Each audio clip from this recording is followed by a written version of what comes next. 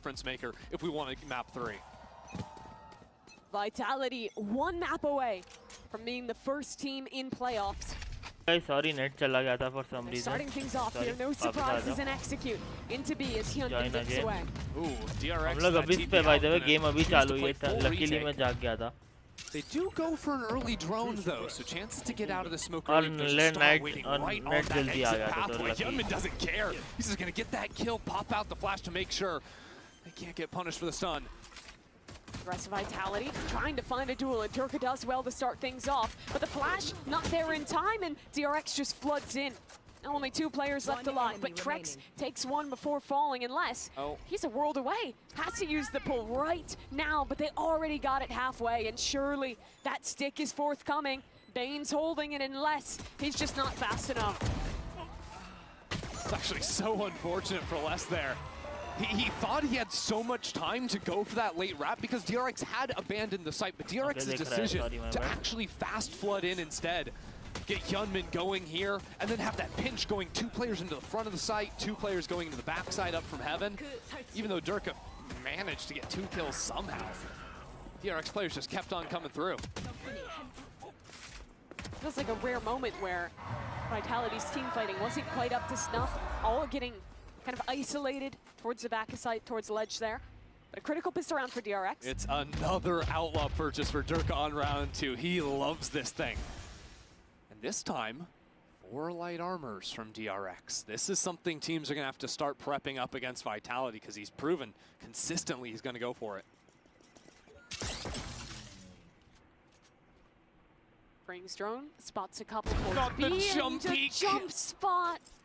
Nice shot try from Durka actually.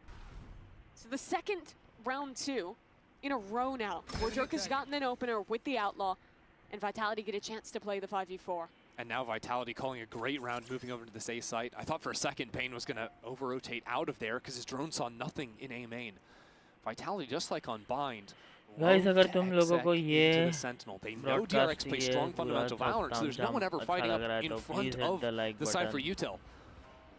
And they have both the Teo and the Sova share to it with deal your with friends. those तुम्हें मजा आएगा, I promise. और watch parties चाहिए तो I will organize. The ping breaks his start. The flood in for Bane. Are you entertained, chat?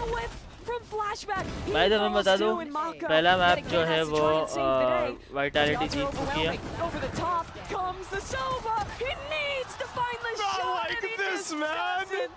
Not like that. Kicks is just jumping Chat, around. is it going to be another 2-0? क्योंकि अब तक बहुत सारे 2-0s हुए हैं. एक भी टक्कर की फाइट किसी ने दूसरे को दी नहीं है. You know, not just the outlaw purchase, but then execing into the Cypher, then fighting up on top of the side. It looks like Tube on B site Bind. How Vitality took those fights once again. That is just silly. And I think that round will be the lesson for the rest of the teams here at Matches Bangkok. You gotta buy full armor. Our reaction as well. They're enjoying though. Love how much fun they have with it. Really looking to be super friends, as Durka said. Yeah. Very cute too. The other big narrative to look at this game, of course. Those are all the important things. DRX gonna go for a walk over towards A, but Vitality with a player to contain and ready to just react into the B site here. Oh, Safe might get caught on a bad timing. Oh, no way he jumps out. But that means they get to keep walking and might have a pretty strong timing here. Yeah, but at some point, Vitality are going to realize what's going on. Even if they don't expect 4, they're going to know that DRX are trying something. Unless they manage to find the perfect timing past Safe here. Safe thinks they're walking mid. Surely he turns and checks. Yeah, and Les is down underneath Heaven. He's now he realizes, okay. 1 for 1. Les isolated. And not looking down at Bane. That's another gun to fall, but Bane, even with that rifle, this should be too much. A 1v2. A high-low from Vitality. Dart, the jump, and Durka's too good. Yeah, even losing the rifles there, it's not too much of a problem for Vitality. They won round 2. They're going to be set for the foreseeable future. Next thing really on my mind is how the ultimates are going to play out, but Really, I'm kind of impressed with how Vitality have consistently found these opening picks off the Yo, jump Abhinav, peaks, yo, right? welcome We to saw the it from stream. Mid that round. Welcome to the watch Previous party. round, it was Durka getting the jump peak from on top of पहला Library. Match है ED पहला match है What is he? I don't know what he is. ठीक है He's ठीक है ठीक है That's true. आराम से do like the stream. All right. More of a basic round here for Vitality. Take early control into A main. Yeah, it's nice to see Vitality still using the util to clear A main, even though really DRX haven't done anything here apart from the last round. And it's a round 4 attacking op for Durka. Oh my God. मेरा बीच में Look at net this चला guy, गया he's था become इसलिए मेरे को known for the stream Yoru. Reset करनी पड़ी But this is the map to lock the jet, abuse the op. I love just kind of leaving him here in main as well. Now he shows the operator, so less value perhaps. Here. But all things considered, Vitality are probably going to look to reset back into some kind of a split here. A or B, it's hard to say. They've still got that star in top mid they can tag into. Just barely missing the timing on that one, but I think the ping has come in, so Durka is now going to be the one to hunt for top mid. Oh my God.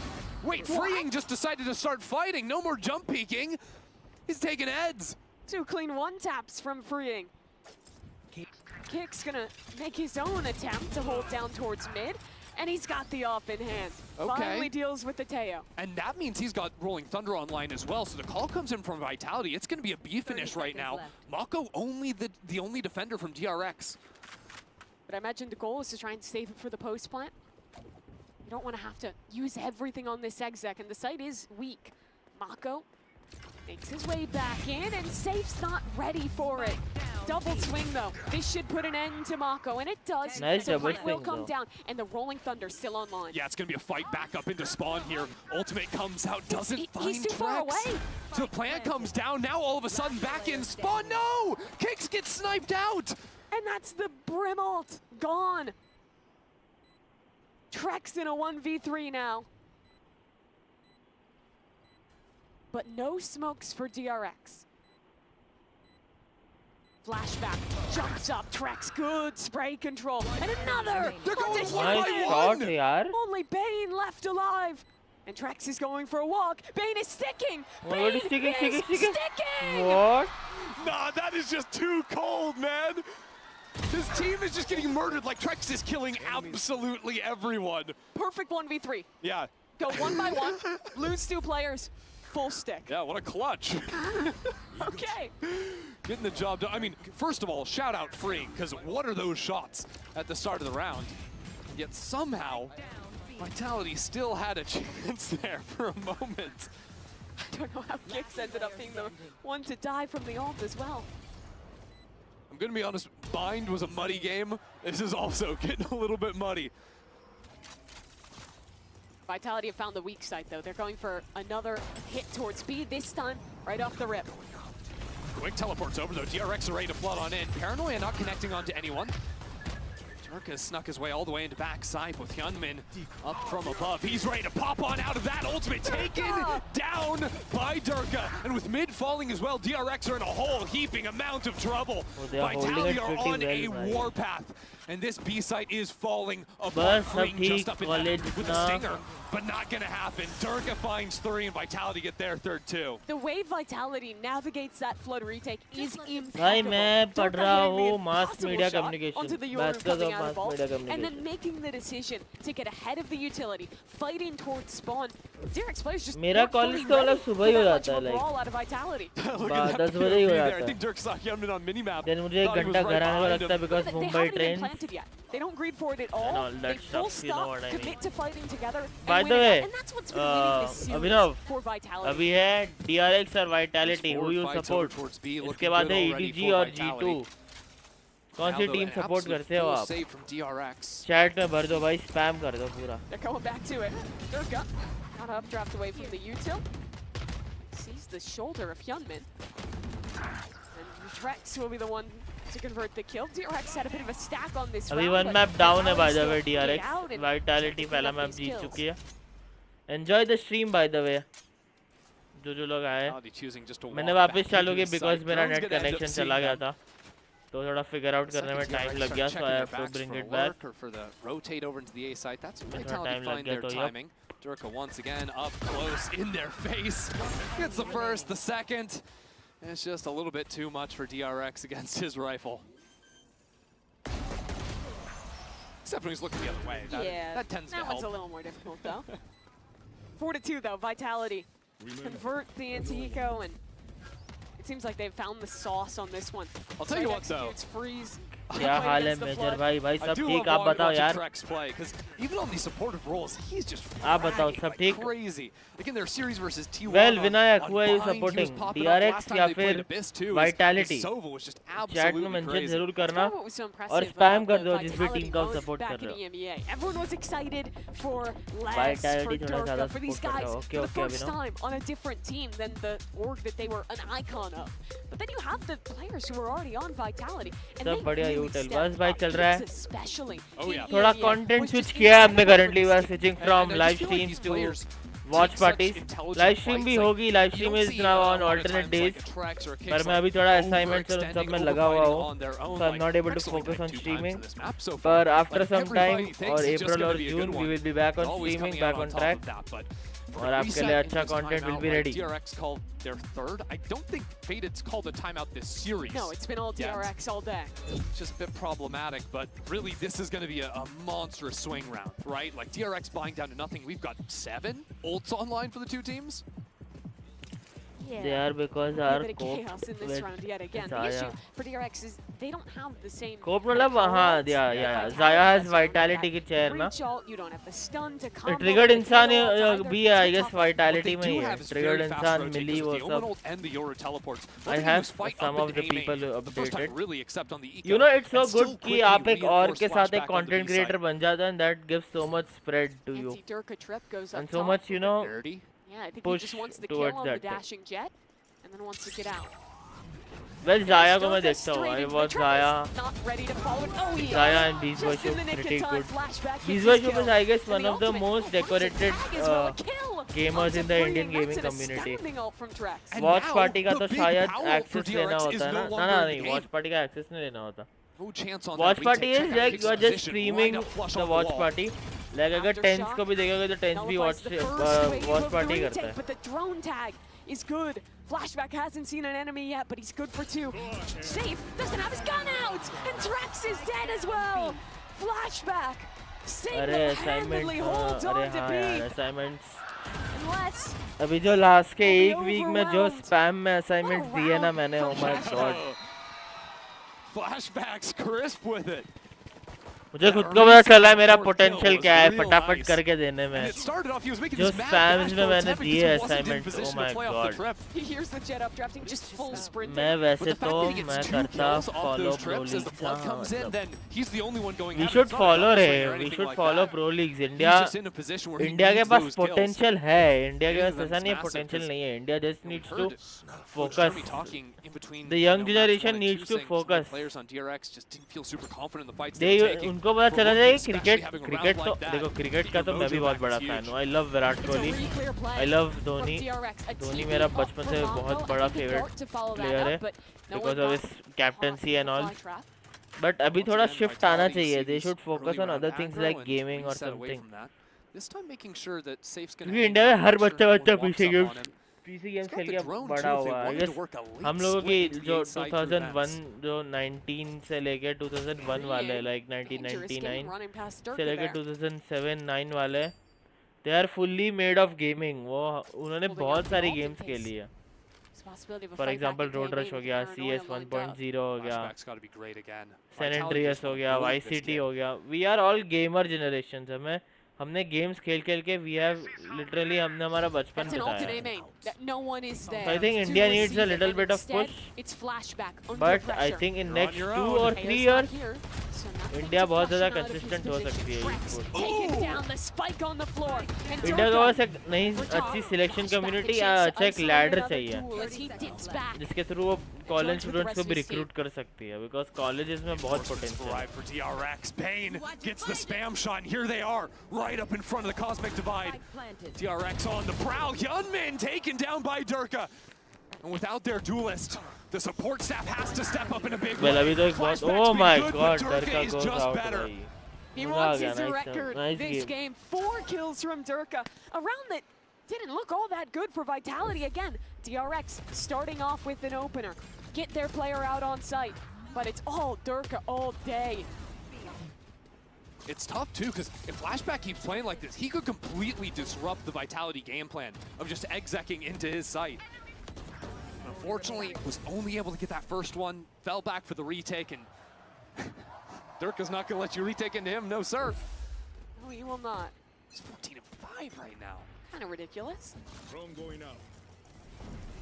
Safe drones in towards A. This time, not as big of a trap play. And Durka's just running past one-ways. Okay, this guy doesn't give a damn. Playing within the missiles, eventually gets caught off. And Bane has a gun from that. An isolated fight onto Kix, but Kix won't let him get away with it. Another challenger. The gun picked up into the hands of Freeing, and he's better at the task. Finds a kill and more from Freeing as well. In just a half second, they win that eco. Yeah, DRX keep finding some of these ecos across the two maps. Feels like they shouldn't really have a chance, but you're right, Freeing getting the rifle in hand. Hyunmin on the Hero Guardian gets his before he falls too. A Master card thrifty. And yeah, that drop from Freeing. If he doesn't seize that timing, DRX don't have a chance for this round. Great movement on the last kill from Freeing as well.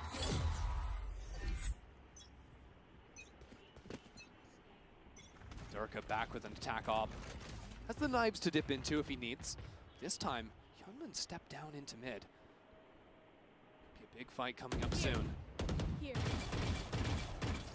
But no one's really going to be on those angles that Durka wants to take right now. Hyunmin had to take his TP out as well. Yeah, down to 48 HP. Now a drone to re-clear into A main. It's been fairly light for DRX on this side of the map. Could actually see DRX reset into more aggressive A main space. I like the walk up. Go. Sitter taking a timing there. He backs away and refreshes the one-way instead. Is that re-clear is very well timed. Spots no one towards B and that pulse rotates. Exactly. Now Hyunmin can get over into the site. You realize Vitality, they heard that drone going through. Les calls out, says you can't exec into A right now. They're going to be stacking that. Come back into B. And it's once again all eyes on Flashback. Backside. Get out of my way. Rotates are going to be a bit late. Low time. And hold on. Hyunmin gets the kill in mid. That means no lurk. Flashback. Darted out. Durka up in the air. Down goes the Cypher. And Durka trying to navigate around this utility. Hyunmin flashes in. The op shot goes wide, but Vitality still waiting to fight. Low time. They don't care. They're still going to brawl and come out ahead in doing so. Mako! How did he find that? 3 kills out of nowhere. And Trex, with only 7 seconds left, has to make a run There's for no this time. spike, and he's just not there. DRX's leader is the hero. A 3K out of nowhere. Playing the clock, I mean, Vitality called it down to the wire, and we're in a position to win. After Durka found this kill, but I want to see how Mako did this. Kind of absurd what he managed to pull off. So the first kill was player not really looking at him. Then he steps up for the pop. Oh, he just got 3 kills. No one's looking at him. Just takes the perfect timing. It's been a long time since Mako was that guy, a rookie player back with Vision Strikers. Now he's a veteran on this stage. Now he's the IGL for this team. But he still has rounds like that when they need him. All right, Faded with the first time out. Comes in, says, hey, let's look शायद at 2 Mako. Minute के लिए पानी लेके आता हूँ. You enjoy the stream. I think he might be saying a little bit more than that. Honestly, I do feel like Vitality's mid-rounding has been a little bit readable, and it hasn't been super exploited just yet by DRX, but you're starting to see there's usually more support staff helping out Flashback. Last round it was Freeing over towards that side of the map. I think Vitality could maybe even challenge into the mid-space a little bit more, pushing up into that just a tad.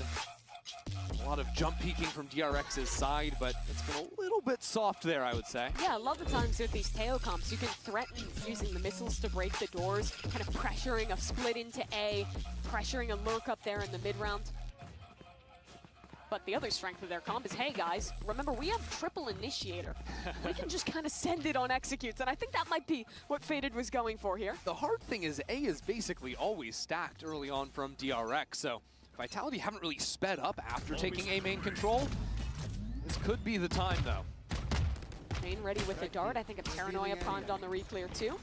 Combo with the Yoru flash.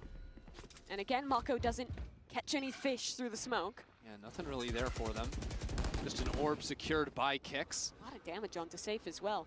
They did break those doors in mid. Yeah, Spots out at least one there. DRX may be reading that it could just be a double ult farm from Kicks after this early round. So I think now would be the time to actually step up into the mid space. Again, we've seen Vitality go for this re-clear where they've taken these angles, but then almost always moved back into B or A. I want to see what a walk down looks like. Drone is down.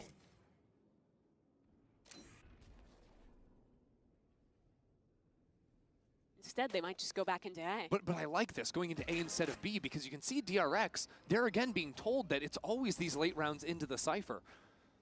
And now Trex is taking this space up into mid. I love this. He can choose to go for a quick split into A or just catch the rotates out from the off angle. Rex chooses to charge forward as the execute comes through. Mako and Bane, a great dart, unbroken. No one was out on site with Durka, and the spike is still in main, 20 seconds. And Vitality, they're running on fumes at this point, and Bane in the perfect position needs to go massive, but he can't. Les steps up to the plate and allows his team a plant. Through heaven comes DRX. Trex! He's in the air! Trex is crazy, man! Jumping up there! Man, Trex just maybe even just parkoured winning the Yoru. round for his team with that play. I mean, that was a Tony Hawk Pro Skater trick, diving through the air, and that just wins the round for Vitality. Okay. They're just out. And honestly, like, that kill secured the round for Vitality, but I think just his decision to go for the mid lurk and be in that space stopped DRX's reinforcements from coming in. Because Hyunmin had the Yoru ultimate coming up through vents, and then instead of jumping down into sight, he sees this Sova in the smoke, tries to fight it. You've got your site player turning around trying to fight up into it. It was just that one player identifying that mid was opening up in the mid rounds and punishing. Also punishing the tendency of DRX to lean late into these B site hits. Vitality has conditioned that basically every round, but this still could have gone very wrong. Sure. Right, they were down to 10 seconds, there were still 2 anchors from DRX, but it was the individual play from Les that bailed them out of that one to start. I've got to credit Faded in that timeout. I think that was the exact right, those 2 slight variations chewed up DRX. Now they're going to open a round very similarly, all into the A site, although this time I think it could actually just be the full-on exec. That would be, again, just that slight pivot, 2 rounds of structure, catch DRX off guard. And look, DRX have sent troops into mid. And they're saving their utility, just the drone here, so they can speed up into the site exec. Pistols, Durka dashes over the top, and the anchor of Mako, he's good for it. Bane again tries to get out onto this site, but the ult will push him back. Mako still standing strong. 3 kills for him. It's the whole Mako. What are you? All right, it's just the Mako show. Alright, Mako took These 3 last rounds they're winning, he's just putting up numbers. 6 on 6, they're tied. Absolute beast. I guess set the on the curse is anchor. going to go And now, DRX from 2-0. what was a tough start have tied this game up 6-6.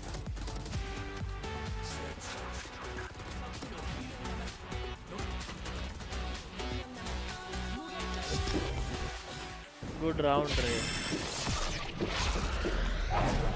Red Bull gives you wings. Frequencies are meant to be UV. Ultraviolet try to see through me. I care when you don't see. I care when you don't see. Take care when you don't see too.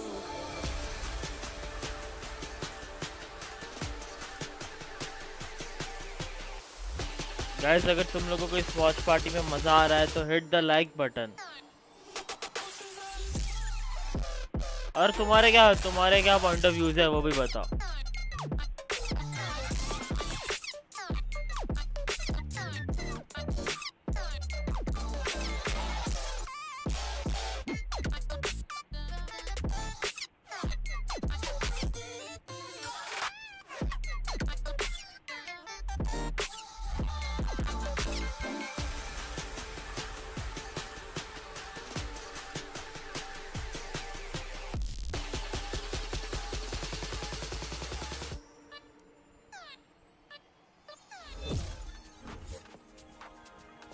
DRX recover to a 6-6 half, but now on the attacking side of one of their strongest maps, and this is where I think Hyunmin has a chance to turn things around. This is a playground for Yoru on attack. 100%. He was super 5 effective बजने on वाला the attack chat side of coffee Bind वॉफी as लेके well. चलो Very भाई slow start so far, only 4 Coffee, kills to chai his name. तुम्हें But जो this is पीना है where अपने I start want to table see पे लेके Hyunmin चलो and Mako do some nasty things on the execs, right? We saw them मुझे on नींद Lotus, आ रही है right? मैं Mako शायद से doing those कॉफी बनाने entry जाऊंगा Yeah, TPs. the He was double crazy. TPs, he was so good for it, right? Putting down his own smoke, swinging through the same time as the Yoru.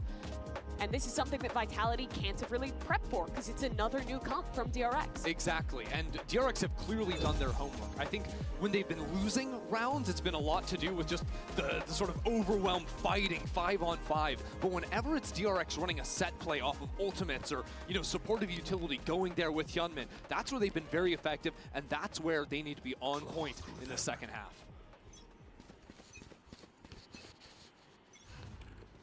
So a slow way to start this one off.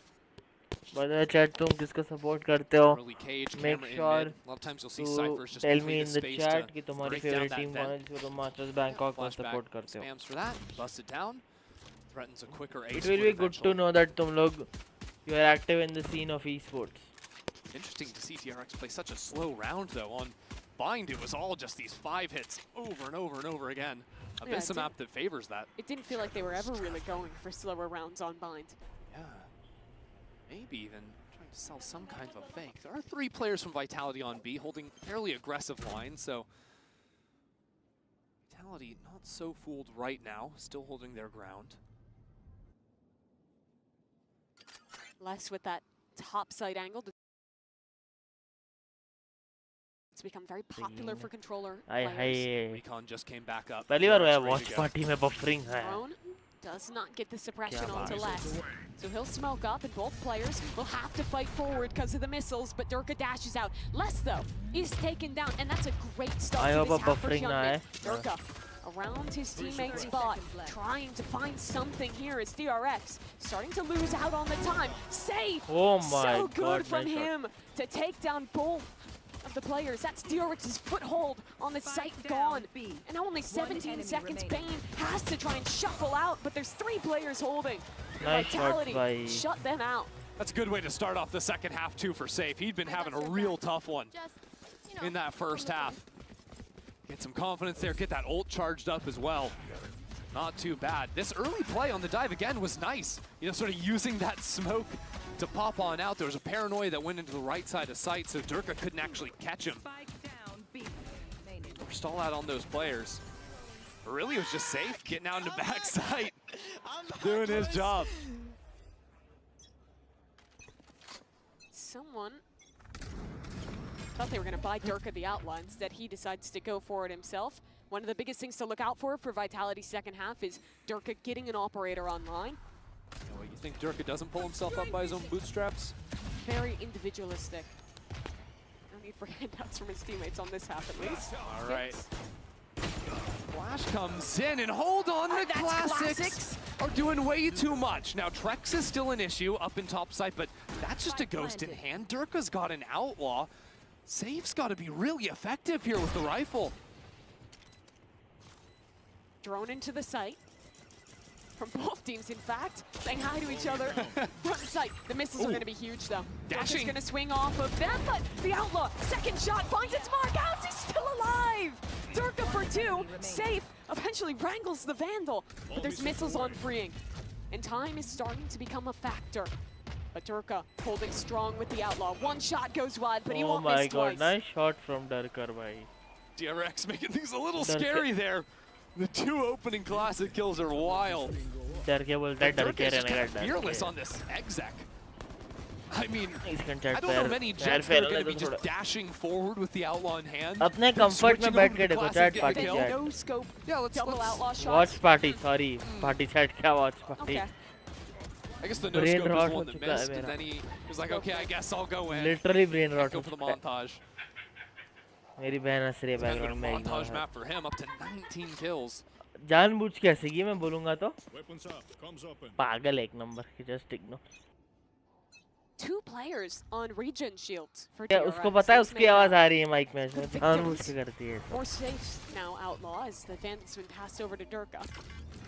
Hard to get these fast execs into the B site though. तो chat अगर It's always तुम्हारे has में the से stun किसी ready. एक बंदे को DRX sports this time management beat में that जाना है out, तो now into Leslie backside. still top मेरी side. बहन के कांटेक्ट Is anyone करें. looking at him? Yunmin, just in the nick of time, takes a peek above him and deals with the Brazilian as Yunmin himself just going to take this site basically alone.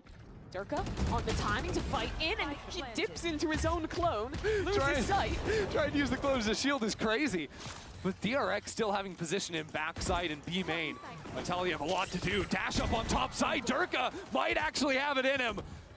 I mean, he's just dancing around him right now, freeing, holding his ground, but as the classic comes out, Durka gets a third. Vitality on pace to potentially steal this round away. Durka on 4. Durka holding up to half. Flashback comes into him, and Durka sits him down. It's the sexy ace ace, for bhai. Vitality's duelist. Single-handedly भाई His पूरा first retake संभाल global लिया भाई. event off Fnatic, trying to make a name for himself on a new roster. And on the verge of breaking records doing it. All 5 kills in this round. I mean, the positioning, the way he isolated these fights, saving bullets in the vandal there. 2 bullets to get that kill, then he gets into the knives. I mean, his pathing's just crazy. It's just cinema. And that's a bonus round 1 for Vitality. It is peak Durka. TRX into a half by now. I don't know if that's gonna be enough to shut him down. He's peeking up in A main. Again. Oh, okay. Spamming through. No one has traded him out, but Yunmin from behind with a stinger puts an end to Vitality's hold of main. These ecos! TRX keep on doing it. Question is, does Yunmin want to keep fighting into backside? Trek's not ready for him. Turns around and Yunmin makes it happen. These rounds just don't make sense to You me. get aced and you immediately turn around and win a half by. Outrageous stuff from DRX. Just mental. Hyunmin went into this half with 4 kills. He's already up at 11, despite losing the first 3. This rookie player has done so much for Pacific's #1. You've got to respect popping the ult there too from Hyunmin. Getting that flank, there's so much audio going down. I don't think Vitality knew it was about to hit him. And now it's Vitality, just a hero rifle on Durka. Looking for this fight again. He's not going to back away from it. No fear in his eyes. But he's pushed back. And DRX now posturing for a re-clear A main. Importantly, Durka's actually dropped that Vandal. He's going to have enough money to op in the next round. Dart to re-clear bottom mid, but it doesn't catch on to flashback. Durka's out in the open here.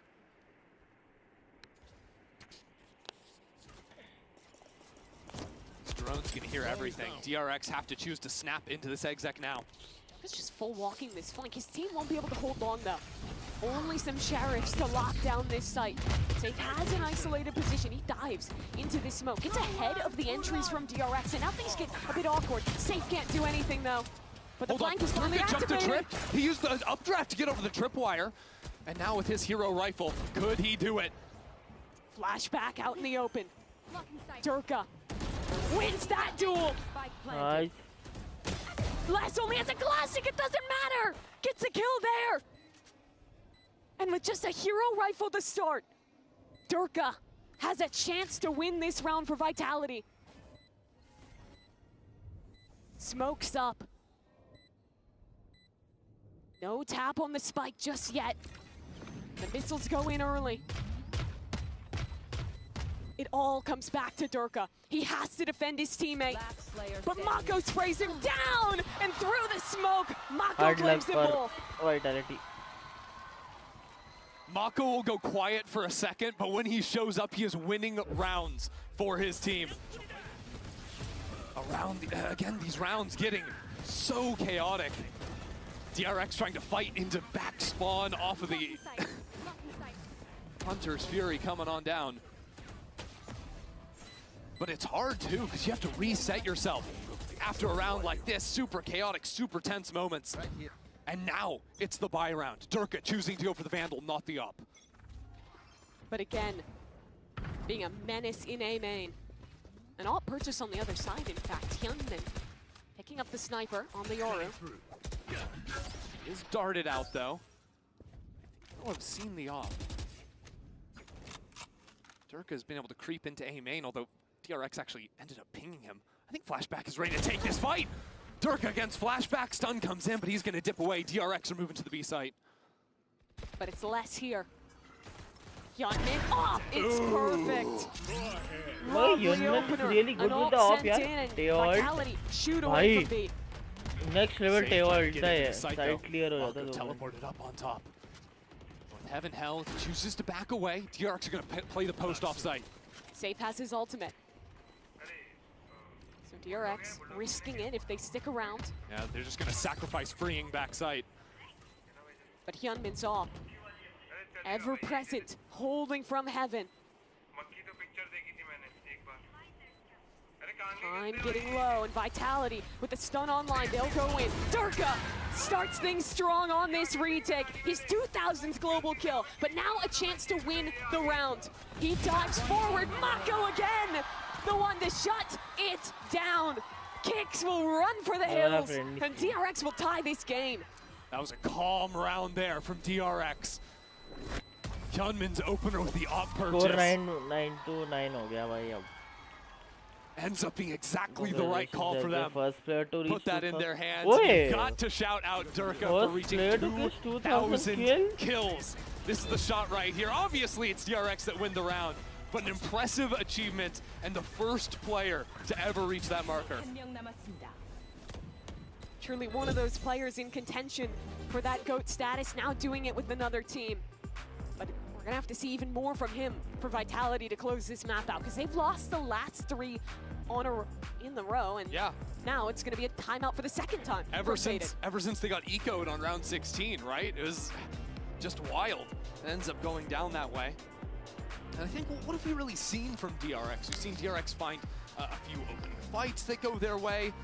The messiness of the post plants, right? Where DRX are fighting forward very consistently into Vitality's face and sort of flustering them in those fights. A lot of those have been going Vitality's way all day, but it's kind of changed in the last couple of rounds. In Vitality's game against T1, especially on Fracture, very often they would leave Durka alone to control a main all by himself, and T1 really struggled to push him out of those positions. I think DRX have done a much better job of making concerted effort to re-clear space in A main, not let Durka just go for those confidence plays quite as often, and then play into these post plants later on. Yeah, you're right. Even when it's like the half buy from Vitality, Durka's on a hero rifle, it hasn't felt like he's had the fights actually coming his way with his mid walks. The last round when he's in A main, couldn't really get that fight going for him there either. And obviously he still has almost double the kills of That's very true. the highest kill player on DRX, but DRX is winning these rounds off of team play. Interesting round from Vitality. So the hero rifle is on Kicks. Durka's got the knives. Kicks actually bought down to nothing.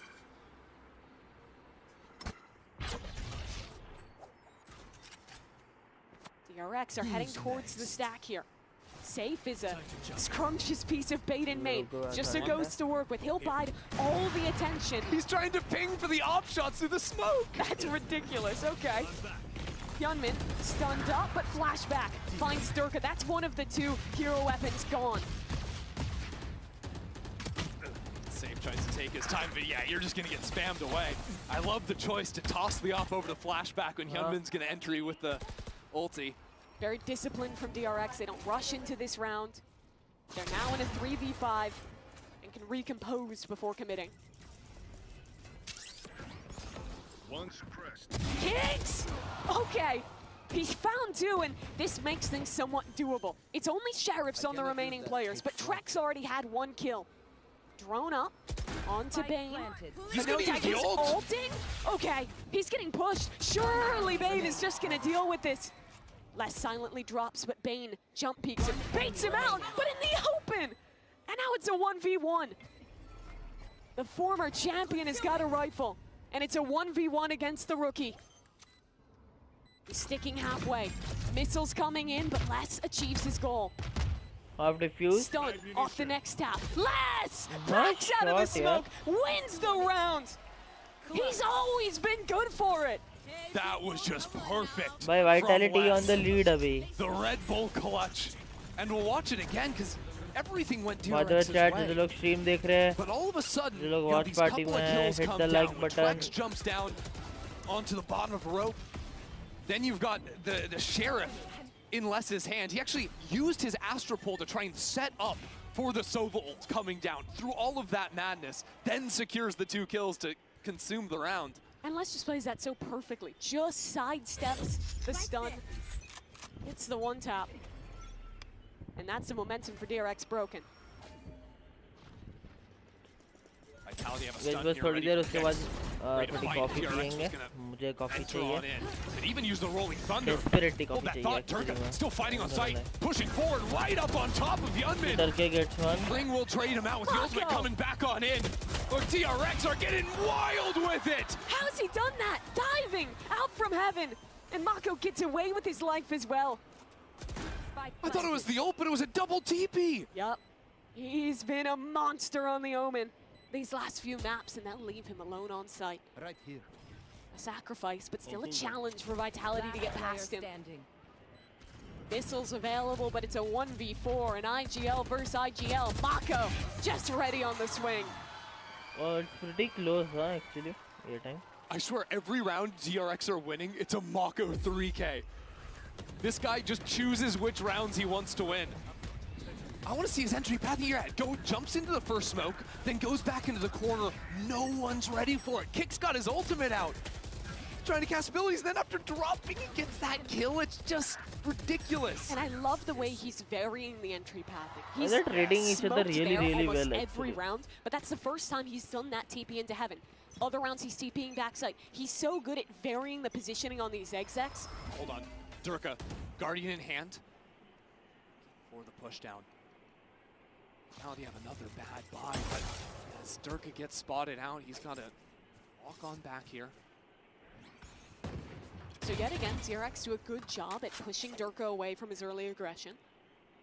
I love the purchase here too. The Outlaw in the hands of Flashback. Just to lock down mid control. DRX are going to reset back into a B hit.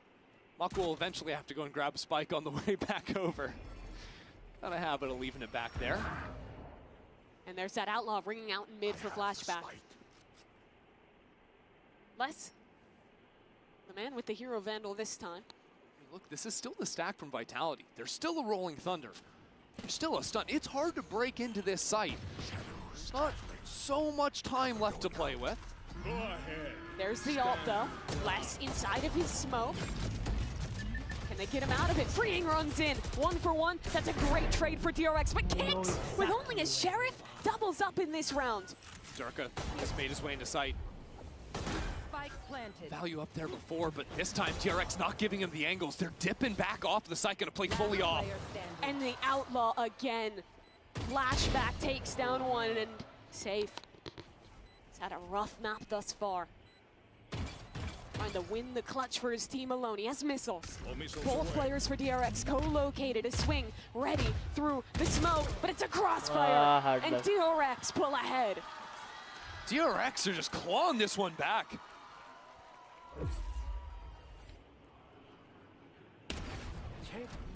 Flashback started to find his mark on these mid-fights. Whether it's the Outlaw or the Op a couple rounds back. And I like the way they're not over-committing to these fights on site. DRX have really started dipping back into these off-site post plants. Sort of abusing the gun advantage where they have it. Not letting themselves get bullied off the site by Vitality's util. All missiles away. So a new look for DRX. Heavy pressure in towards mid. This is going to draw a lot of players off of sites. I really like this, because Vitality, you know, they've got a lot of active util with the drones to re-clear, but you don't have a Cypher or Vise, anything like this. Mid, if DRX show early presence, you've got to pull players over. Drone is down. We'll find some info on the re-clear towards A. I like this Spotting out too, one. because Mako has ult, so he could sort of find a pick over here, still teleport back into an A exec, and even leave Flashback as a second lurker. Safe on the jiggle. Well, दोनों team बहुत अच्छा Durka खेल रही holding है. the angle perfectly. Timed swing. That Exec hits the opener, but Kind of DRX is just gonna like wanna exec Inte as a reaction, and Safe is here alone. Problem is Vitality are moving quickly, and DRX haven't snapped the hit just yet. He's gonna have support by the time they enter into this site, but he's spotted out in the corner. Teo missiles in, but there's a stun that's arrived from Kicks, and DRX are still not out. 30 seconds, ult coming in. Vitality trying to hold strong, but the ult is perfect. Takes down Safe. Mako TPing ahead, but Trex on an off angle. 4-1, another for this Nice man. shot from Trex, yeah. They're smoked off in main. It's Stalling, only stalling. 15 seconds. And Hey. DRX, I think they're forced to save. They just can't get out of main. Mako tried to be the hero teleporting into sight, but this time Vitality were waiting for it. His trickery wasn't going to work again. DRX did a lot right that round. The pressure into mid. They lose a player over on B, sure, but they still give time before reacting to let Vitality full rotate on their defense. They re-cleared mid early, then they're allowed to full rotate back in towards the A Off of site. that pick, and yeah. then by the time DRX are execing, they've completely lost their timing. Yeah, it looked like the smoke Mako was trying to TP out of went down at the same time he was casting it. Tough news. And the site anchors from Team Vitality, Trex especially, have done such a good job at finding the gaps in the utility, getting ahead of these smokes. Because the way that DRX enters these sites, with the Yoru, with the Omen, they're all TPing deep and generally fighting backside, stopping a flood. If you're ahead, you can eat away at those 3 support players who have just thrown their util running into the smokes. Yeah, exactly, right? And if those entry agents ever end up dying, it's really hard for them to continually get out. Okay, said I need Vitality's a done coffee great वरना job मैं of sort of collapse walking कर down जाऊंगा, ठीक है? mains with 2 minute breach wait blocks, करो. stuns, I want a astral coffee. pulls, etc. They can keep on cycling those through. That'll be DRX on the timeout. I'm looking at their money right now, and you'll be happy to know if you're a DRX fan, it does look like they have enough money to go for an operator. Hard to see if they're going to commit to that. They've been sort of back and forth on that for a moment, whether or not they wanted Flashback to have that. But honestly, I would expect, in a similar way towards the close of last half, when Vitality started, actively looking for that lurk with Trex, I'd really like to see DRX try to blow up the center of the map in these mid-rounds too. They made the attempt of it last round, but I think you actually have to convert, send a lurk, send a real threat that isn't just going to get instantly re-cleared. Ooh. Vitality might want to take the fight to DRX. Yeah, maybe an updraft path into window. Keep your eyes on Durka here. Kicks with a stun. They'll contact down to start. Mako. Is he just going to TP ahead of this one? This is very awkward. Quickly for Durka. There's a stun!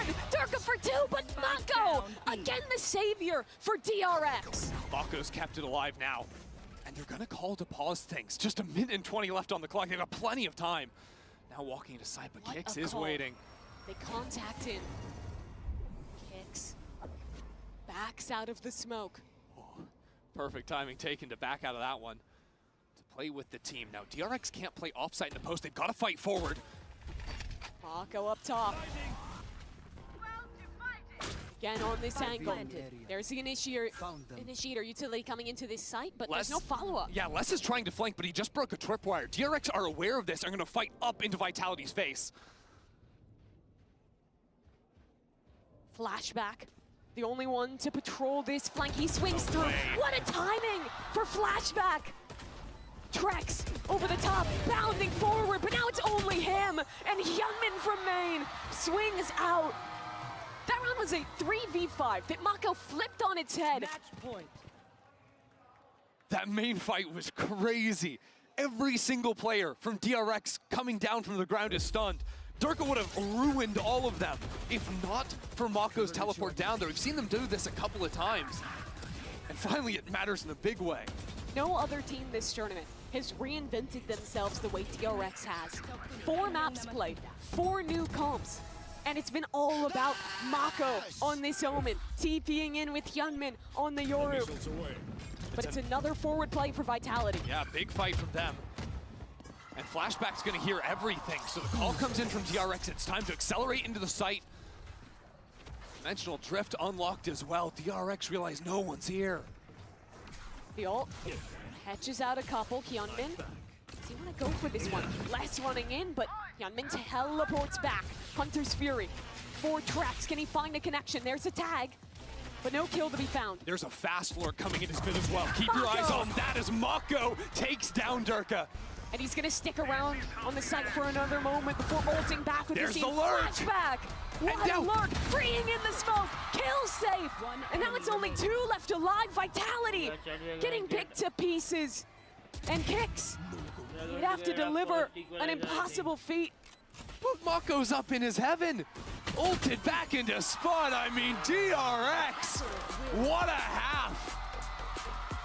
They lost the bonus round to start the second half. They looked out of this. पहले match पूरे DRX, VCT Bangkok का they rally जिसमें back. The series is 1-1. Map Your 3 first आया team है to the playoffs will be found Finally. out on map number 3.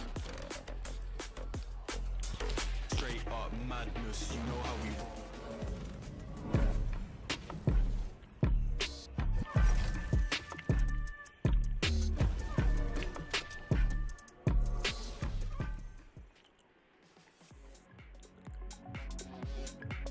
अगर शायद 2 minute बाद मिलते हैं टेक अ ब्रेक मैं आया 2 मिनट बाद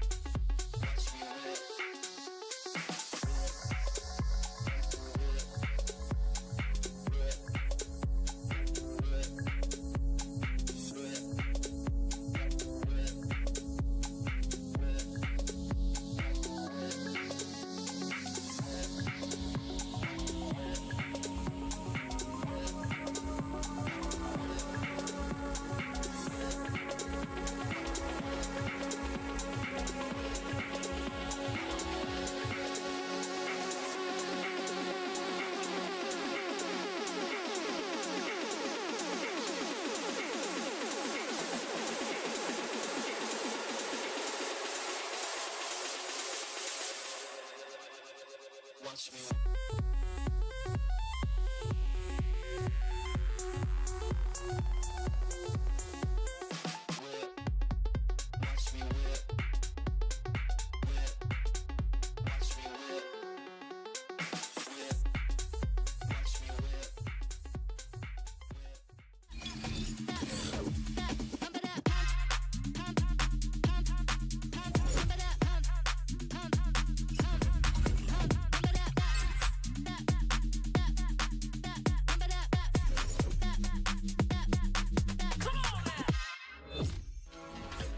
What an absolutely insane response from DRX we will be getting.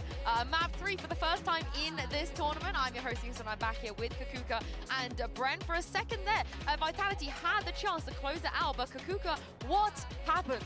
I mean, many things happened. Mako happened, right? In every single round, I think that Vitality definitely understood that. And even right from the beginning, when DRX was not able to translate that pistol into the second round, I was like, oh my god, is this going to be a stomp? It feels very weird because that's not what we expect from DRX.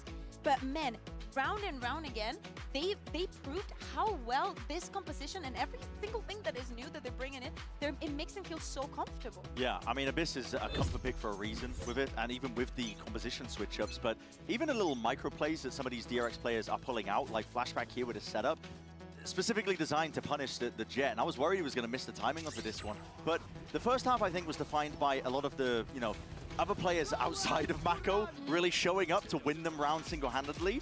And when it got to that second half, it was literally just Mako shutting down the rabid dog that is Durka. Because they needed a Herculean effort out of somebody to just put a stop to that guy. Yeah, exactly. But as you're saying, DRX had so many ways to stop Vitality right on their tracks when they were trying to execute. As you're saying, if it's not like a couple of salvos putting a free in a good position, this that we just saw, there were so many situations where Vitality, just because of their usage of the time, for them not having a sentinel, for Flashback being on the other side, having so much effect on them. Yeah, and we have to talk about Mako. I felt like we could talk about Mako for like this entire post-map, because we heard it from Termi, Bren. The players were really, really nervous on map 1, but Mako, not him. Yeah, and he's that veteran presence. He's been asked to step up for this roster as well last year, to step into the IGL role, something that was uncomfortable for him, and to lead a team of of rookie players, and he's kind of had to do it again this year.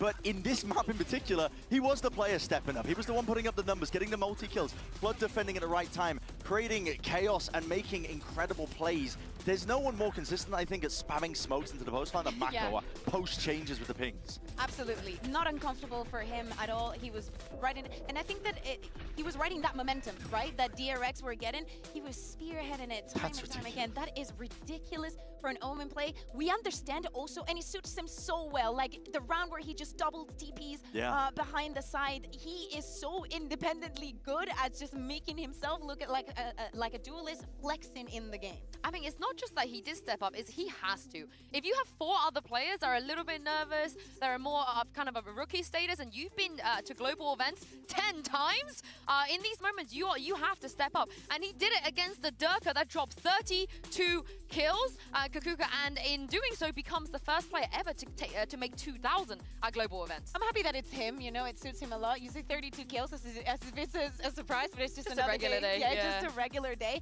But he needs to keep that in his head. He had a good performance. They weren't able to close that map out, but as you're saying, first time they were going to the 3 maps, we're going now onto Split, and he needs to keep up that performance. He's going to be on the race most likely, and I think that is where he's going to shine the most. And I'm worried that DRX might have fumbled the map pick bans ever so slightly here, because I they guess had the option of going into Lotus as their 3rd map. Instead, they banned it to go to Split, which I think that it's a bit of a fool's errand, because as I said right at the beginning when we were going over this matchup, if they're watching that from the EMEA finals, it's I think it's an outlier. Nats outcalled them super heavily. Vitality are not normally bad at Split as a map.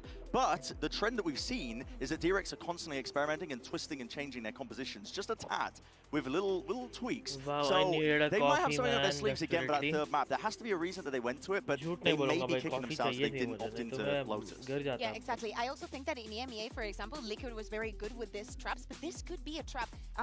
We're talking about the new compositions and everything they're bringing. This match is so important. This secures your playoffs. Yes, the points, whatever, but it gets you out of the Swiss stage. It gives you a week, almost like 6 days to take a breather. If you have something prepared, if you're going to change everything on every map, go to Split, show us. And I need this team Vitality to prove everybody wrong, because when they made this roster, people said, yes, on paper, super team. But how can their mental handle when things don't go right, you know?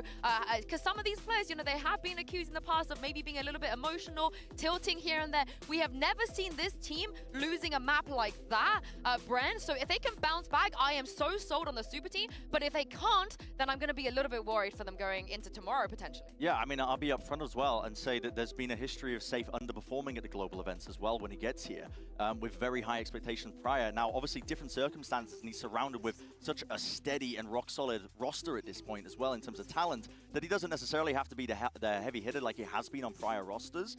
Yet still, you got to keep it going. And I think that they will be able to do that. I mean, Turk is dropping like, what is it, 32, 34? I don't even know, man. But he's breaking records.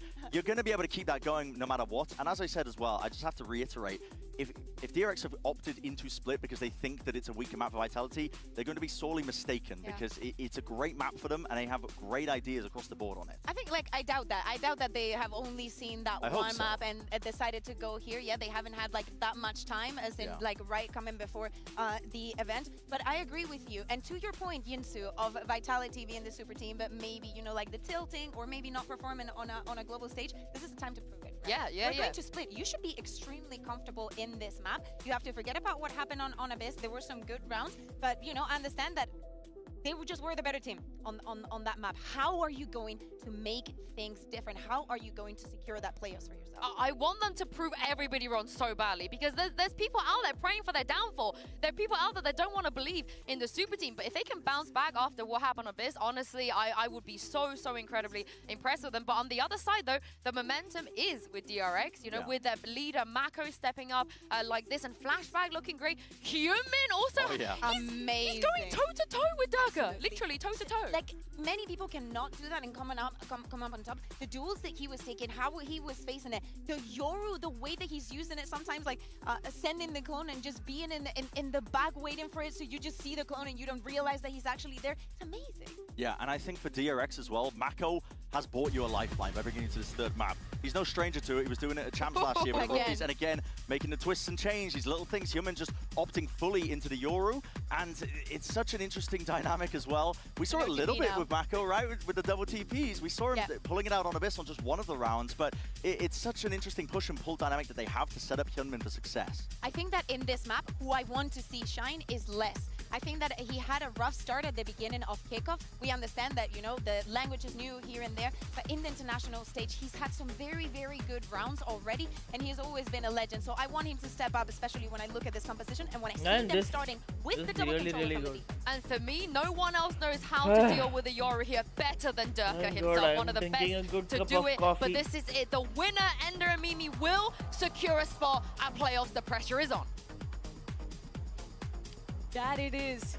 Both these teams yet to drop a series in their 2025 season. And for Team Vitality, after losing that second half, they are on the ropes. Durka dropped 32 kills to lose that map. Vitality's got to prove that it's not the Durka's show, that they're really a super team if they want to come back and make the playoffs. Absolutely here for DRX again coming into the comp swap.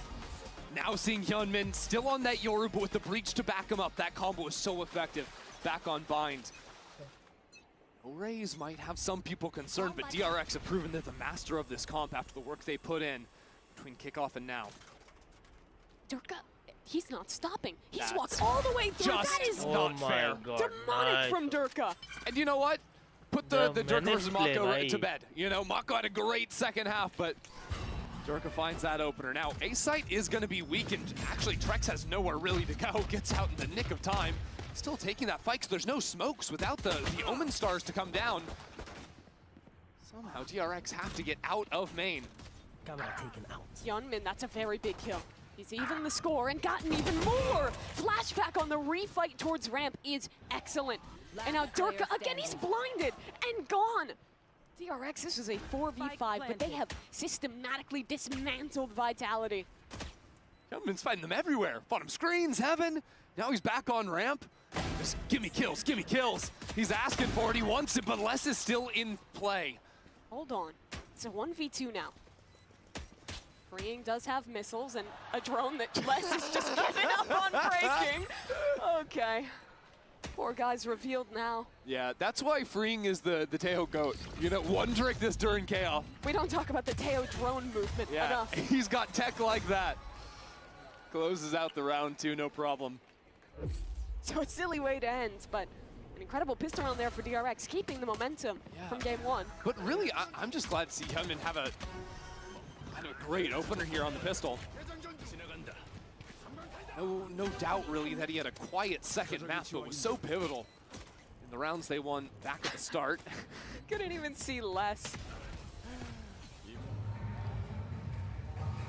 And really, I think Hyunmin's going to be the pivotal player. On defense this time, Vitality don't invest in that eco outlaw that we've seen them buy up for Durka so many times. Yeah, Les would have had to lose everything to make him get that. The attack side, where if you get spiked down, it's a little bit more forgiving to go for that purchase. Let's see if Flashback walks into the 4 stack in mid this round. He's looking for the insurance. He's just got a ghost in hand. Hearing all those rotates actually opens up a great opportunity for him to peek on in here. Sees 2-3 players, gets his kill. He's like, nah, I'm done. Very reserved from him. Vitality with the classics, just gonna try and waterfall out of heaven here. But everyone from DRX gets away from the initial high rate of utility, and and they have a chance to fight back in and lock this one up quite cleanly. I'll tell you what, though. The kills are going in all the right places right now for DRX. Obviously, Bring gets some at the end there. He's halfway up to his ultimate, but Hyunmin, after the 3K and the 2 there, he's just one off now. DRX could seriously have some chances to win this bonus. Coach Sturmy was diagnosing after map 1 that his young players were getting a little nervous, making mistakes. That has not been the case these last 2 maps now at all. I think DRX have done a much better job at slowing down these rounds, not panicking in the chaos, setting up the double swings, and actually beating Vitality in the team fights. And it doesn't help that the older guy is the one that's hard securing the rounds in the last map. Mako will see what he can do, but already Hyunmin's got that Your ultimate. Ready to drift on into the site. Safe now revealed. He's in a tough position. Vitality are trying to flood out to help him, and Les is the first to arrive to the fight. First one goes his way. And still more players enter the fray. Vitality are doing an excellent job of holding on to this site. The smoke to anchor them in to pinch back into Pillar is exactly what they needed to take this round. Safe would have been a dead man on site if it wasn't for Les taking the risk, running out Heaven and protecting him. Very nicely done. That was nice team ship, by the way. Not Nice. in A main, but on the right-hand side there, Synergy. where you'd see like old Sages try to exec with the wall. It allowed basically all of his team to flood out into the site, whether it was dropping into Heaven especially, or even Durka going out into Rafters. Sort of removed all the angles that DRX wanted to fight up against him. Flashback smoked off yet again. Does have a rifle, but 30 this one seconds should left. be too tall an ask.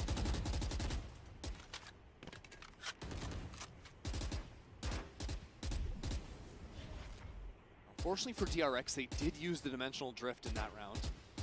Sort of lost that early ult scaling that was maybe going to give them a chance. 10 seconds left.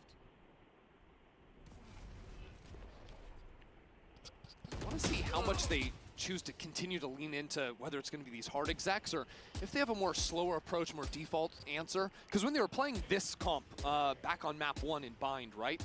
It was so much of these just 5-player hits onto sites over and over, trying to cycle through their ultimates, get those execs going. I think Vitality answered against that very well. We saw a glimpse of it here with getting 4 players onto site, fighting together very nicely. I think if DRX are going to really challenge on this attack side, trying to see some slower rounds and try to poke some holes in the Vitality defense.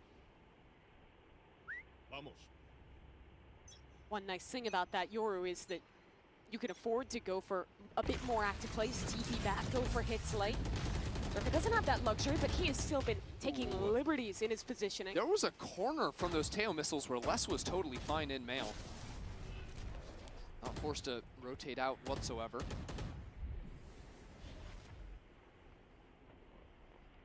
It's good to see that Vitality was passive Seems like खेल another रही slow है. round, waiting for the refresh on the breach. Yeah. They're just looking That's for the thing, info. right? Once That's you use it. those pieces of utils, like, okay, 40 seconds Yeah, actually where मैं defense maybe में करना चाहिए. Hyunmin's going to take an angle, maybe Flashback could look for alert timing, but other than that, Vitality has a moment to think about where that next attack is going to come in. Yoru has looked like the strongest duelist here at Masters Bangkok, but playing split without the raise, you do lose a lot of the oomph on those early attack side plays. Normally you'd see like a double satchel up mid, satchel up ramp. It's a bit harder to make those work with just the TP. Absolutely. Let's see DRX now go for a late round sight hit. All going to stall them out for the time being, and Vitality are already here. Look at Trex just running at them. There's a seize nade. Durka's arrived too, and Trex still waiting for the perfect opportunity. That's another paint shells off of Durka. Vitality shutting down, but DRX, okay. They've replied for a couple kills, but there's only 20 seconds on the clock. Yeah, and Safe's got this late 3v2. wrap into Heaven. Flashback needs to be able to isolate Durka, and it's not going to happen. That's No, the that's spike it. out in the open. Nice. That's Vitality Good round. taking care of business. That's the Vitality special. Figure out where the late site exec is coming in. Get ahead of the entries for DRX. Fight their support players in the smokes. Yeah. And destroy them. It was the same game plan they kind of had on Abyss. And truthfully, like, you see this opening volley of util. Here you have the gap coming on in. Good catch Just there. needs to be a deeper missile on that one. But truthfully, and you wouldn't actually expect that coming in from Freeing, that he's just not landing that missile, right? Because this guy's played Teo, what, every game this year? Yeah, he has not played a single other agent. Kind of silly, Yeah, but he's a really good truthfully, I think Teo DRX actually. need to see बहुत some सही Teo space off खेलता that है वो. util, or it's too easy for Vitality to read it. You know, I think Teo is all over a good agent now. DRX have मतलब done एक this अच्छा B hit a खासा fair few times space this half making और already. holding agent है वो. All missiles away. Stun, missiles in, but again, Vitality have 2 players out on site. Durka's gonna get out as well. And a paranoia, but DRX this time, the ones to win out on the brawl. They fight backside, they get their 3. Just every half buy goes their way. Trex dropped down out of heaven as well. Hyunmin's gonna be on the hunt. Just a picture-perfect round from DRX. Didn't catch exactly how that fight went down inside of the Omen smoke, but I don't think Safe had his gun out. Mako just sprayed him down with a stinger and opened up the entry pathing for Hyunmin, the TP into back sight. And when we talk about this comp without the Raze being a bit more difficult to go for those early mid dives, the early ramp dives, the strength is when you are execing into these sites, having the double TP with Mako. It is so cool the way that DRX are playing the game this tournament, because across all of their maps, they are playing almost exactly the same comp, sometimes changing the breach for a Sova on their Abyss. But other than that, it has been basically this comp and this same idea every single map. And it's really rare in Valorant you see a team that's so willing to commit to one style. But it's worked for them so far. The work has paid off. DRX secure a MasterCard drift. I feel like they're just getting them non-stop. And there's that TP for Mako. Yeah, so it was a paranoia that Safe was trying to cast and just wasn't ready for that fight to come his way. That was a great reset of a shot too. Taking it from heaven back towards spawn. Not too shabby. Hyunmin's mechanics have just been monstrous all tournament long.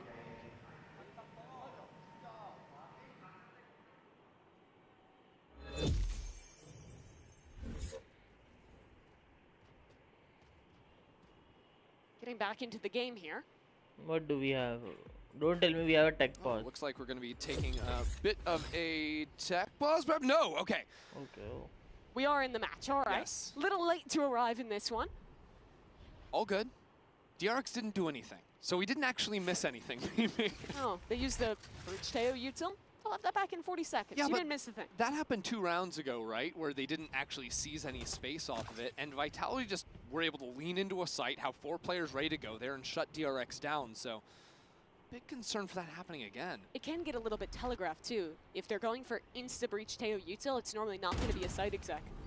Safe just a bit wobbly there, pushed back by the paranoia now as well. But again, Vitality have players entering in. Teleport backside from Hyunmin, down low, but a good flash comboed. Vitality hold their ground, and still DRX aren't out onto the site. From flashback. Durka that's a holding good forward, but flashback Nice wins things lurk, out. Les has bhai. gotten ahead. No one's looking at Les. Finding 1 kill, but now pinched onto the site. And again, Kicks in a position to try and win a clutch. A better start. He's not saving this round. Knife out. Hawking into this site. But a great position from Freeing towards spawn. Freeing though, turning away at just the wrong moment. Now he'll hear the blasts coming in and reposition to cut Kicks off. Ooh, Kicks got past it. Still, there's missiles coming in. The time is getting low. Kicks, he just cannot find a duel for the life of him. Stun primed up, but a player swinging around the corner. DRX play it beautifully to close out on another B exec to win. Yeah, it was a tough one too, because Hyunmin ended they've up dropping his adapted, fight DRX backside, ने but then adapt कर लिया Mako on the easily. entry pathing again just sort of sends himself in to break crossfires. He teleported into backside, the same spot the Yoru was going to be, as his teammates are sort of flooding in with him. That smoke was difficult to play around for sure. I really think Mako did some work for his teammates there.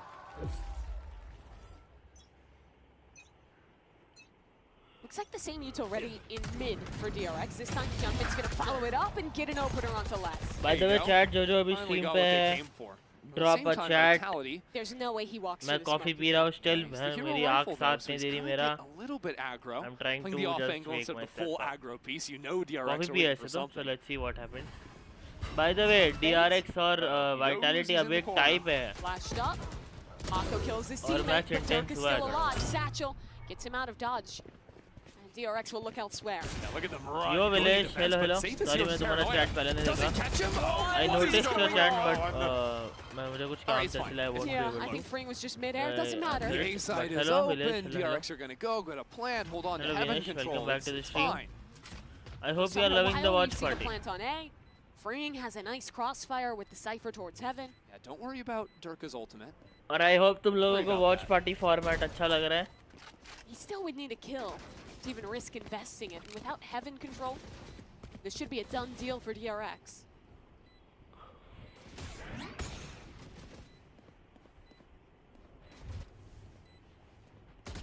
Durka will run. I'd like to see Kicks try and get some ult orbs here. Yeah. 3 off the Rolling Thunder. The scouting TV on out. And now, check this out, Freeing is wrapping around from heaven, so gets that shot. I like the way DRX are calling right now. I think they have a chance to kill Durka. Flashback is already towards heaven.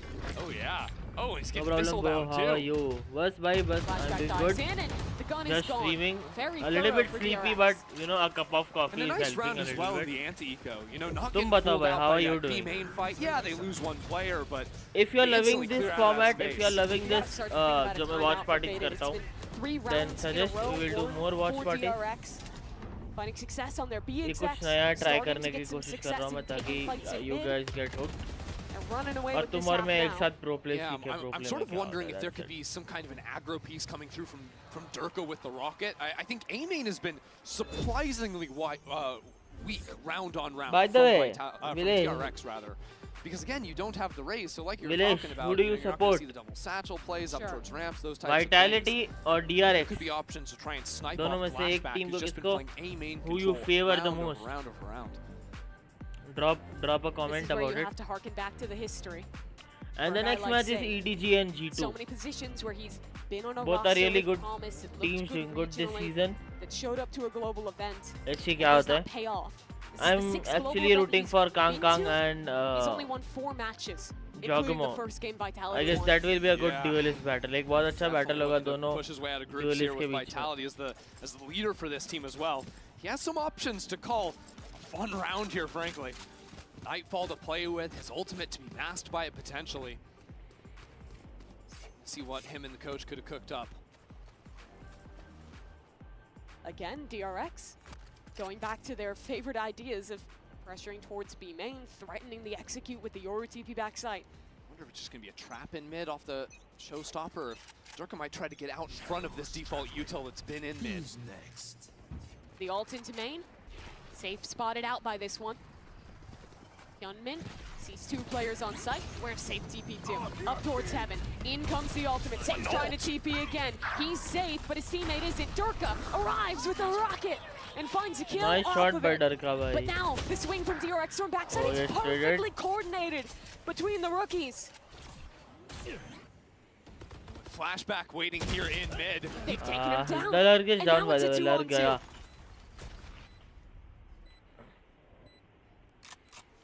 Mako's been in his backside ever since he got that ultimate down, but now Vitality, how do they call around this? There's a smoke on site.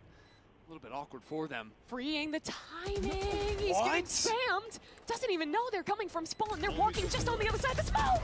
It's pandemonium. He's crossed them up. He's in spawn. Ben Kicks now has a 1v1. TPing across. What is going on? Kicks on the spike. Freeing 1 HP. But the swing is perfect. Nice try. What the hell was that round? Medic! We need a medic! Look out for Vitality's ankles!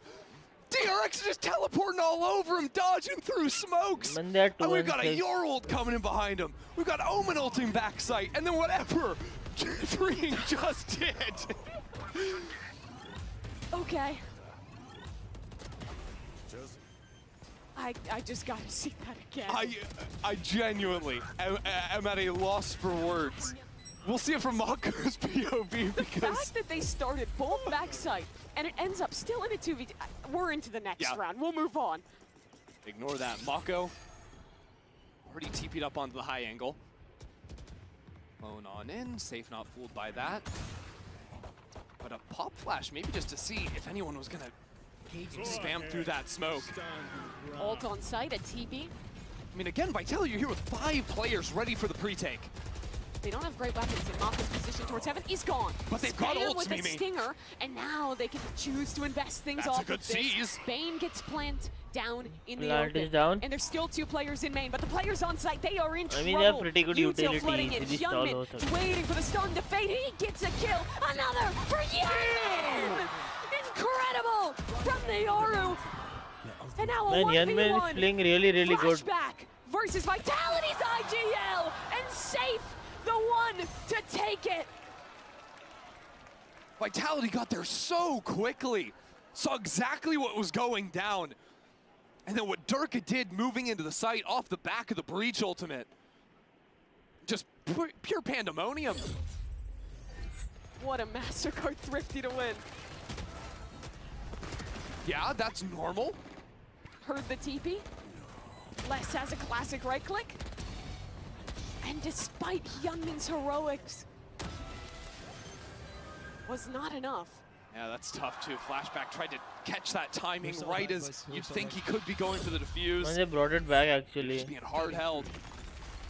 वो round actually जीतना important था वरना equals Rounds नहीं are होते so इनके high pass. pace. I mean, DRX aren't giving Vitality any time to breathe. Durka fighting ahead, fully blinded. He gets out, somehow still alive and mostly unscathed. And this man wants to look for some more.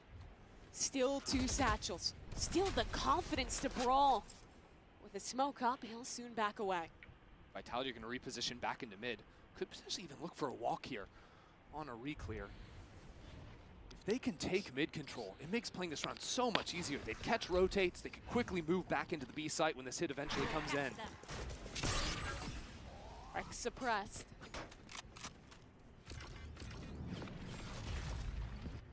If they try to exec now, though, they're going to get hit by a triple Nightfall, ultimate, and back sight. But that's why there's 2 players mid, ready to fight in. But for that flank to be good, they have to hold strong on sight, unless he's shut down the lurk. Now with 3v5, and Yorick says nothing. Little scream there with a heavy shot, and ooh, Durka saw that teleport. Hold on, B main. TRX are still in this round, trying to step on through, freeing, dominating this server. But in a 2v3, Pain Shells comboed with mollies coming down. He's gonna have to do so much work. And here's that drop. Pushing the smoke, taking his timing! But now it turns on to Bane. No time, it's turning away. Durka is there, Durka with 4. Keeping it close. What a chaotic Nice one round. from Durka, bhai. Nice But round Vitality from figure it Durka. out. On their B defense, they've consistently, against this double TP played, been flooding players into Nice on the heaven team or also. TPing safe up there to have a high-low when the Yoru swings in backside. And that has been cooking Hyunmin on these B execs. I also think it's just fantastic anti as well. Kix uses the Breach Blast. Regardless if it's a real TP or fake, he uses that in his own back sight to force Hyunmin out to swing that angle where they've got 3 players waiting for it. It's very nice. This is interesting. Team Vitality, the ones to call a timeout. Excuse me, I think that was just an error. DRX instead. Yeah. The ones to go for this. That makes a lot more sense after losing 2 critical rounds in a row and after Vitality have finally figured out how to deal with their B exec. I mean, look, problem number 1, Vitality have 4 players on every site that DRX are trying to exec. I mean, Safe knows exactly what DRX are trying to do. And if I'm thinking about it, the only real looks that DRX have shown has been Flashback coming in through mid as they're execing into the B site, right? I wonder if there could be a little bit more attention put over towards A. I know DRX don't want to fight that as a team, really, unless they've got the ultimates. But at the same time, it feels like an area of the map that they have just been completely forgetting. They are 6-on-4 chat. I think Vitality can bring it back. But Termi thinks they can go back to it. This time, no mid-lurk. All 5 players B main, and Vitality expected a change up out the timeout. They have 4 stacked towards A. They thought too hard about it. Thought DRX would go there. So it all goes down to Safe here. On the eye. Oh, the ultimate's going up through mid. Didn't even catch that. But Hyunmin is all the way past it. And Safe on this site is completely alone, is forced to teleport out. DRX yet again have B. It's nice pathing though and being up on Rafter. Okay, he gives up the spot. That's all right. DRX are going to have a relatively simple plant. Vitality have the rocket on Zerka, but Plant has already made it down. Breach is late on the rotate, but it stuns them on with that rocket will be strong. There's tons of stall, right? Both breaches full utility, but here's the Nightfall, here's the retake. The volley of util goes both ways. Zerka trying to find a target with his rocket. He gets nothing. And now DRX will flood back into the site, safe for the first. Hyunmin needs to reply, but he just hasn't found his fight. Vitality, overwhelm. And it comes down to the luck of the draw for DRX as they desperately try and spam through the smokes. Kicks his hold. Why is it working? Mako spams them again. Safe needs to protect less. Time! They're trying to stick. The spam, it doesn't connect. Oh How? god, man. Did That was a Vitality get away with that round? Are you kidding me? massive defense. I mean, bhai. that round made no sense. Vitality Literally, played the वही retake sentiment होता वो round. perfectly up until DRX get 3 kills spamming through smokes. I think at one point it was a 2v5. Who do you just think will spamming in win? main. Game is going crazy though. I I want genuinely DRX can't to win. believe it. I And mean, technically it's a Red Bull अब flush. तक तो मतलब काफी Just close था अब holding तक on जो to भी this games fight. हुए Just हैं. look, this retake was Literally beautiful. 2v5 Bangkok में against two they're players pretty spamming. close, but they're always ending up in These 2-0, 2-0. players are isolated off into 2 दिन main by the continuous smoke. के बाद ये ऐसा match है जो third map तक गया है ऑनेस्टली. तो I think Last round of the half. देखो दोनों टीम्स ही पावर हिटर्स है. दोनों टीम्स के पास अपना अपना फुल पोटेंशियल पे खेल रहे हैं वो लोग. So at the end I can think anyone game I think. But अगर कोई भी fundamentally lead ले ली तो I think it will be DRX. Yeah, Vitality want to fight back up into Because mid. Yunman is on there. fire. Yunman पूरा fire पे जा रहा है. Stuck off by a So I would say Cypher DRX trip in will mid. win. And now's the ult coming into A. It could just be the omens for a moment. It's a risk to go for the plant here. This spot on ramp could be everything. Here's the jump peak, but now Great caged off. cage. Safe though, tucks in. As Mako finally gets the plant down. Does DRX go for a re-clear on ramp? For now, they're comfortable with the crossfire in main. And Cat catches onto a player in the corner. He has no help besides the stun from his teammate coming in. Bane's doing well. He's pushed them back, but with only a stinger, it's not enough to kill Durka. And now flashback revealed. He gets knocked down by Trex too. It's all Mako. He was so good map 2, but this time, it's too tall a task. Mayhem round after. I mean, this is what you wanted to see. It's Vitality versus DRX. EMEA's best versus Pacific's best on our first map 3 here in Thailand, going all the way. We got more after the break. Okay chat, हम much awaited break. मैं थोड़ा exhausted feel कर रहा हूँ. So हम भी थोड़ा break लेते हैं. Let's take a break for some time. Let's take a break for like इसमें कितना timer दिखा रहा है उस हिसाब Had it से. with your old phone. Okay, let's take a break. Let's see you after a break. That's up to $2,000 See you after a in quick value, break, chat. only on Verizon. We will be right back. Rip.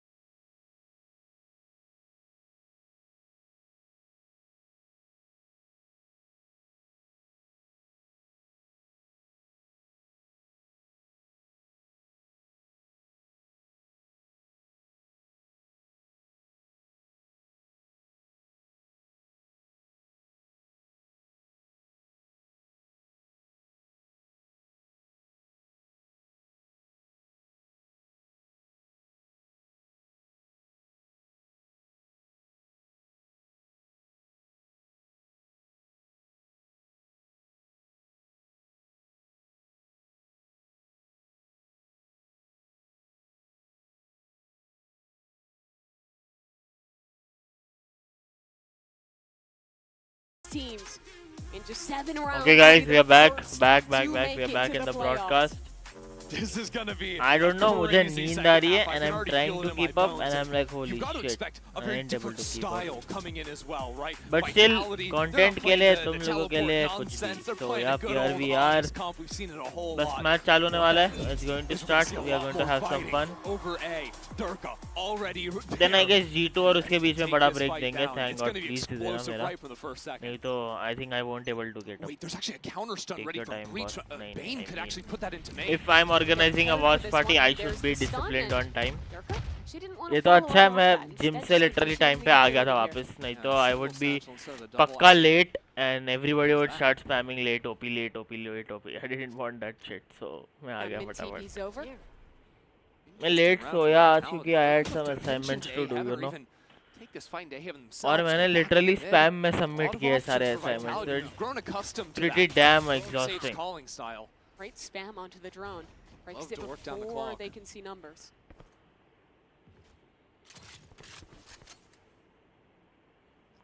By the way, I hope तुम लोग broadcast को enjoy कर रहे होंगे. Freeing. Tagged up by it, but he gets out no problem. Flashback on the site. Alone, a familiar position after last map. But still, it's another pause in this round. Vitality loves slowing down the mid round, but this time they lose a member. And now, just I about mean, 30 अभी के लिए तो seconds left, pretty they'll close finally है commit मामला into the पाने. A site. Freeing, overwhelmed, still does well to find one. Two off of Freeing, holding the site alone. Man, freeing is pretty insane यार. Nothing on Vitality, but there's paranoia. Freeing ने भाई Sentinels के against chase मार दिया था, मेरा दिल टूट गया. I'm like, what the hell? Aftershock available. By the way, Sen का match कल. Guess is wrong on the plant position. कल watch party नहीं होगी. कल I'm going out of station because मेरे A paranoia. relative में एक बंदे एक Flash or stun rather on Bane as well. cousin That's की a lot of शादी है, so I util. have to be Vitality there. caught out by it, but both So escape I'm for sorry now. कल Bane watch holds. party नहीं हो Trex, पाएगी. jump peeking in. Mako tries to hold the line, but now it's a 1v1 and there's surely he doesn't do that. Oh, 10 HP versus 100. 1 HP? That's Yeah. crazy. Unbelievable. Vitality taking back a pistol. That's a pretty good stretch from Kicks, huh? Kind of a crazy spot too, because what Freeing was doing on site here on the 3K was just wild. But Vitality kept their cool in this 2 versus 2. Kicks got forced into a lot of retakes on the first half. But that's the guy we saw in EMEA. It really shocked people with his performance there. Okay, no worries, bro. Coming in for Vitality Bro, do this you round. get away? Interesting, Durka not been given a rifle, and that's Bro, because do he's the you sacrificial do lamb, giveaways full and sense stuff? over into vents. Gunman has a I shorty. mean, I have No, future but he runs plans. away. Durka's gonna hear that nose. He can keep pushing forward on the hunt. I mean, मैं पहले रखता हूँ gameplay. I do gameplay live streams. Gunman TPs ये away तो from Masters sight, Bangkok चल right रहे थे. into You the can say arms that of Durka. opportunity का right A use nade करके through, I have and this is a started masterful doing pinch from watch Vitality. parties. I do Very live nicely streams. cleaned मैं up. खेलता हूँ Post live right now खेलता on हूँ A. मैं. तुम्हें मेरा gameplay भी देखने को Nice मिलेगा. little but that was just the ghost. I said Not an issue Steam for के starting में Vitality. assignments के चक्कर में I It's was nice to really see Vitality run a, piled up a into that thing. solid anti-eco. So yes, Coming in there. A few too many of those this game. उस चीज के Been a चक्कर में bit अभी थोड़ा slippy slidey, unstable but what हूँ. it means for them But is, look at after that, 4 after my rifles second and year hold-on. college exams, I will be back on streaming games DRX obviously. knew और pursuing Valorant and Light Arm as awesome. an outlaw would तुम लोग मेरा absolutely gameplay देख carve पाओगे. you. अभी के लिए I'm just stuck in exams and I don't think internals they and realized everything. it. Giveaways और इन सब चीजों की बात करूँ तो no, I'm not in 12th. I'm in second So year. it's full rifles on both sides. No, I'm in Chance for second year Vitality to college. snowball this game. They won their bonus on Abyss. And Kicks holding onto the stun, not committing it already.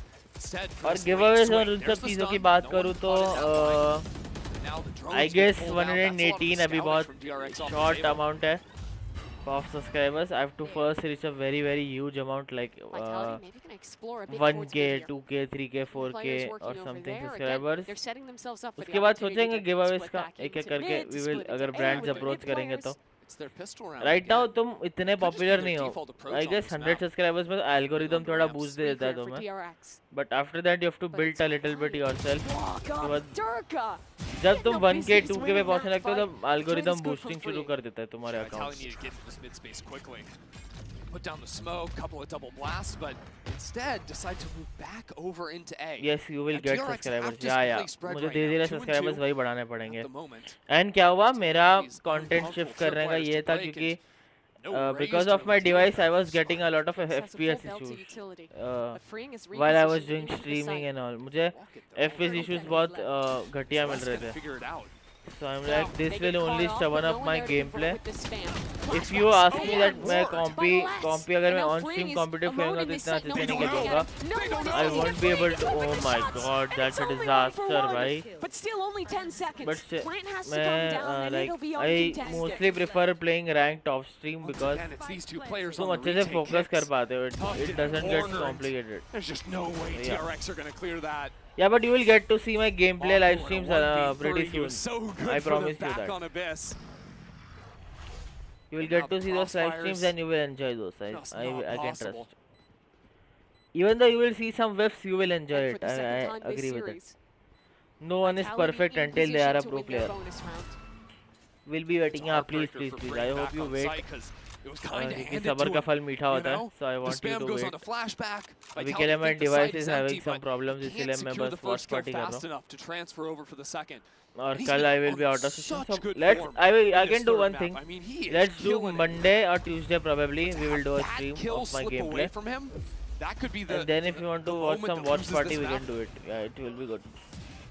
Bhai, I'm a noob in the That's where game. the pressure is really applied. Well, कोई noob नहीं on होता. I those mean, rookie it players. depends on your It wasn't practice. just spam, a perfect haunt Well, coming my over the peak top is gold on 1, so I Broken. can Get the kill onto complain less. because you don't get good enemies. I mean, you DRX get are gonna you call get the good timeout here. teammates though, but you get good teammates that can support you in utility and all that stuff. But DRX have to realize enemies that are right now literally the ramps is getting kinda unrelatable. torn to pieces. They literally tear you Losing apart. control of mid in the mid round, which If is you to be don't have your expected once synergy, if lose you numbers don't on have this your map, aim. you're always gonna be stepping I in have that never, space. I have in this current rank reset, They've I also have gotta worry seen about that their bronze money, players right? and Is silver half players buy, have do we pretty go for good hero aim in this nowadays. round?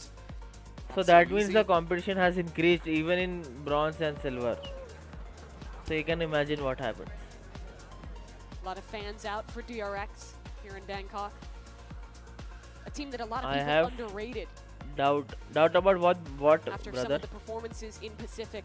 Yeah, all the hype of this tournament was kind of a G2. If you watch What doubt Americas, do you think have? G2 is the best team in the world. If you watch EMEA, you think Vitality is the best team in the world. And if you watch Champions, you think EDG is the best team in the world. Yeah, it makes sense. Everyone's sleeping on DRX.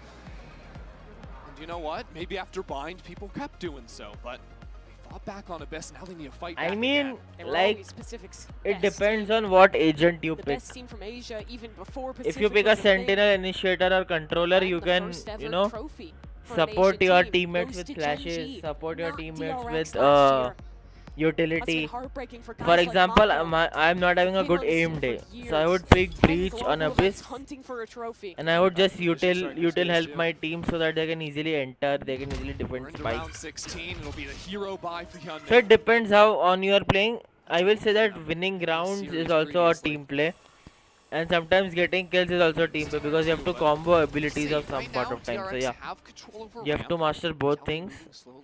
But I think now you should just chill and play. Don't overheat yourself because the more you overheat, the more you will get tilted. And I think that getting tilted doesn't help you in any way. It will just overcomplicate things for you. So don't overheat.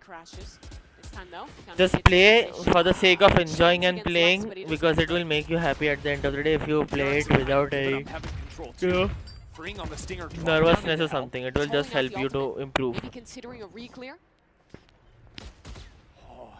So just chill and play. Just take your time. Do a good aim routine. Focus on your crosser placement. If you are sniper player, then improve hopping by doing death matches. There's that. Because the more you play, the more experience you gain. Winning is surely important, but it also depends on your team, your synergy. There's a sheriff on flashback too. If you see EG's interview in 2023, before they got separated, they say that I guess our individual aim was also not good. We had more good synergy. So I guess synergy matters more. If you have good synergy with your teammates, clutch, but It will help you in the shuts it long run. वो down. तुम्हें एक He's on बहुत 10 लंबे long HP run में help again, करेगा Mimi. The to pistol rank up round, and to be Kicks good clutches it teammates. on 10, and again here. देखो, Very everybody can be nearly a slips hard away from fragging Vitality. duelist, but it's DRX did more great harder to work be a fighting this supporting fight up player towards because heaven. you know that your utility is Young made to could set up next and one. duelist to enter and frag. Mismatch of guns. So, and they are a very less Really hurting DRX supportive there. players जो बहुत कम If the support missiles खेलते हैं. arrive a second earlier, Everybody want to be that fragging They win duelist that and like round. people can also frag if when it comes unfortunately, to for them, it doesn't you know happen. being a sentinel or a Just a duelist beast or in an those initiator positions. or a even Okay, Durka's got the attack controller on again. also. He's been really So loving yeah, it that's so it. far. Enough. बहुत ज़्यादा On the ज्ञान wrong पेल side दिया of the मैंने. map to do it. कुछ ज़्यादा ही ज्ञान पेल You चुका won't हूँ be भाई मैं. walking into the cipher with that. You're going to get So, spotted out by a yes. camera, no problem.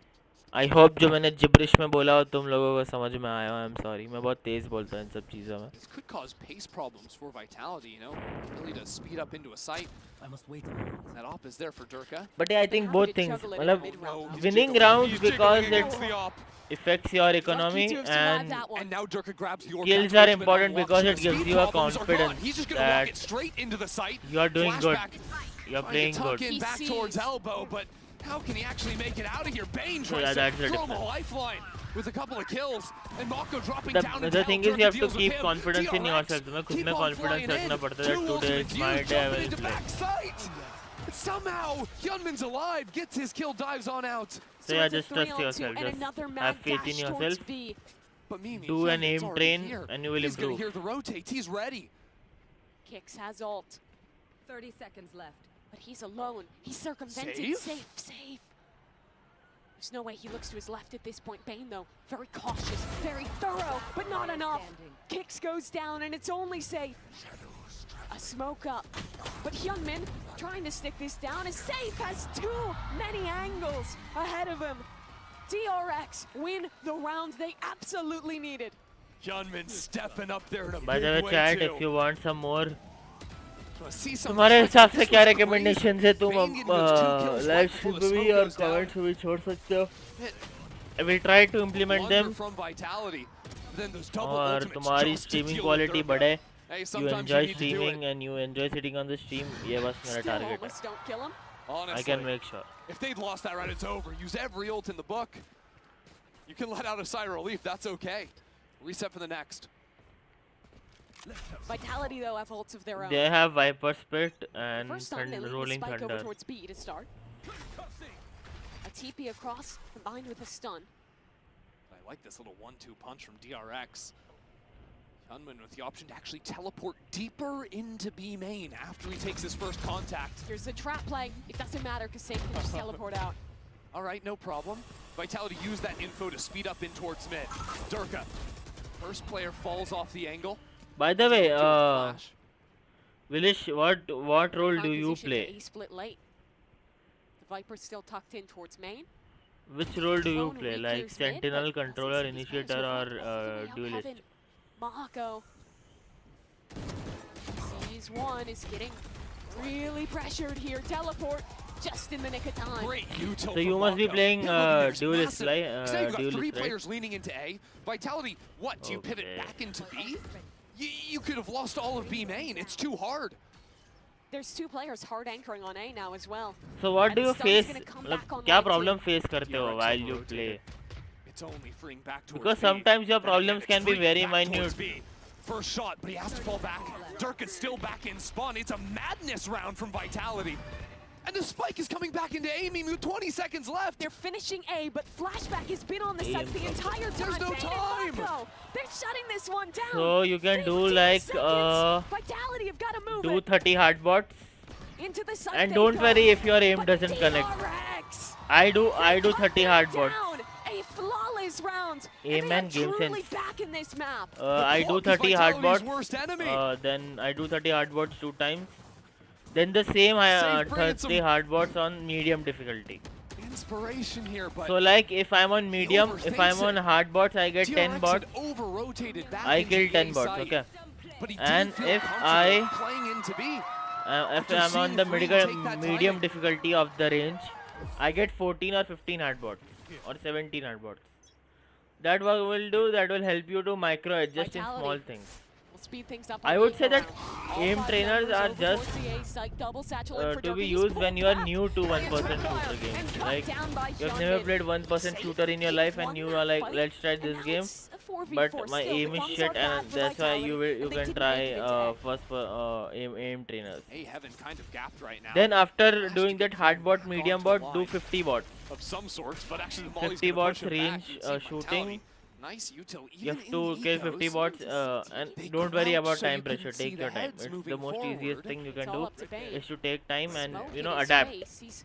And also I suggest कि अगर तुम्हारा PC strong है, अगर तुम्हारा PC strong है तो then I prefer कि तुम अपना VOD review करो. Just do one thing. अब खेलते हुए खुद का game play record करो and then you inspect your gameplay.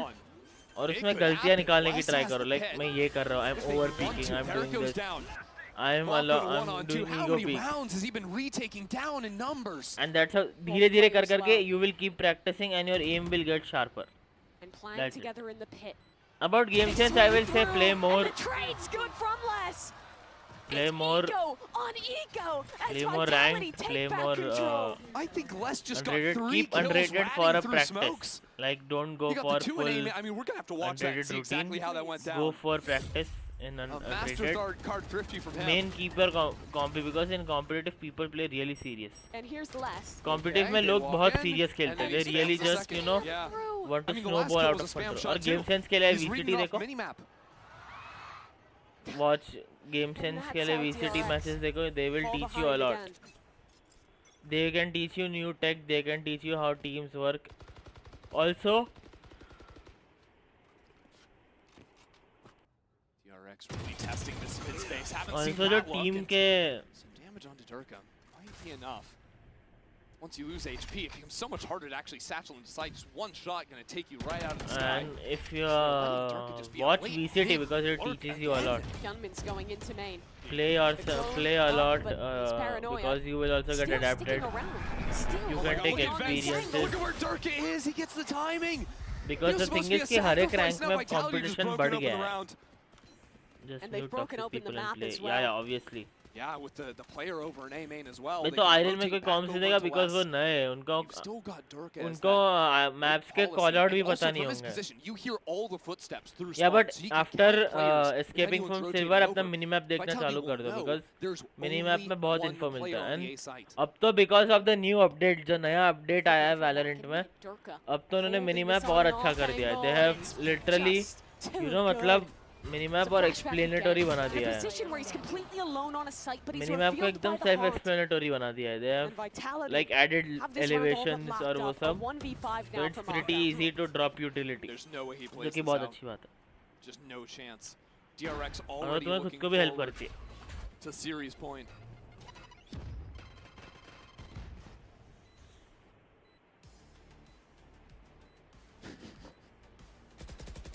Les already thinking about it.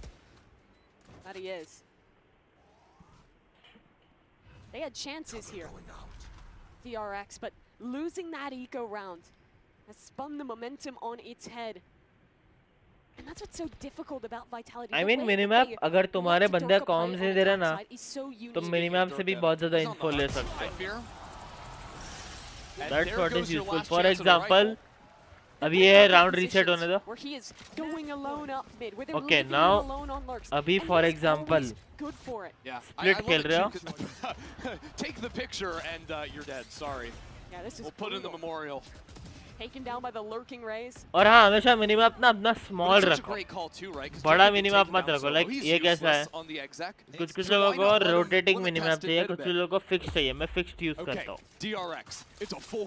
तो सी अब फॉर एग्जांपल ये भाई मैंने बस रोका है, पर मैं चलो मैं रोकता नहीं. I will just slow the volume ताकि तुम लोगों को सुनाई दे अच्छे से. अब ये सेटअप देखो. This is a 1v1 setup. Like one person, एक बंदा B देख रहा है, एक बंदा mid देख रहा है, दो बंदे अब. They are forming a 1-2-1 setup. क्योंकि योरू चला गया, so they are taking mid space because अब उनका डाउट है कि वो लोग ये क्लियर करने के बाद थ्रू सीवर मिड आ सकते हैं for a B split. देखो ब्रीच इधर है, ओमन इधर है, so वो लोग ट्रैवल करके एक बी स्प्लिट कर सकते हैं. और साइफर यूटिलिटी बस यहाँ पे had to leave spawn just तो yet. According to the info अगर उन्हें यहाँ पे बंदे कम दिख रहे हैं तो वो ऑटोमेटिकली अपना दिमाग लगा लेते हैं दिल पे दिमाग में कि लाइक यहाँ पे 2 बंदे हैं सो मोस्टली मिड या फिर बी ये होगा They leave free अनकंटेस्टेड होगा मोस्टली एक बंदा सेंटिनल बिकॉज मोस्टली सेंटिनल्स ही एक साइड स्टॉल करते हैं So slowly when you start playing ना तुम धीरे धीरे और खेलते जाओगे you will build the experience, you will build the game sense to be a good player धीरे धीरे just keep playing, that will teach you more बस खेलते जाओ. But in comes the rocket for Durka. It's gone. Mako rips the star out of this round So unless just his keep lurk playing. was revealed. DRX All missiles away. jump spot him out. Never depend on anyone, just depend when you are baiting. They're not playing it. Baiting नहीं बोल रहा हूँ, baiting is an all different thing. कुछ होते हैं एक number के better लोग होते हैं. But at the end, game की शुरुआत में बोलने का भाई support us, support, let's play like a team. GG बस. Late stack into B.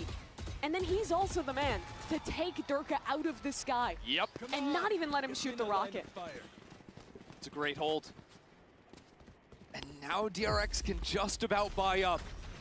अरे बाप रे They need कॉलेज 3 में rounds लेक्चर in a दे रहा हूँ row. वैसी फीलिंग आ रही And थी look, 2 मिनट पहले पूरा ज्ञान दे Back on दिया Abyss, मैंने. it wasn't looking so hot for them, but DRX in that second half, led by Mako especially, was able to clutch up in so many consecutive rounds and pull the round back, pull the map back. Just saw once from Mako, and we've got another A fight on the cards.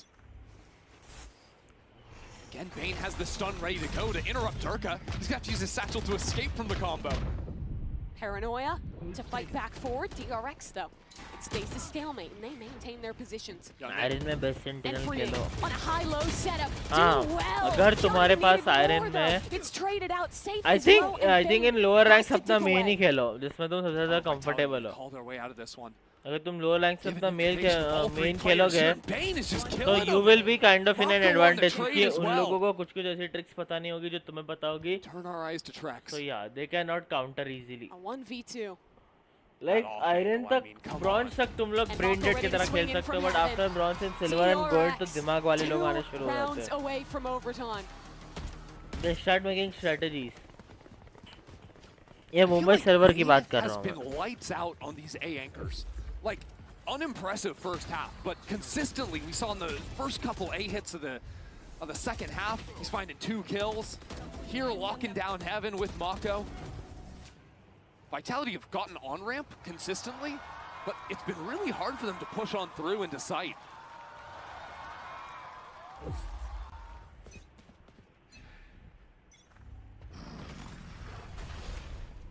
Same TP play into B main for safe. Kind of got honest Valorant for the next round at least. Big heavy hitting ult's not online. Find you. It's an eco for Vitality, but we've seen those go wrong so many times this series thus far. Check out A right now. वो लोग Freeing 2 got round that से pole वो लोग position on डरगर ramp, को knows mid में no fit one's कर there, they and रहे हैं. his back is protected This is good by a actually. trip in vents. That's why he can play up here, even though Vitality have shown this crunch into A so many times. Stun line for Bane.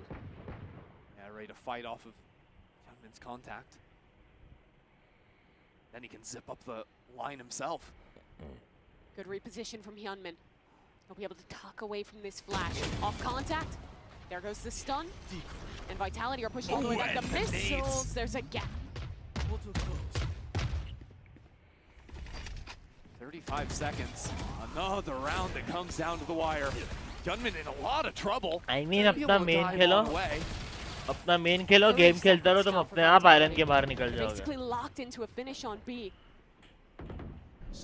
Automatically होता है ये Doesn't practice catch पे Bane. होता His है. position Everything in is hell good. is crucial. Where are they going with I this? mean, are they There's only even trying to 15 plant the seconds. spike? Hello? You have to execute, and it's straight into Bane, 1 for 1. 10 seconds. Spike needs to come down ASAP, but they've gotten the kills to boot. Spam! That wins the round! DRX stay alive yet again. And free. Wow, that was a goddamn good ultimate, Ray. I think we are going to OT. It feels like it's just recurring over and over again, these slow rounds from Vitality. For Vitality, Durka and Les have been the heavy hitters. Guys who have won Masters tournaments before, won champions Guys, मैं before. एक पानी लेके आया, तब Best तक known enjoy the names in match. Valorant. मैं आया 2 But minute for में पानी लेके. DRX, it has been freeing. A guy on his first year back at Tier 1 Valorant, he played First Strike back in the day, the Vision Strikers era on a different team. Took a 2-year break from Valorant. Comes back in for his first year in Tier 1 since 2020. And he's dominating alongside a guy who's only played 1 year of Challengers in his career. I mean, he's just having a monstrous game right now. 24 and 13. Think about that. He's only died 13 times, and we're going into round 24. The scoreline is 12-11 in Vitality's favor. Like, I don't think he's been dying in the rounds that DRX actually win. Not really. He's always the guy alive.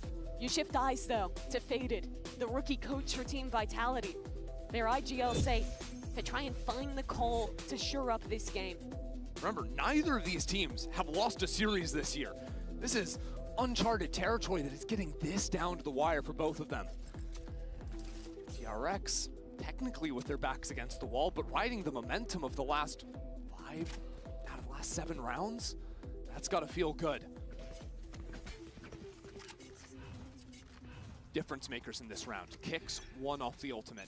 Durka 2 off. Vitality are going to close off. It's those abilities coming online. Holy shit, मुझे पानी की सख्त जरूरत थी. I was so dehydrated, भाई. Breaks the camera, dips away. Another 1-3-1 round for Vitality. अचानक comp game क्यों बन गया, भाई? Uncomfortable to get into vents, but Durka realizes they've never really fought us here. They always get vent control, but they haven't broken this vent trip the last few rounds. DRX have played so restrained at times, always falling back, not giving any space. Vitality picking up the pace, trying to move on in, but again, get stalled away and pushed back out. And the KO missiles get DRX back into heaven. Okay. Kick still has stun ready. That blast pack is trying to bait, and it's going to be a push towards B. It's not drone. This could be a ton of information. Spots out the fade. And now I think DRX have to get suspicious. Freeing has a chance to just stop Vitality in their tracks up in heaven. Choose to fall back into sight, play shoulder to shoulder with flashback. Stun towards main. Oh, he has a stall for a stall trip. And Durka, he opens the round. The haunt, unbroken, and flashback getting overwhelmed. He still goes 1-4-1 before falling. Oh yeah, I think this is And GG. still holding on to the site, still somehow still alive, but Oh, it's not GG. enough. Vitality! It took them a long time, but the super team from EMEA are the first squad in the playoffs. Just a phenomenal series from these two teams. Bind goes Vitality's way pretty convincingly, and then back-to-back 13-11s. This is what you expect from some of the best in the world. Wow, यार close Fiercely game up था on that stage, but at the end, it is EMEA's best on top. And it's gotta feel so good for Safe after falling at 5 global events before to get to this time qualify to the playoffs with a team of superstars around him. Yeah, I think to DRX lofty is disqualified, expectations no? I think set so. for Vitality. And even when the DRX का going lower gets bracket tough, में गई शायद से. finding a way to push through it. We also had Yeah, Durka DRX back on is the in lower second map, bracket. hit 2,000 kills at Globals. By the way, Durka Look, he was the first hit 2,000. completes Maybe 2,000 kills in the first VCT hit history. 3, hit 4,000, maybe even 5,000. He's working towards that goal. He's been elite for a long time playing to the top. Les as well, rolling back to some of the memories of him on Loud with those incredible lurks on Viper. Think about it, it was him with the Stinger getting the 3K in that one eco round. Could have been the difference maker. And for those two guys, Durka and Les, it's their first global event they've attended without Fnatic and Loud, respectively. The teams that they were synonymous with for their whole career, showing that they're not just members of those historic rosters, but superstars in 2025. Difference makers in their own right. This game was just, I mean, the whole series just felt like so topsy-turvy. Game अच्छा था by the way. Streaks of rounds going back and forth between the teams as they got better reads, as individual players stepped up. Don't forget what Mako was doing all across that map number 2. DRX team might have lost, but they are looking fierce still.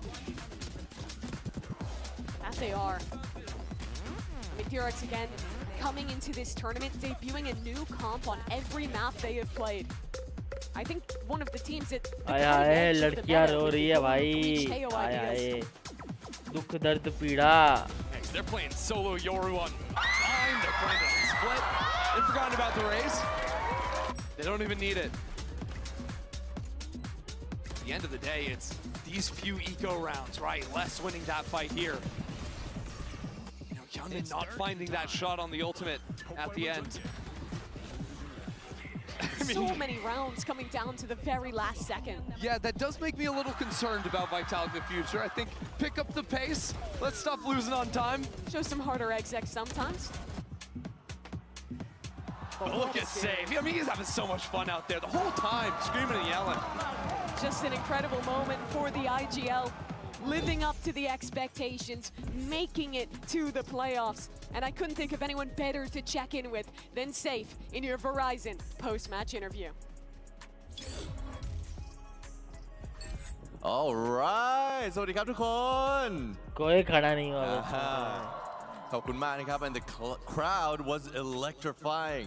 It's because I am here with Safe from Super Friends Team Vitality นะครับตอนนี้ก็มาอยู่กับเซฟนะครับผมจากทีม Vitality ก็มีคำถามอย่างแน่นอนนะครับผมอย่างแรกเลยคือรู้สึกยังไงว่าตอนนี้เราชนะ DIX แล้วได้เข้าไป Playoff แล้วนะครับผม so first question is first of all congratulations and the question is pretty much how do you feel about the playoffs after beating DRX in such an amazing series I feel happy teammates great team getting better happy โอเคครับรู้สึกแฮปปี้นะครับผมดีใจเพื่อนๆเล่นดีทีมก็ดีนะครับผมดีครับแปลตรงตัวมากเลยเนาะ All right great answer by the way the next question though is you've seen a lot of competition here a lot of teams are doing great I want to know who in the 8 teams who do you consider most challenging to face in the rest of the teams in this competition I think everyone is very challenging to face because they all qualified somehow, right? They had to be either best or second best in their region, and so like everyone is hard. I guess everyone talks a lot, and I guess if you follow the talk, then G2 is like the challenge. But I don't know if I follow the talk. Oh, we'll find out.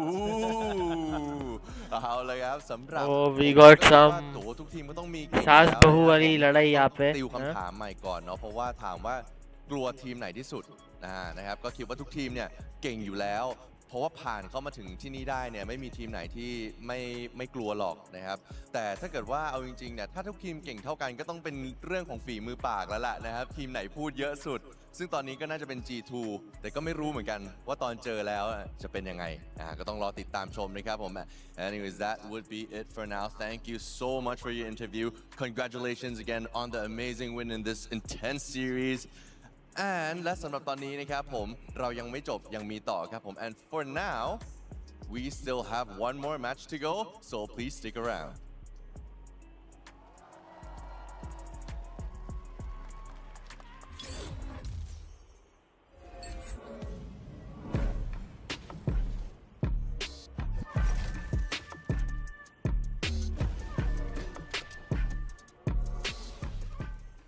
The human body was चलो built guys to move.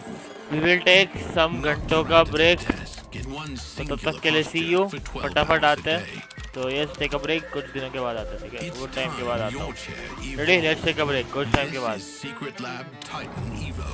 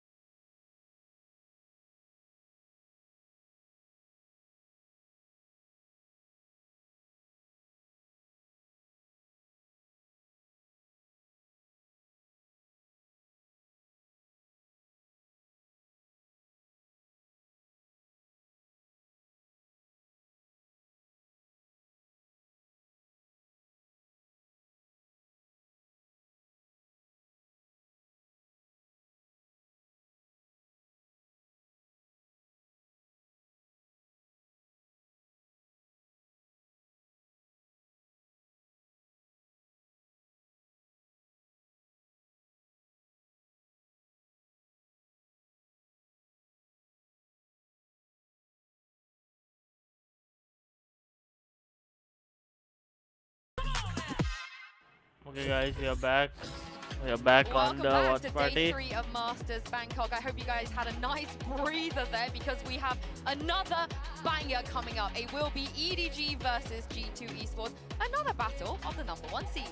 I am your host, Yingsu, and I'm back here once again, joined by Kakuka and Bren. You guys, I'm not doing so hot because it's so intense and it's so crazy. Do you guys think it's gonna ramp up from what we just witnessed?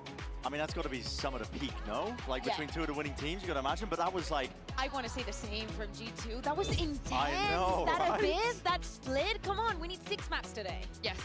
Yeah, I mean, I'm here for it, to be honest. You've got some of the best teams competing against each other. EDG, they've got like their 20-man roster up there on a stage setting up right now behind it. They always run deep. Listen, their crew today, listen, you can't get past them in the hallways, I'll tell you that much. But I'm looking forward to this match here. This is the one that I think everybody, when you speak to them, they've been looking forward to this match here today, despite the fact that that first one was a banger. Yeah, and sometimes when it comes to a rematch, it's a little bit of like a fake narrative because, you know, there's roster changes, there's a whole year. But when it comes to this rematch, Kakuka, there's only been one roster change. Yeah, exactly. Only on the side of Juggernaut. And it's so crazy to think about champs because the last time that EDG lost in an international, in a global stage, was against G2, and that was their last one. They became champions after that. And for G2, it was devastating because that was the last win that they had at Champions. And so, of course, there's a lot of history going on to this, but the teams and the way that they face and play the game have changed a lot. Absolutely, but listen, G2, one of the few teams that have made EDG bleed, and there's one thing that EDG don't like, it's looking mortal.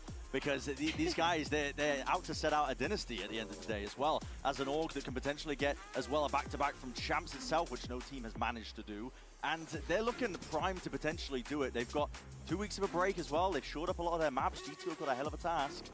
I mean, we mentioned EDG, they're the 2024 champions, but let's hear from another champs winner. Jogamo is standing by with Mika Fast. I'm standing here right now with Jogamo of G2. Now, we know you're so excited for this match. We've seen all of the social media content, all of the jersey swaps and everything. And it's not every day you'd get 2 former champion duelists, you know, going head to head. So I have to ask you, whenever you go up against a really powerful duelist like Kong, do you find yourself adjusting your own playstyle because you guys are usually the first point of contact? Yeah, I would say definitely going against like a stronger duelist like Kong, I definitely would adjust my playstyle a little bit more than normal. But I can't be too passive, can't be too aggressive. I got to find the right spot to figure out what he's doing. But he's also doing the same thing that I'm doing. So it's like battle of the giants right now. So I'm excited to play him, like I said, and I can't wait to play. It's a mind games, right? We're excited to see it. Good luck out there. W, Jog summed thanks it for up joining the really stream. well. Well He's done. kind of like Thank the you. Goldilocks sort of duelist. Thanks He's for always joining just the right, you know? When he's watch passive, party. it's great. When he's Thank you. aggressive, it's great. At this point, I feel like Bren, he could do no wrong. Yeah, both of them, him and Kang that was talking about as well, his counterpart across the stage, they both have the ability to just take control of a moment in the game. I think to understand the timings and when they should potentially push and just command a play themselves. Like Jogamo has inserted himself into G2, and this is something they were sorely missing last year as a team. That factor, which Jogamo has added in. Yeah, I completely agree, and it's lovely to see how all the pieces merge so well together. You're not going to see, especially when you look at the score, someone just completely obliterating the other team. Is everybody showing up? Absolutely lethal in some of these duels. And as we're seeing, they converted 19 out of 19 first kills, meaning that if they get that opener, the round is going for themselves. But again, that was the first match.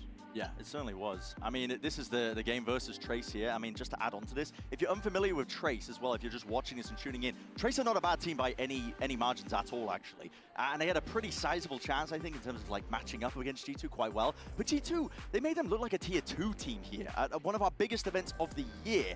They are really cementing themselves that there's almost like this tier gap between them and a lot of the rest of the competition. But now they're up against some of the heaviest hitters, if not, you know, listen, the big brother team, which is EDG. Yeah, and for G2, you know, we talk about how amazing they're looking, and a lot of that has come down to the way that Trent Kakuka has been playing that tackle. Yeah, extremely proactive in his decision-making. I think that it is very easy for the rest of the team to play around it. Look at this beautiful play with the TP and both the Salvos and the Armageddon. There is so much going on. Of course, the kills are definitely beautiful, but the micro plays at the beginning of the round, it is so disrupted, and that it has nothing to do with Trace. Any team would be on the receiving end would look like a fool. Yeah, G2 are such a heavy protocol team, like where if they do X, we're going to do Y, and you can just tell the level of depth that they add into their map pool, and a lot of it is just based around Tread. It makes him look like a god, because his util is going to be impeccable most of these rounds, and he is, I think, leading the charge in terms of Taeho usage right now. Taeho is heavily becoming just meta at this point. I don't really know any team that's not running Taeho at this point in the tournament, or even just the meta game. I think it's the most picked agent at the time, It's got to be. moment. It's got to be at this point, Yeah, and I don't want to harp on nobody, but he wasn't on the Taeho duty before this tournament. It is newer for him. Yeah. It was a little bit between him and Simon. So I like the fact if they're going to fully commit to have one player on Taeho, hey, framing is pretty good. I think that you should take some advice from just giving the player the flexibility to just be focused on that agent for when you come into this big stage and everybody has put in their time into perfection in it. And speaking of perfection, Leaf, at this point, you know, we speak about MVP contenders, and he's definitely got to be up there. He's frying. He's absolutely frying, or at least he was in the Trace game, and he has frequently throughout America's kickoff as well. And he's just such an intelligent player. I'm gonna rehash what I was saying earlier when we were talking about him in kind of MVP contention earlier on. But his level of game sense makes it look like he's sometimes playing with wall hacks, and he can just spot these gaps and where to play. And it's not just that, it's the aim on top of it. He's got it all together. It is so difficult in that situation when you have 3 people pushing you, and let me tell you, with EDG, that will happen today. To be able to isolate those kills and to be so cold and stay so calm in those situations. You can't give him 1v1s like that. Maybe not even 2v1s. Maybe 3v1 is a little bit safer, right? EDG, they gotta be a little bit more disciplined today. Yeah, but the difference is like of a millisecond. I think that there on Lotus we had some examples also on C, and then when he moves on to the chamber, when we saw him yesterday, I was lost.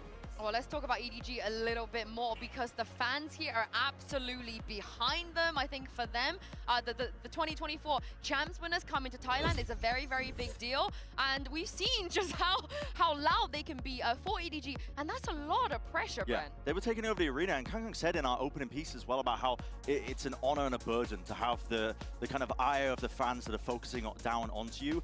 But for EDG, they're a very unique team in my mind, because they don't crumble under the pressure. They actually just form into diamonds most of the time. When the going gets rough, and when you play against even tougher opponents, I feel like they just lock in, and the discipline comes through, the mechanics come through, everything starts coming through the deeper they get into tournaments. We saw that at Champs last year. I was counting them out nice and early into Seoul, and I was made to look like I had egg on my face. And I ain't talking about Josh, who's sat over there. Okay. Yeah, on regards to EDG, I really like the face that they're showing here today, because I agree with you. They become even bigger when they go against big opponents, because regionally, and I remember what reviewed, there were some of the things that I see and I think this is not going to work against this and this. This is like very specific because of how they play and what agents they play also in China, and how is like maybe not up to speed with what the rest of the world is doing. Do you like what we saw in terms of comms against Liquid? Absolutely love it. The fact that they are able to change things like this, like bringing in the Yoru for Kangkang. We know that he had played it regionally, and he had won 1 map out of 5 that he had done, but it was something that definitely was on the to-do list for this event. If you want to thrive, you have to be on the Euro, and not only on the Euro, you want the Techo, you want the Vice, you want to be up to speed with the rest of the world. Yeah, they've definitely caught up. They used those 2 weeks and they've used them well, and it's added this unknown right now. There's question marks with EDG's map pool, and I think that's a major difficulty for G2. They love to counter-strike, they love to prep for teams. EDG, unknown quantity right now. Hopefully we get some answers, because earlier Mika caught up with Smoggy. Hey guys, Mika and Luna here with Smoggy, and that means the defending champions are back. Now, last year champion Seoul, EDG was only defeated by G2, so this makes it a very exciting matchup. You are facing them once again, and many say that this roster of G2 is better because of Jogimo. What's different about EDG this time around? 那其实在去年的首尔冠军赛 ，G2 是唯一一支击败过 EDG 的队伍，而且很多人可能会说，现在在 Jogimo 加入之后 ，G2 似乎变得更强了。那这一次 EDG 又会做出哪些改变呢？我们不会管他们队伍的换阵，因为我们经历过5杠26，我们也拿到了全球冠军赛的冠军，就是我觉得我们的心态和韧性都 提升了很多，就是算是质的飞跃，所以我们不会管对手是谁，我们只会去做我们该做的事。Actually, I mean, we have faced against, we have got through a lot. We don't really care about their roster change. You know, we have been the 526, but also we are the championship right now of Champion Seoul. I mean, we got our resilience right now. We got our mentality. We have changed a lot. We have a huge change right now. Well, thank you very much for your time and good luck. I mean, of course they're not going to care that much the fact that Jorg joined G2 because KongKong is still here, G2 is still here, and they're performing great. Yeah, exactly. I was mentioning earlier, yes, it's great to see KongKong picking up on the You would love to see Chicho in the performance that he was also having individually. Having this kind of freedom, this kind of comfort with an agent that you have not played that match and definitely you could think was not global stage ready is amazing to see. Yeah, and he doesn't slow down at all. I mean, we're seeing the op shots there. He's got to be one of the flashiest players to watch as well. I mean, his aim is so unique in terms of how many flicks he takes on top of it. But Chichu in this matchup, you listen, the student versus the master, he got his chance to play against Nats, his idol, right? And he dominated him. I mean, he dropped, I think, 30 kills into the first map, which did end up going into almost record-breaking OT. But listen, the second map, he just carried it forwards as well, top fragging, I believe, onto his team for Pearl. So both him and KongKong have been delivering onto that high level that we expect from them now at this point. And for so many teams, going up against G2 will be like, oh my god, I don't want to, you know, like I can feel the nerves, or I know that they're performing dramatically well. But for EDG, they know that they are the team to beat and not the other way around. That's the way they see themselves. I hope they carry that level of confidence and mentality onto the stage, because what we saw of G2 though, when they went up against Trace, I don't even think they let Trace have a moment to get into the game. They just completely overran them. Do you think that there might be a risk of that happening again for EDG? No. I don't see EDG to be a team like that. I think that they trust a lot in their protocols, the sending 3-man and just going in for the fight. The Trace is always going to be there, and they perfectly know what to do in those situations. It's almost as if their plans are made for not having 5 players alive. Yeah, I mean, I think that G2 are such a heavy prep team, and they're just going to be focusing probably on their own game coming into this because there's so many unknowns of what EDG could potentially be running as a comp. But as I mentioned earlier, like EDG are a team that sometimes they can play down to their opponents, but they definitely play up. When their opponents are really, really good, they're going to pull on their star players, putting up amazing numbers. The discipline's going to be there, the trades are going to be intact. So EDG are fully capable, I think, of giving G2 a really, really good game and testing them. There is one thing that I think can be known is because EDG, they have a permaban, right? If they don't take away the Abyss, they might have to go Pearl, which means, Bren, nobody wants to play Pearl against G2. I think that would be a silly thing to do in this tournament. It would be. The trouble is with G2's map pool, it's so wide that you kind of have to let in at least Pearl or one of the other maps that they really enjoy playing. And they have had experience about what G2 like to play. I mean, Team Liquid copied G2's comp the other day. So they have BBL's comp. BBL's comp. Did BBL do it first? Okay, BBL my bad. I wasn't familiar with BBL's game. I'm sorry. I wasn't familiar with their game. But they have experience. It's not going to be the same because G2 are going to be more well-versed on it. But they have experience playing against it. That's more than some teams can ask for. Yeah, exactly. And I think that for today, the nerves are not going to be a quantity that they should be worried. They already see themselves as winners. Well, this is it. It's time for the second banger of today, and to send it down to stage to bring out our teams. Here is G2 taking on EDG.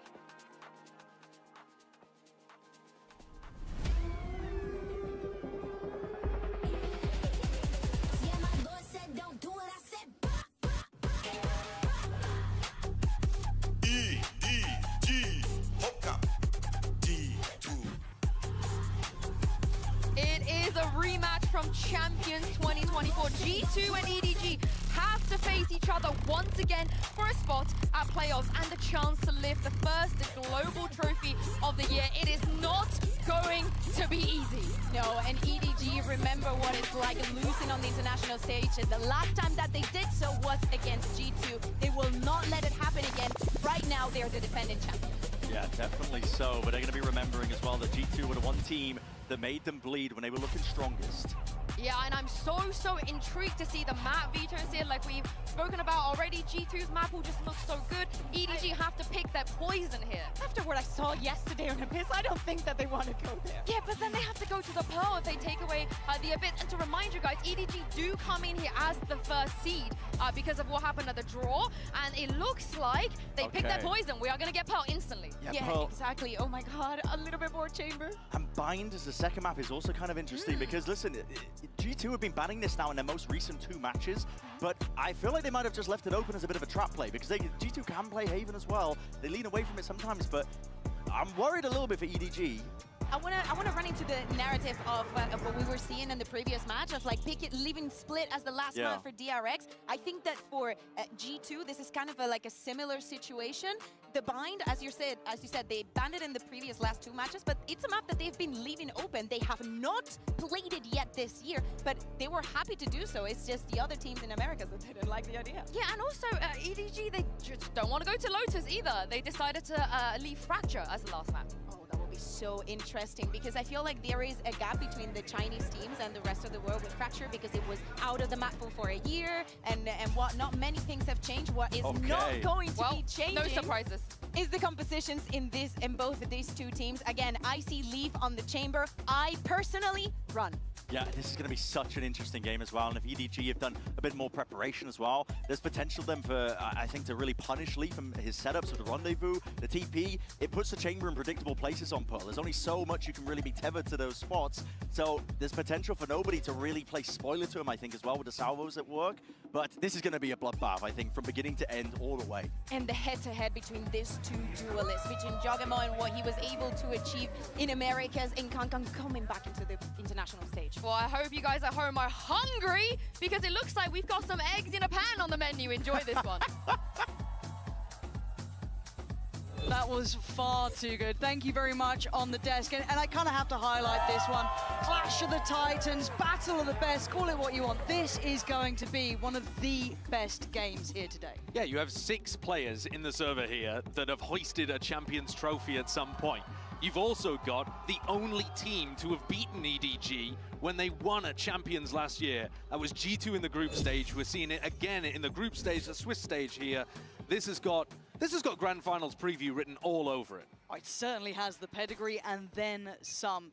But the proof's in the pudding, and we're about to dive into this. So on the attacking side, EDG, of course, meaning G2 on the defense. Look at this. They've dodged the recon dart at the beginning. This shows that they're pretty aware of how Trent likes to play over towards A main. It should be unexpected, and they can jump onto him as soon as they take contact. Trent gets to keep his life here. Looks like he's trying to back towards A. He was looking like he was indecisive, and he's punished on that. Effective trade, at least for now, until nobody tips the scales. Sight looking somewhat secure, but the spike did get dropped. So the plant should be on the cards next. This is going to buy time for the rest of G2 to get close. Jorg flashes out immediately.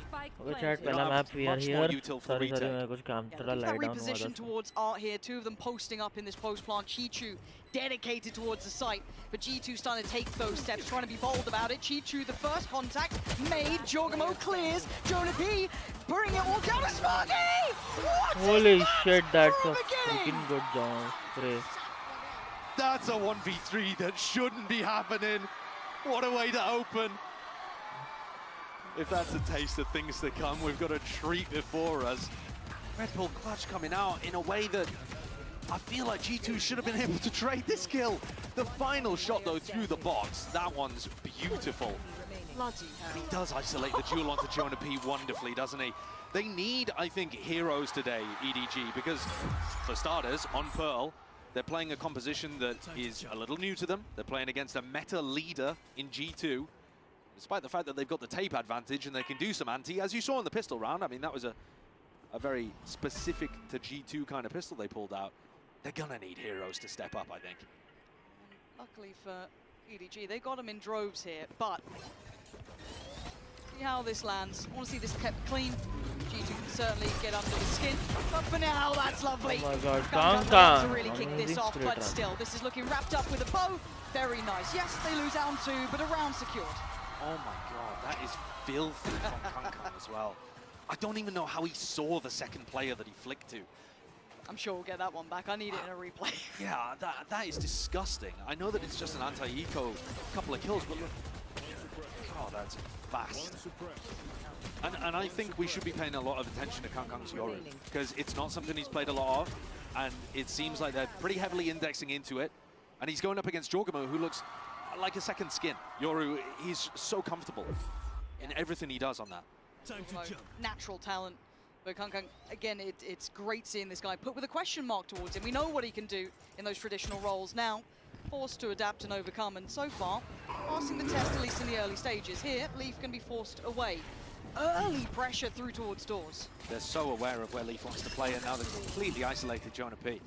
And Bren was kind of discussing that on the desk as well. There's going to be a lot of pressure on Leaf here. How much room can he bring to the plate? But again, this is a pretty deadly round, even in the hands of EDG, with those two rifles there. Simon and KongKong going to be the ones to watch. Close choke point being controlled. Jonah P, good for it. Leaf as well secures that push through, but the split's still on the way.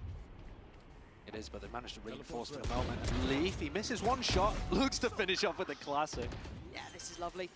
Again, KongKong still alive. There's always a threat, but I want to see G2 look robust in this, look very refined in their approach, but KongKong's having none of what they're trying to sell. Already going to take away Leaf, and there is a Vandal with Smoggy. They're not out of the woods just yet. Jorgamo does succeed in his fight, leaving it down to one man. This would be outrageous. Oh, that's a start, but 30 HP is so little to play with. Valen and Trent surely have got enough for this one. Half achieved, and Valen there makes it hard work, though. G2 with their first. It would have been simply revolting if EDG had managed to win this round in another 1v3. But it feels like that kind of game where we're going to have to be paying attention in case the players pull that kind of stuff out. The quality is there from any of them. The help came incredibly late for Jonah P, but it did eventually arrive. But my eyes are looking to the other side of things. Both Yorus now have their ults online, and EDG can craft some kind of fast, aggressive play. Take a look towards Nobody's utility as well to see whether KongKong somehow plays off the back of that.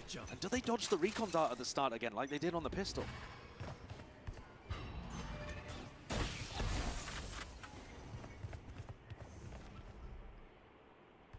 Too much given away so far. KongKong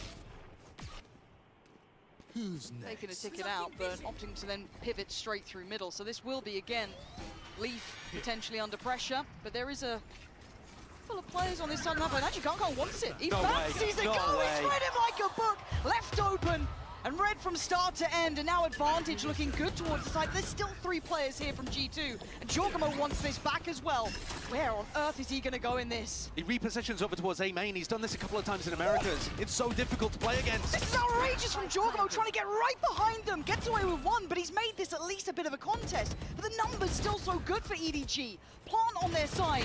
Valen not clean enough, and EDG stamping authority on this. Jonah P can make a go of it, but a 1v3 again. A lot to ask for, and Chicho doesn't want a bit of it. Couple of spots there where the G2 players are losing duels. I mean, you pointed out, especially on Valen, he needed to be much cleaner to pick up that kill. But Jorgamo's repositioned into A main. The whole point of the, I mean, for starters, this is ridiculous. To pick up Leaf, he must have thought that KongKong was just about to spring out right in front of his face. He just misread the situation. But yeah, that reposition that Jorgamo goes for as well with his ultimate, the whole point of that is that you're supposed to be able to stay alive and be a constant threat that causes those post-plant players to have to look in both directions, and the retake comes as a crunch. When Jorg goes 1-for-1 there, it's actually not good enough. He needs to be playing his life a little more in that kind of spot. Yeah. But I think what we're seeing right now is that the EDG players are just looking a little sharp at the start, and that is a dangerous thing. It does fill you with a little bit of fear, isn't it? And it's filled G2 with enough that they want a very early timeout. 3-1, they've seen enough, don't like what they're seeing. And I think a very fair assessment, EDG have come in with an incredible game plan thus far, at the very least. Now, whether or not that continues, I can't tell you the future, but this does look exceptionally strong, which does make me worry about the rest of the map pool as well when we talk bigger picture. But right now, it's time for a solution, and G2 have been good at coming up with solutions, though. This isn't a one-trick pony. They do have depth, and they've played with this composition plenty of times. I want to see that lent towards here. I think it's one of those things as well where KongKong being able to get up his ultimate for round 4 just provided the perfect opportunity for them to run a crafted set strategy out the playbook. And he did get a little fortunate with Leaf going for that reposition too. That was a gifted kill to open the round up. You can call it a misplay from Leaf, I suppose, but he managed to provide them with a pick at the very beginning of the round, and now he's going for the push-up with Jorg, looking to see if he can make the difference, but only 4 bullets in the Headhunter. It's a lot to put on the man's shoulders. Right place for it, and I do want to see this diligence from EDG in their anti-ecos. want to see them kept as clean as possible. Going to get past the first hurdle. Plays in Jorgmo here. Nice flash. Doesn't get what he wanted. A quick kind of evacuation, at least for KongKong. Going to keep his life. Yeah, a little chipped up, but still, they've read this early play. They've already forced them back towards site.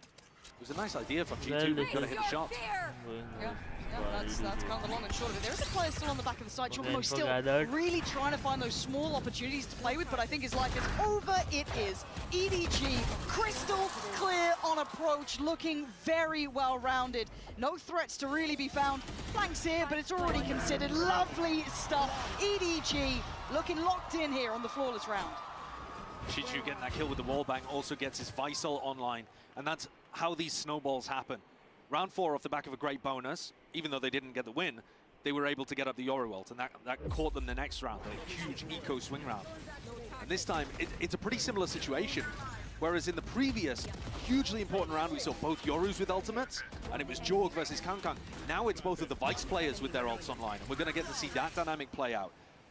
The important thing about having Visal on the attack side, though, is that you need some level of map control to be able to use it effectively. You can see a lot of pings through the middle of the map here. EDG clearly planning on doing something with the Prowlers to take space, push Leaf back. It's that same bait and switch setup. And it's seen both of them. This feels quite red, and if anything, it spurs on and encourages EDG to take the space that has been given to an early denial of control there, removing Leaf's utility. Forcing them a little bit more into the unknown. Question marks now will be placed across the map. They're creeping up towards where Trent is holding. Timing on the outgoing at least. Big info off of that. You can now see maybe a little bit more dedication on the rotation. Ult on top of ult here, so this is about to get rather messy, isn't it? Does EDG continue forward? Do they pause? It looks like KongKong wants to go for it, which feels a little too bold for me, but a plant is being facilitated. But Jonah P still wants more, still on the site, still controlling the space, and G2 looking to try and pressure this as quick as possible. They've also got full art control, nicely planted for art as well. Leaf needs to be a disruption in the flank, and it's shut down. Oh, Chichu so on the money. Takes away Leaf, that removes one of the really viable approaches of holding this. Jonah P trying to stick through, at least get towards half, will take the damage, and Chichu taking names! EDG looking near on unstoppable. They're playing so boldly too, you called it out. They were going forwards even though KongKong didn't have a primary weapon to use. They just knew that if they get into a post-plant situation, they're going to be good for it. Full art control. Leaf, I feel sorry for him to some degree because he only got a stinger in that spot as well. It's not like you're going to be going on that big flank with the tour de force. But that is a wonderful round from Chichu. And EDG just keep the snowball going. They've got the read right now. Yeah, man, they're playing pretty good, That actually. momentum is looking lethal. I think a lot of us kind of, I don't want to say put it in the hands of G2, a lot of us very impressed with how they looked. I think a fair assessment. EDG, of course, these quick changes, obviously adapting to the new meta, showing that they have some validity. But hold on, okay, Jorg's gonna get G2. Bring a little bit of blood here, but still, KongKong once again leading in the Astra ult just to ensure this plant goes in. But does it, if anything, encourage G2 for a swing here? Yeah, it looks like it does. Having a little bit of a glance, nobody looking lost in God knows where, but KongKong backside, flash ready, he's going back for more. Jorgmo deals with him, making something out of this. Finally, a little bit of a fight back from G2. Simon playing those really dangerous odds, trying to play towards the back of the side, leaving just two alive. Nobody still towards Jorgmo, denied on the defuse. That's not going to get towards half yet. Leaf going to be put under pressure. They've got to still do something about this, or do they just call their losses on this one? The defuse is there. Leaf sticks it all the way through, tanks the damage, similar to Jonah P in the previous round. That is actually a really tough spot to play for EDG. So G2 recognize that this play is going into B. They're in a 5v4, and they're getting the Massacre Thrifty at the end of this. Obviously, they've got lighter weaponry, but you've got two Cosmic Divides up. So what that means is EDG have to play on-site post-plants, but that means that you're within range of the Stingers, the Sheriffs, those kind of things. So you want to take long-range battles, but you can't because of Valen's ultimate. And in the end there, they just got stuck between a rock and a hard place. We got ults coming in. KongKong's got his. We've got nobody with theirs. We can have the operator out for Leaf. Already right off the rip, you've heard it going in. And it's pacey. They're not pulling any punches with this. Wow, you're speeding up, huh? Fast executing. KongKong uses ult to be able to get into secret here. And then there's a little pause, waiting to see if there's a response from G2. They're running fast rounds when they think Leaf has an op. Yeah, but they've got to identify where these players are. They are so stacked towards pit. Trent is looking to maybe play off what Jorg's going to get here, but they're going to have to do this together. Good synergy, it's there! Trent with a good pick towards Simon. Now the rest of G2 need to stay up to this sort of pace here. Finally, Jonah P going to get a clear kill, no trade. KongKong and Chi-Chu asked a lot of. Chi-Chu has been golden so far, and a big opportunity. Oh, he's still fighting! A huge 1v2. He knows about Leaf. Does he know about Trent still? 7 bullets, 17 HP, and a bit of a dream. But Trent can make this one all but over. All but tears in the rain. Trent trying to call him forward. Chi-Chu, he answers the call! Oh my god, we got a goddamn freaking classic 4K. That's another disgusting round from the EDG players. We've already seen a 1v3 Man, from EDG Smoggy is really earlier cursing on. them right By the now. way, still the only kills that Smoggy has. And Chi-Chu pulls this one out of nowhere. His ability to isolate these fights is just sublime. He's doing that against G2. He's making them look silly. We talk about fundamentals with G2. Yeah, They're a India wale team kya kar that's rahe hain idhar? good on all of those basics. And he just divides and conquers. I don't know how the hell he's doing it. Isn't that how EDG have found so much success over their time rising meteorically to the top? They take structured teams and they tear them to pieces. I think the we second have, best team in China, Trace, is structured, is pretty similar to G2 in terms of the style. And yet when you watch them play against each other, Trace do great against everyone else in China. Then they play against EDG and they can't hold a candle. They get torn apart. These nice defensive setups and the crossfires, the thinking, the analyst in the armchair, it doesn't matter. EDG have just got the X factor in some of these spots. And if you want X Factor, look no further than Chi-Chu, who's taken all of the momentum from his game against Team Liquid. He's space jammed Nat's talent, took it straight into himself as well, and he's become twice the player he was. He's 12-3. I kind of expect it from KongKong. I'm so used to seeing him, leading the way, being that explosive player. I'm happy seeing Chi-Chu play like this. That is so sick. And that's similar to how he was playing at Champs. I think if KongKong had not dropped like a kill record in the BO5 to win Champions, I think Chi-Chu probably would have been the tournament MVP. Bang on. Would have had a bracelet on his arm. Got to be a bit annoyed at KongKong for taking that away from him, honestly. How dare you? Every time he sees KongKong wearing it, he's like, my jewelry you've got around your wrist, actually. Human. This, I don't want to say it's a formality. We've seen rounds, but I've got to give credit here. EDG looking quite clean in these moments. There was obviously that conversion in the defuse that did come in, but a very tricky predicament. But as it stands, That's a bloody beauty. hell. And remember, they won the Thrifty earlier by getting a very similar kind of pick. They got the kill on Chi-Chu. Okay. Paying attention. Show me a little something, G2. Give us a couple of signs of life here. This is your map pick. They've got the stack completely in the right position. It's a super deep vice wall over towards A main from Jonah P. And Jonah's then jiggle peeking art. Allows 4 players to stack in the right spot. Nobody has led them into a death trap here. He has. Go down with the ship though. G2 waiting. Reveal. Trent gonna find Chi-Chu. This is looking like a slaughter. And it is! Trent and Valen line him up so easily. Oh, G2 comes Monstercard back. Thrifty coming right on in. And that's the second one for G2. Yeah. And this one, to some degree, less impressive than the previous, less chaotic. It was essentially just G2 having a right read, or at least a decent gamble, and EDG unfortunately falling prey to it. That's a crazy shot from Leaf to open. Maybe we'll see that same vice wall being played more from Jonah P though, because that was the information that allowed them to get that stack off. And EDG are going to have to be privy to that. It does look like he's going to go for it again. Okay, like it. But dealing with these gun rounds has been a whole different ordeal. But I'm looking at them shouldering this for a little bit. No, Trent's had to have been sent away now. Jonah P. The thing with this vice wall as well is that you don't really realize it's there. Because normally, you look at KongKong's position, this is how you take A main. And you think you have A main control, but actually G2 know that you're not seriously pressing forward and looking to fight the angles. At least not yet. Allow a little bit more support towards Trent if they do try and then springboard through Art, which has been a heavily contested part of the map here.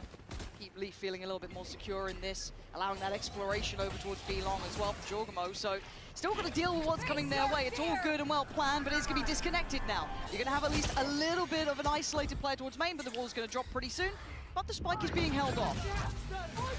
Overall here as well, just to aim to deny the plant, allow them to get in position with a retake. Decent damage done, and Jorg, he's actually threatening the flank here. He didn't commit to it. Oh, back of the site though.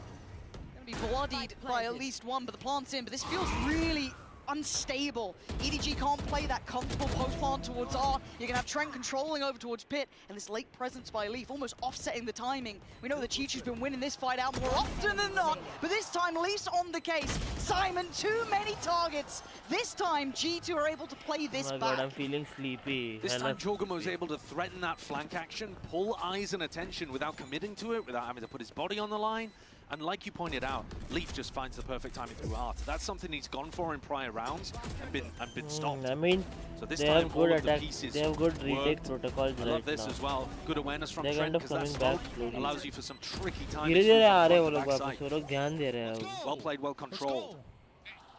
Okay, they've forced a timeout from EDG. There's been enough rounds now. If you kind of look at the last four, 3 have gone towards G2. So, you know, time to slow it down. And this does bring up the question. Obviously, 6 rounds is already pretty respectable. You're happy enough with it. Obviously, you want to get as many as possible. But we do, I at least do question the depth now with EDG with this comp. How much do they have to kind of lean towards? Are they happy enough to try and kind of find adaptations here? Because we were kind of, well, at least alluding to the fact that G2 do have reps in this regard. They have a lot more comfort over time with these sort of compositions. So for EDG, I want to see what they come back in with. We really don't know what the depth of You know what EDG's EDG has? setups look like with these. We don't know how long Also they've been kind of practicing meta with them that either. can We be know a that kind they of a adapted counter, after the but I grand think they should finals use it and put some more. time in. They Mature had 2 इनको weeks और extra अच्छे से compared to use the others, करना but पड़ेगा, नहीं तो probably took some attack पे time I off for don't think Chinese so. New Year. ये We काम इतना really काम don't करेगा. know if they're pulling strats out of a super deep book or whether they specifically just pulled out 2, 3, 4 for this match against G2. That's something that's going to get tested as they go forward into playoffs, but also as the sides flip. I think it's more possible that G2 will be coming out with anti against what they saw from EDG's defense against Team Liquid, when the attacking team can have more of the impetus over the tempo of the game. Because really G2's comp kind of allows you to come towards them. They set Jorg and Leaf up on weird angles, off angles, these kind of positions, and they kind of give you the offering of, come at us, let's see if you can dismantle what we're doing, what we're going for. Another thing to point out though as well, Pansy, is that the ult cycle has stopped now for EDG. So whereas they had that momentum with big ults almost every round, they're not going to for these last 2 rounds of the half. It looks so heavily focused again towards this middle approach. I think this is a pressure point they want to continue, at least implying that they want to follow in with. Once again, it's Leaf and Trent who'll be dealing with the vast majority of the early contact. Actually, Valorant wanted to join in on this and does very well. The additional body kind of removing some of that pressure on this. And it loses a lot of the punch now. They might be tempted to go back through double doors. They haven't been contesting this too much, and they've been using a Prowler when they do, but Leaf's been paying attention to it.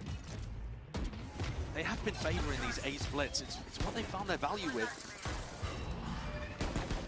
Again, they've got the foot in the door now. They've got Art at the cost of vast majority of their util, but they've got now at least a step towards the site. But you can see a little bit of exploration, maybe trying to find where Leaf may reside. And Nobody. Look at Leaf on the timing. Is do like anybody that. aware? Oh my god, this lurk is so They've good. been having his number. This time he's got the Nice. drop on Simon, but it's going to cause at least Smoggy to now be in a bad position for him. It's rough. You've got Leaf behind, you've got 3, 4 players in front, but 30 seconds nobody left. is behind them. They have no... Oh, God! My God, the Absolute whip. nightmare! It's gone from, oh, what could have been a dream to a waking nightmare in the end, and G2 are right back in this game. Bhai. Talk about that one. Give us the replay. Give us the replay. You know you want to. I mean, that is so tragic because it's not just a whiff, it's a whiff that could have potentially turned that round on its head. I thought he was even going to play with a little more patience. He already had that kill, dead to rights, basically. Could have tried to get another and then swing back onto Trent. Yeah, that's the kind of play that just makes G2 even more confident than they were. Okay, it's step by step, it's round by round, but G2 have suddenly turned what felt like an EDG masterclass into a very close affair. Pressure towards Long. This time going to force away Jorg.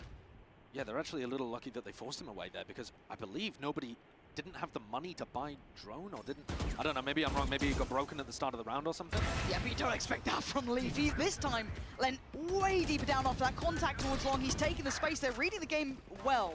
Jorgamo gets picked out of the crowd, taken away. Sight looking like it's on the platter, but they don't like what they're seeing. Oh, G2 have been very fast with reinforcing the B site, and especially when you see this drone, you know that Trent's rotated probably all the way from A, right? That's where he's normally been playing, around mid, A, and Jonah P's position is just containing them. They know exactly where EDG are going to end.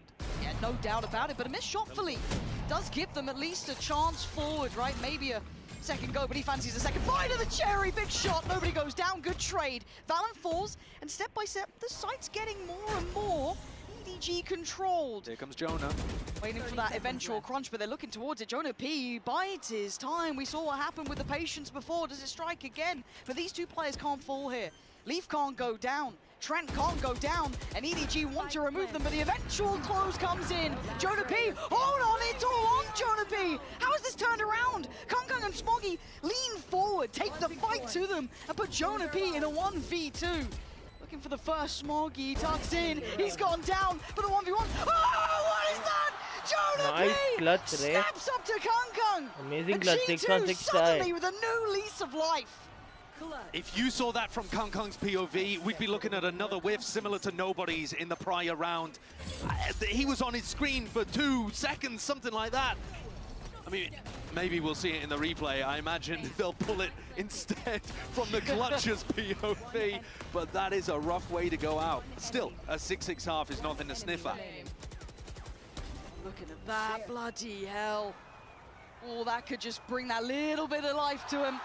But still, before we go anywhere, we do need to check in for the Omen player moment with Jorgamo.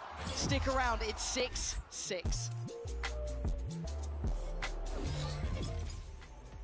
Hey everybody, it's me, your boy, Jogmo from G2. Yeah, we just came off this win against Trace Esports. It was a little shaky at first because, I mean, it's been like a year for me to be on the international stage, but for the teammates, I saw all the confidence because they were here just a few months ago at Champs. Against Trace today, my personal power level for the day was like 70%. Like, it was there. I was utility, supporting, entering fine. I had a couple good rounds for myself, but the rest of my team, I think they were about 80, probably 90. I think everybody was at the higher level than me against Trace, which, I mean, that's why I balance out the team, I think. It's alive. Wait, they managed to hold it in the door. Jorgamo, though, from the back line, going to take away 2. This is his site already. Maybe a third. Yeah, it's a third. He's going to make up for the last round by basically getting you another. Jorgamo is ripping them to shreds.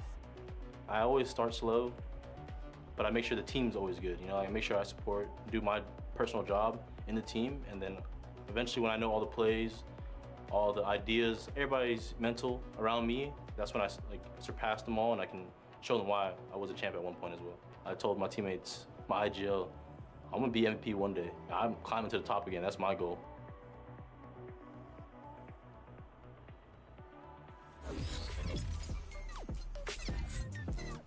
G2 starting to wake up after what was a very dominant beginning for EDG, but on this side swap here, where is your mind going now we're going to be seeing them on the other side of things? Well, G2 really settled into that once EDG ran out of ideas, specific anti, and that ult cycle. But now we're starting at a new half, and there's a potential for them to run something interesting on a pistol round. Find a bonus that works for you. It's pretty tough actually to get super aggro on the defense side of Pearl. It's a big map. You're also playing against a double sentinel composition that's going to have trip on one side, wall on the other. But if EDG can come out with some good ideas, that's what got them off to such a great start. By round 8, they already had all 6 of their victories. Jumping, yeah. They've got a flash here for KongKong to play off, the Vice flash. Now drone in. Spots the flash. flash. And it's okay.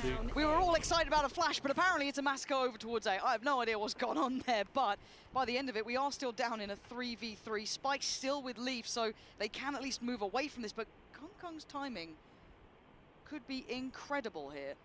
Especially because they're going to get stalled out by this Vice wall.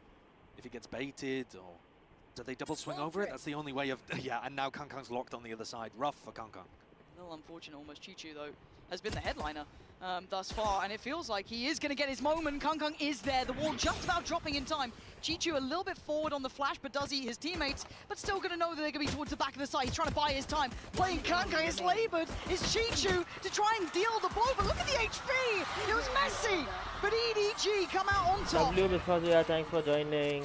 So another pistol round. Not W necessarily also, W an also, incredible thank you, ante, but I mean, let's take a look at thanks what for joining the live watch party. Thank you, thank you. Leaf had to try to clean it up. It's a bit weird. Like like drop कर कर देना. extremities of the map at लोग हमारे once. live कब आओगे? 8. EDG had a bit of a read on that because they, I mean, so मैं आता हूँ, मैं मेरी watch party खत्म करने के बाद इन गेम आता हूँ. मुझे नींद आ रही है. EDG come out with a मुझे good start to coffee the half, वॉफी and that's पी the वी same के kind आना of thing पड़ेगा. that got I'm the very snowball sleepy rolling. today. You know, they're going to be able to build up economy. They're going to start to build up towards ults. I mean, specifically, Smoggy is the closest, and his is probably one of the best for retakes.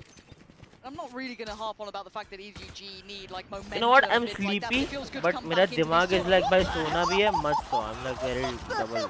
Kankang's got a ghost. He's just chilling out there taking fights. Okay. Well, and Leaf have fun, I guess, for the rest of the round. Leaf is Yeah, on it's a gonna feel Marshall good for though. EDG उसके बाद after what Hamilton was a में very खाली much a एक ही bullet है. G2 flavoured end to the first half to come back in and reset that. Valen, nice try. And Leaf, the last one, dealt with EDG. Not Went to it, not full good. standing. Not good protocol. So on the pistol, G2, they were using their drone to apply a bit of pressure over towards B, and then they walked Okay, into अब A main. EDG bonus पे है और इसका इनका full buy है. Have a similar read themselves on what they want to do here. The bonus round is an excellent opportunity to start tipping that momentum back in your favor. You're already leading 8-6. Yeah. And this would be a huge scalp to take on map 1. Because Pearl, I think most people are thinking G2 are best in the world on that map. Yeah, I think that's a really fair assessment. And look at Incredible.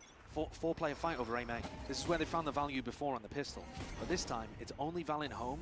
The rest of G2 just follow the drone over towards B.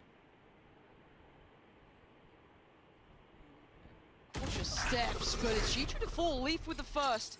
And that does cause problems. That's a massive amount of space now that is available to G2 that EDG will have to try and re-clear meticulously. Yeah, I think I prefer Chishu playing his life a bit more in that situation.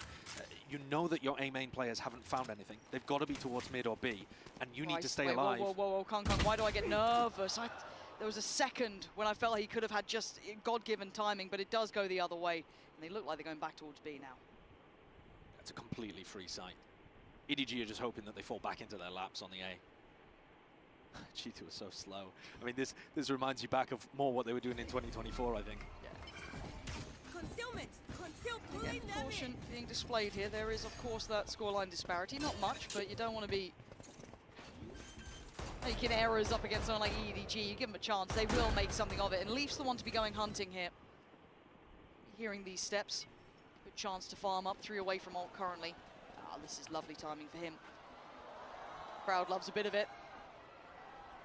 Yeah, oh, okay, all good, Leaf. All good for Leaf, lovely for him. Ult locked in, ready to go.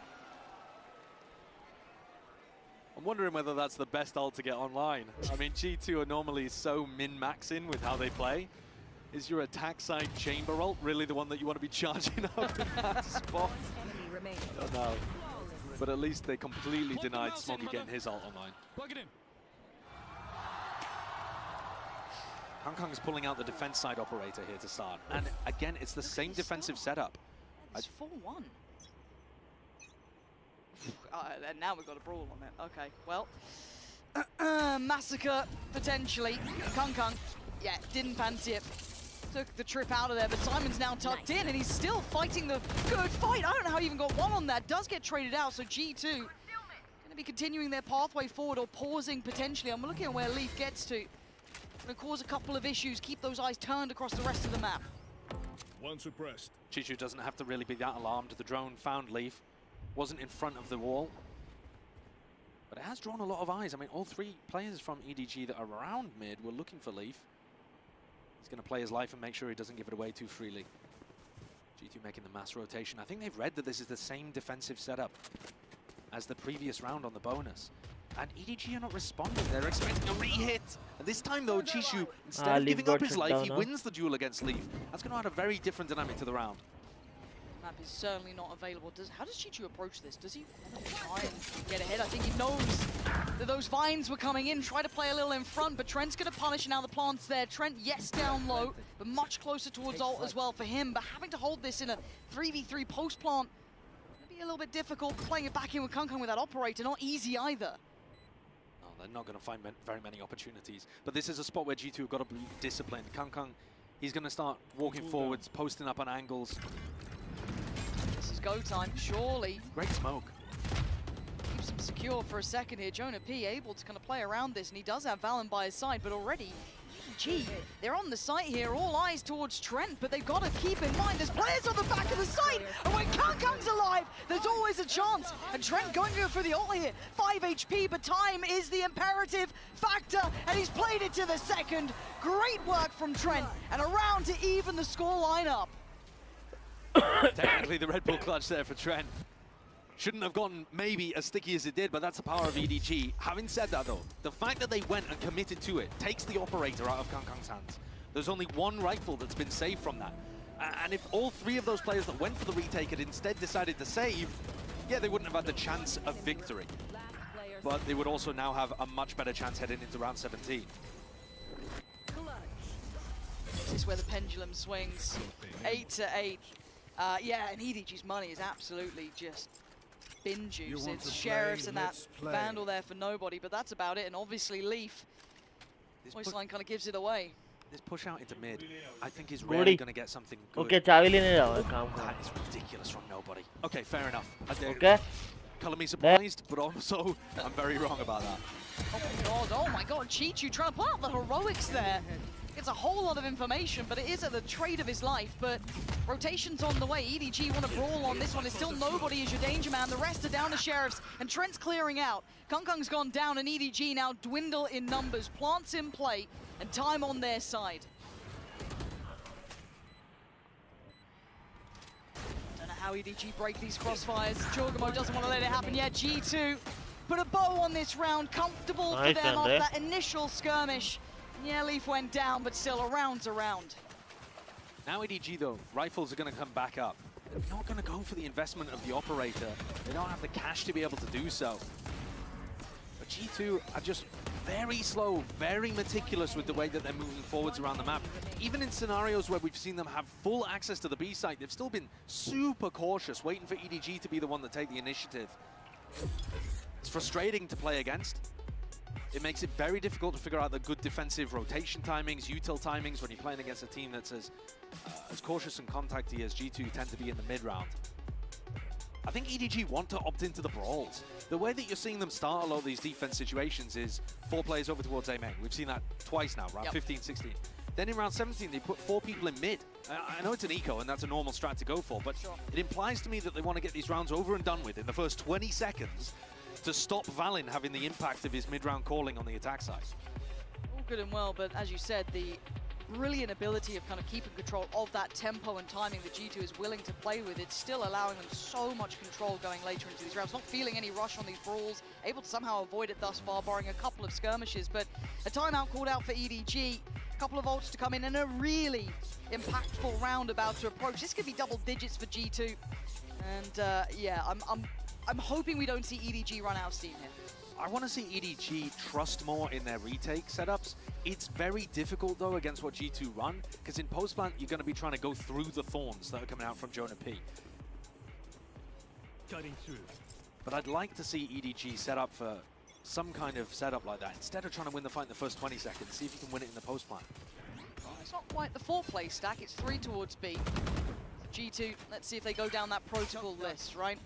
Slow and steady, showing some presence towards A, getting those ult orbs, and then just kind of slipping back into this default. A's looking pretty weak for EDG currently. Reinforcing it with nobody for a moment. KongKong goes for his second gate crash. Again, it's patience being tested here. EDG probably love to have a little bit more influence towards the outcome of the tempo of these rounds, but right now it is G2's, and they're very aware of what KongKong wanted to do. Heads on a swivel, and they even have mid-control to boot as well. Simon can be denied approach. Quick hop, skip, and a jump, and they're away. Nice try, a little late. Who's next? Okay, so trying to play back closer. I guess it's Leaf who's under pressure. We're going to have a couple of fights on a couple of fronts, but a couple of players trying to hold them back, but it's Simon to break through. Nobody denies Leaf, and suddenly the flood is all through. Oh, what? No way! Valen! No! Goddamn way! He knows where Simon is. He absolutely knows. He can get the reload, but it's 30 HP with 20 seconds. Can't believe I'm witnessing this. This could be unthinkable if Valen pulls this one off. Simon now, surely you're nervous. You're getting a little worried, but the time, surely the time, it's going to be enough. Simon keeps his cool and keeps EDG at level scorelines. What a hero Simon is there. Shutting down Valen at the end of the round, but also it was his flank coming out through Art, which was his responsibility to cover, all the way back into B-Link. And it wasn't something that G2 were necessarily thinking about, that backstab play. EDG completely pinched them. Other than that, it was not looking like a great round for EDG there. They salvaged it. Talking about salvage, talking about scrap. And that is going to be their economy here. I mean, it looks like it's straight out of the junkyard. They're trying to make it work, all right? We got a Judge, we got SMG Guardians, bits and bobs. I feel like EDG still might make it work really well, though. I don't know, this team just always seems to pull it together. Well, like I said previously, whenever the defensive team has a Cosmic Divide, you can actually force those closer fights.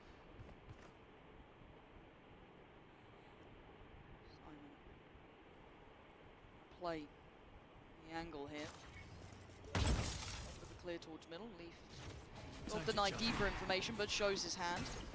Top flash waiting, and Kung has a look, doesn't fancy it, but G2, they're on the way that time. Jorgamo gets denied, and they hold the site.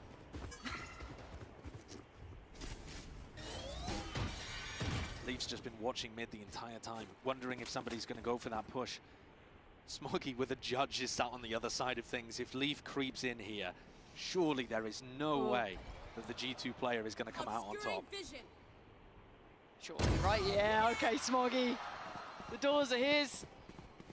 No one's getting past. 30 seconds left. Now kind of forced in towards this B site. Still util here, and only 25 seconds. This is going to get really, really tricky. Time being bought. They got to go for this one. Trent just gets slung back around. I don't know how the hell that's happened, but Trent, Valen, and Jonah P going to try and make something out of nothing. 13 seconds. They're running too low on time. They have so little to play with. They can put a body to this. They can make sacrifices happen. They have the numbers, and overwhelmed, EDG take back the lead. Two enormous rounds in a row there for EDG to be able to put themselves in a decent position. And their weaponry coming into this round looked so abominable, and that shot is incredibly crucial. You get killed with a Guardian, one tap at the beginning of the round. Smoggy finding his value over towards double doors, begging someone to walk through towards him, and eventually plays out. They got ults as well. Lards to bank on, only one away from Simons too. This is starting to look like it's flipping around, but G2 still an opportunity to fight back, but their money's not in a great place either. I'm looking at Trent here. Sheriff in hand so far, and that's about all she wrote. G2 have been putting quite a lot of pressure over towards B. Even when they take A main control, they are ending B a ton. And honestly, it hasn't been working. They are countering it really, really well. हर चीज को अच्छे से counter कर सकते हैं. Nice little checkmate towards Long, going to keep that control and keep the information very much in EDG's hands. The retake ultimates are fantastic here for EDG. But the Cosmic Divide, Kung is going to be able to take info, space, and everything with the Dimensional Drift, so you don't have to hard anchor over towards A. You can run some kind of mid-crunch. Jonap's gone down there. Yeah, quick hit and run for Kung, going to find him. And can just fall off this one. It feels like G2 are a little bit lost on the way in now. Still going to have Leaf towards middle, who's trying to find them a bit of room, trying to pull these players over. Pull a bit of a fake, try and have some of that misinformation free-flowing, but I'm still worried about someone like Simon's positioning coming in. Someone like Smoggy's position. These are all still very strong, big information here. It's all about timing for Simon now. And he's got a bit of a bite on that one. He's got the ult to play on too. It's 30 seconds. They have no idea. He's got flashed out though. He's completely out of it. Valorant clears, but it's back to the wall. Valorant, they got to make a go of this. And right about now, stall out towards the site. They want to buy time. Leaf's got to battle towards middle with Kung, but they need that plant down. Leaf wins his fight. G2 onto the site, and the plant's there. Nice. Are they going straight for this? They are. Jorgamo, he won't be denied this time, but he's stuck on the site. Valor bails him out. Oh my god, Jorgamo took one. G2 this time pivot late round, leaving Smoggy in a near-on unwinnable scenario. It does feel like G2, in terms of their macro, are a little lost. Now, Smoggy, we saw the 1v3 earlier, but a 1v4 is too much. It is too much. the score even. I would agree with your comment earlier that it does look like G2 are a little bit lost in the macro. You saw in this round, Leaf trying to push his luck over towards Art, but it's this kill onto Simon and the flash in particular that lands perfectly and causes him to cower behind the box. That's what makes the difference here and allows them into the site. If Simon had been able to slow them down, then it would have been a very different story. G2 are trying to find the gaps, EDG are making it difficult, but at some point, they're still able to brute force it. Big fight in mid and not on an eco, maybe a bit more unexpected. Now they're backed off. Yeah, I saw there's commitment to that, but they're going to get a bite on the Prowler, but it's still going to be KongKong waiting over towards this three-play side of the split there. Decides to take the quick evacuation out. Smoggy the next to be tested. Doesn't fall foul for it, but it's still going to get his man. It's Simon now to try and post up on this, but he's got pressure on two fronts. The split and the timing is absolutely divine for G2, but KongKong is still around on this site. And if this man is here, there's always a potential. There's a flank on the way as well. Nobody clearing through. That's a lot of space that he can confirm has nobody present. Yeah, Jonah P's dead, so that wall is not active. He is quick, isn't he? KongKong is under threat, though. They can't dig him out of this pit. They really can't. They're buying time with the odds. There's a lot of problems here for G2. 47 seconds, and the flag's coming in. Nobody makes his presence known, and the spike gets dropped again.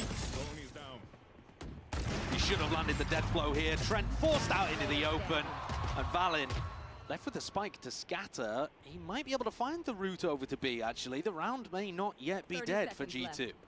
But it's gonna have to require something monstrous. Alan, have you got that in you right now? Let's have the draw. He nearly got the 1v5 ace earlier, didn't he? Had to be shut down by Simon. Simon's not alive. The logic's all there. It all makes sense now. Don't know why I doubted. Hello. He gave up on it. Yeah, didn't fancy it. Got a bit nervous. Obviously, we know where they are. He got a little bit scared on the timing, but they are taking their time. KongKong does have that operator, but nobody in Chi-Chu going to come back in with those Vandals. And with that walnut trip, the site feels small. Valen doesn't have many options. Does get to evade on the first. Not sure if he got spotted here, but KongKong going to lead the way. Eye to the scope. Takes away Valen, and EDG post up 11. It is so difficult to play back halls against a Taeho in that spot. You can put the Taeho missiles in a number of different positions and you just know exactly where a player is going to reposition to. What a play by nobody. And actually, what great credit we should be giving to the rest of the team for delaying, for causing pressure, and allowing nobody to get that timing. And talk about a pivotal bit of timing. Look at where the money's going to be broken here for G2. This, I want to say, should be 12 by all rights. You're looking at them kind of considering Stingers, Guardians, what they want to bring into this. Couple of ults to play with. They have options, but it's far from perfect. It's going to be so tough for them to ever go over towards B as well against KongKong's operator. The two players at the top of the scoreboard holding down B. G2 going to go 4-5 through the B link. God. Looks kind of like it. Jorg's going to be towards the back of the site, so going to clear a lot of space here, but look towards Long. Look at how this is almost flipped around. Chi-Chu's up towards it, nobody on the flank. It's Smoggy this time to take down Jonah P. Jorg's still here. These are Stingers. They can't take these long-range fights. They want them to get close, but this is uncomfortable. They are going and clearing out spawn, so they own a little bit of the map, but it's not really planning for there, and like you said, Stingers. Oh, this is so uncomfortable here. Valen trying to find a little bit of a corner to play from, but they are everywhere! But Valen does well, takes away one. Trent chimes in, but EDG... Wait, Valen, I thought you got a little techie on that one. What on earth? How are G2 winning this down? Nobody! How has this happened? G2! You have that's no a goddamn right to win that. turnaround, why? Trent gets 3, but I'm more amazed by Valen being able to survive in his position. How has he managed to get one? He hopped up over the top. What turnaround crazy tha re? Hey, look, he dives inside the smoke, hops up over the back, and still ends up getting another. And yet, the double push into spawn just allows Trent an unexpected position, and they play around the obstacles and the smokes marvelously, masterfully. And how have they got this to 11-11? They've broken EDG's money right back. This is unreal. This was a tantalizing prospect of a game, no matter what. But seeing the scoreline get to this against the odds here, G2 pulling it out. EDG now have to do the same right back. Leaf says no to the beginning. KongKong's gone down. It's a great shutdown, and And there's double push in mid as well. They know that Leaf is fighting over towards B long, so they're going to try to apply some pressure over there. Knife's edge stuff though, but I mean, nobody's got a classic. What are you meant to do here? Not much. Trent bulldozering towards the site. G2, no matter the odds, still powering forward. And Leaf's position is just dirty. Bad position for EDG. But does get cleared. Smoggy gives them a little bit of hope. वो लोग full on eco round में भाई. EG is on full eco round. Here's where you see G2 go forwards though. They've taken that position over towards Secret and Spawn, just like the prior round. And again, it delivers. Yeah, you talk about against the odds. This is now stacking up against them. G2, blooming heck. 4 standing, 12 found. One more, it's done for at least in regulation. EDG need this. How many, have they got any ults to bank on? No, one off from KongKong's, but that's about it. That eco round has just completely twisted everything, hasn't it? I mean, Unreal. EDG were the one at the start of the game looking like they had very good breath, good individual rounds. Smoggy with the clutch, Chishu and KongKong pulling out kills all over the place. Now G2 have answered back. Man, they have to do something. उनका retake कुछ ना कुछ तो उनको करना पड़ेगा. उनके पास कितना ult है अभी? This is the pressure one. Oh. Leaf's got operator. EDG के पास एक भी ult नहीं है. They have to do something. EDG, goodbye here. Be enough. Oh my god, the crossfire. How long do they try and hold that? They've already decided against it. Jorg's teleported away to go and reinforce Leaf's position. He's been holding a fairly passive angle at the start, wondering if KongKong's going to peek into him. But now, he can start getting a little more aggro, getting a little more info. So many question marks on the map. You've got the owl drone towards middle, you had the Vice flash towards middle, you had that early contact. Chat में 2 minute washroom जाके आया. Wait करना मेरे लिए. So much for EDG तब तक तुम to लोग try and match. figure out where this ends. And the Prowler just got broken in A main. Valen stuck around to break that from Simon, so Simon still thinks there's presence right now in A. In fact, you see the rotates coming towards A. It's so slippery from G2, so cerebral. This puts nobody in a do-or-die scenario. And look at the crunch, there's nowhere to hide! G2, pixel perfect on the execute, but stalled out for a second. 30 seconds now as the plan comes in. EDG down a man, but does that make a difference? As they back up, EDG have got all the task ahead of them. No Cosmic Divide. No way for KongKong to get in. This has got to be brute force. They've got it. They can do it. KongKong the first to take those steps, even up this one. Leaf with a missed shot. And now Smoggy chimes in with one as well. EDG never caring about the odds, never caring what the numbers may look like. As now Valen asked to fight brilliance and he can't do it. EDG taking us to OT. I feel like this game completely deserved it. Incredible from EDG to get back into that one. And this round, I think essentially decided by that early fight that KongKong took. Even after nobody goes down, I was talking about KongKong needs to be able to get back in, and he wins the Yoru head-to-head against Jorgamo. Jorg was posted up towards back halls, and they needed that ability to entry. It also got the Dimensional Drift back online. They've earned themselves another life. G2 could not capitalize on their one map point. On OT? What a game. You love to see it. Two masters at work here, it feels like. 12 apiece. And we were questioning, or at least looking towards KongKong's ability on that Yoru, how it's sitting right now. It's looking pretty nice. 24-18 already. Nice performance from him. Chichu right up there with him. And we go back in. We go for it again. EDG on the attack. G2 on the defense. Not a particularly heavy hold of A main here from G2, not committing many resources to it whatsoever. Just relying on the fact that Jonah P's got his Vice set up here. I'm not even sure that EDG spotted the deep wall that Jonah was placing in regulation. G2 have gone for mid info instead here. Fardo to go for that. Open. I don't know what you're hoping for. Someone's there or someone's not. Very clear-headed, clear towards middle. And Trent wants back in. This is dangerous. He isn't alone. Oh, Valen on the bailout. Takes away KongKong, and they can slip back a little bit deeper, but this split is coming in no matter what. Nobody. This is lovely work from G2. Oh my God. They're just funneled into death. There's no way that nobody knew that Vice wall was there. I mean, he just walked through it into his death completely. G2 have bamboozled them with the defensive setup. Watching this has been masterful. Simon, it feels like a formality at 1v5. Very, very difficult. And it is G2 almost upping the ante there in OT. Super, super clean from G2. And one of the main reasons Man, why they were able G2's to stack defense so many has players really towards mid and A got was because good, Leaf you just know? held the line on B the entire time. There was barely a frame there where Valorant managed to see that, and his crosshair placement wasn't even that great, but gets the job done. A little bit of panic, I think, towards the end as well. They thought that they had to react into the A site. Let's go, baby. Nobody had the wrong idea about what the defense looked like. And we see another glass cannon operator, this time on the other side, on the defense for KongKong. Big investment. But also a big difference. Leaf was holding this area completely on his own, which allowed stacks towards mid and A. KongKong's playing this, but with 2 players supporting, which means there is still a big weakness over towards mid and potentially A in the mid round. I don't know if that Prowler caught towards A. I'm not sure if it actually identified where Leaf was residing, but a very diligent clear from Simon just to sidestep that one. Doesn't want to lose his life for this, but does now note that there is presence still towards A main. Art is so open. This defensive setup from EDG is a weird one. Chichu's coming over to try to pick it up. You're worried about Leaf, I suppose. They spotted a little glimpse of him at the start of the round over towards A main, so considering you've got eyes on the main lurker, it's not that bad. Do you really want to be doing this against KongKong? Apparently, yes.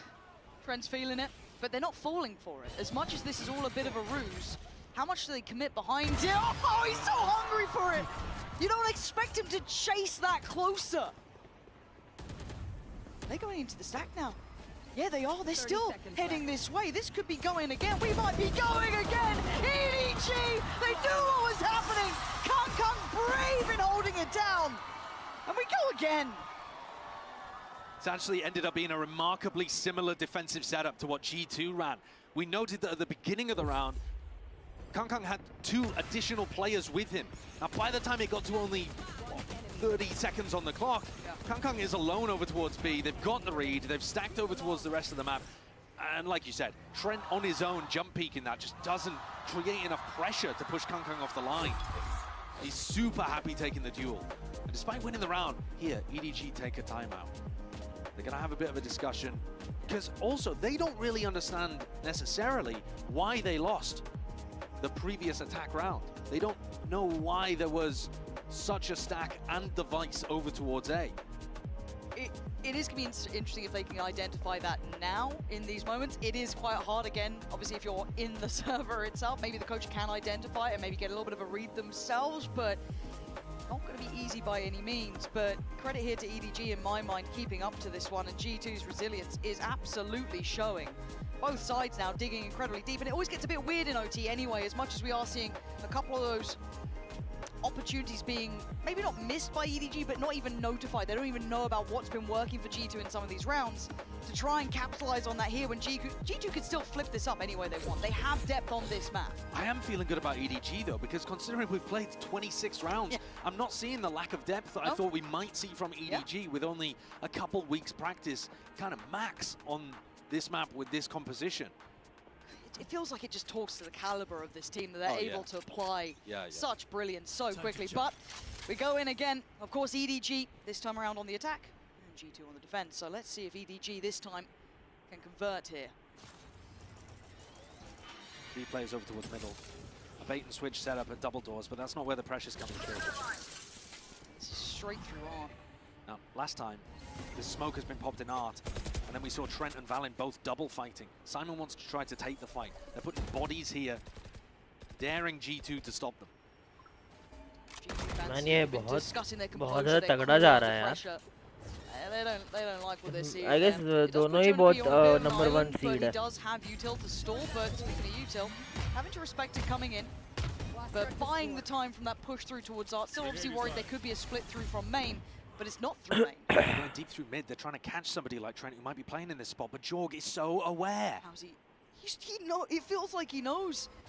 The timing's gonna be. Oh my good God, Jogamo! Oh my There's no God! like this man finding 2. As it the awareness to identify the gap, to know of that possibility and play for it. But it's still a 3v4. We've seen EDG go up against these odds and still succeed, but in the smoke, waiting is Jonah P. Chichu will have to play this in. Smoggy bringing it back to a 3v3.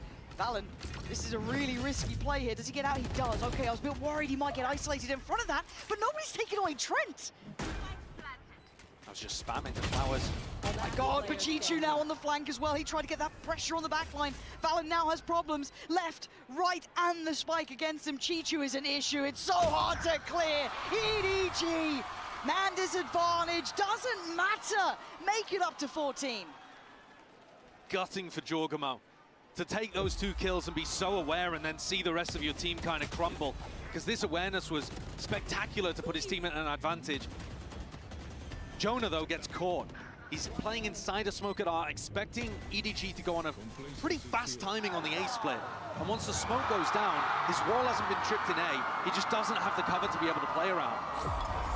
That death is devastating, because then the whole of the A site is open and salvos spam, they fall in flowers. EDG playing with patience and composure, despite the fact that we're deep into OT. But of course, this team, they've demonstrated that they can do it all. There's nothing in Valorant that they can't accomplish. I suppose you could say, however, Champs is the only tournament that they have won internationally. They haven't won a Masters as well. True.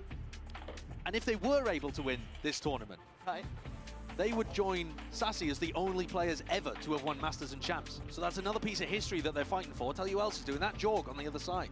Very good, yeah. A little bit of kind of a mirroring moment between these two in that regard. And we saw EDG take that timeout earlier. G2 now going to be going for theirs as well, getting deeper and deeper into this OT. And you're right, there is a lot of symmetry between these two teams, or at least between some of the players, especially when you're talking about Jorgamo in this. But going back in, what the hell does G2 do now? The kind of pressure's back on them here to step up to the play and stepped up to the score line, obviously trailing at 13 to 14. Who needs a gun? Some of their attack round macro was difficult. They were finding it tough to get a read on what EDG were going for. But Leaf was always that player going for the exploration. This, though, could end up being a brawl in A main. I feel like we keep saying that, but they just somehow, like, crisis avert at the very end. But this time it looks like EDG is sticking around, and as are G2. This might be headfirst for Halos here. They're going for it, and so far it's EDG out on top. Valen goes down. Oh, Jorgamo! When they need him, he seems to get 2 every single time. Kung and Chichu this time around going to be asked a big question. Ult's already in. Jorg wants to find this man. You don't want to leave him unchecked. Has he found a gap? Absolutely not. Bye-bye! Gets out of there, but he still finds his man. Oh my leaving god. Chichu in a world of trouble. Holy shit, this is a right massacre, back bro. in. I'm sure EDG would want that round back again. The thing is, though, I respect taking a risk in a round like that. You can't just play scared. No. You can't play to avoid losing, and this is the definition of playing to win.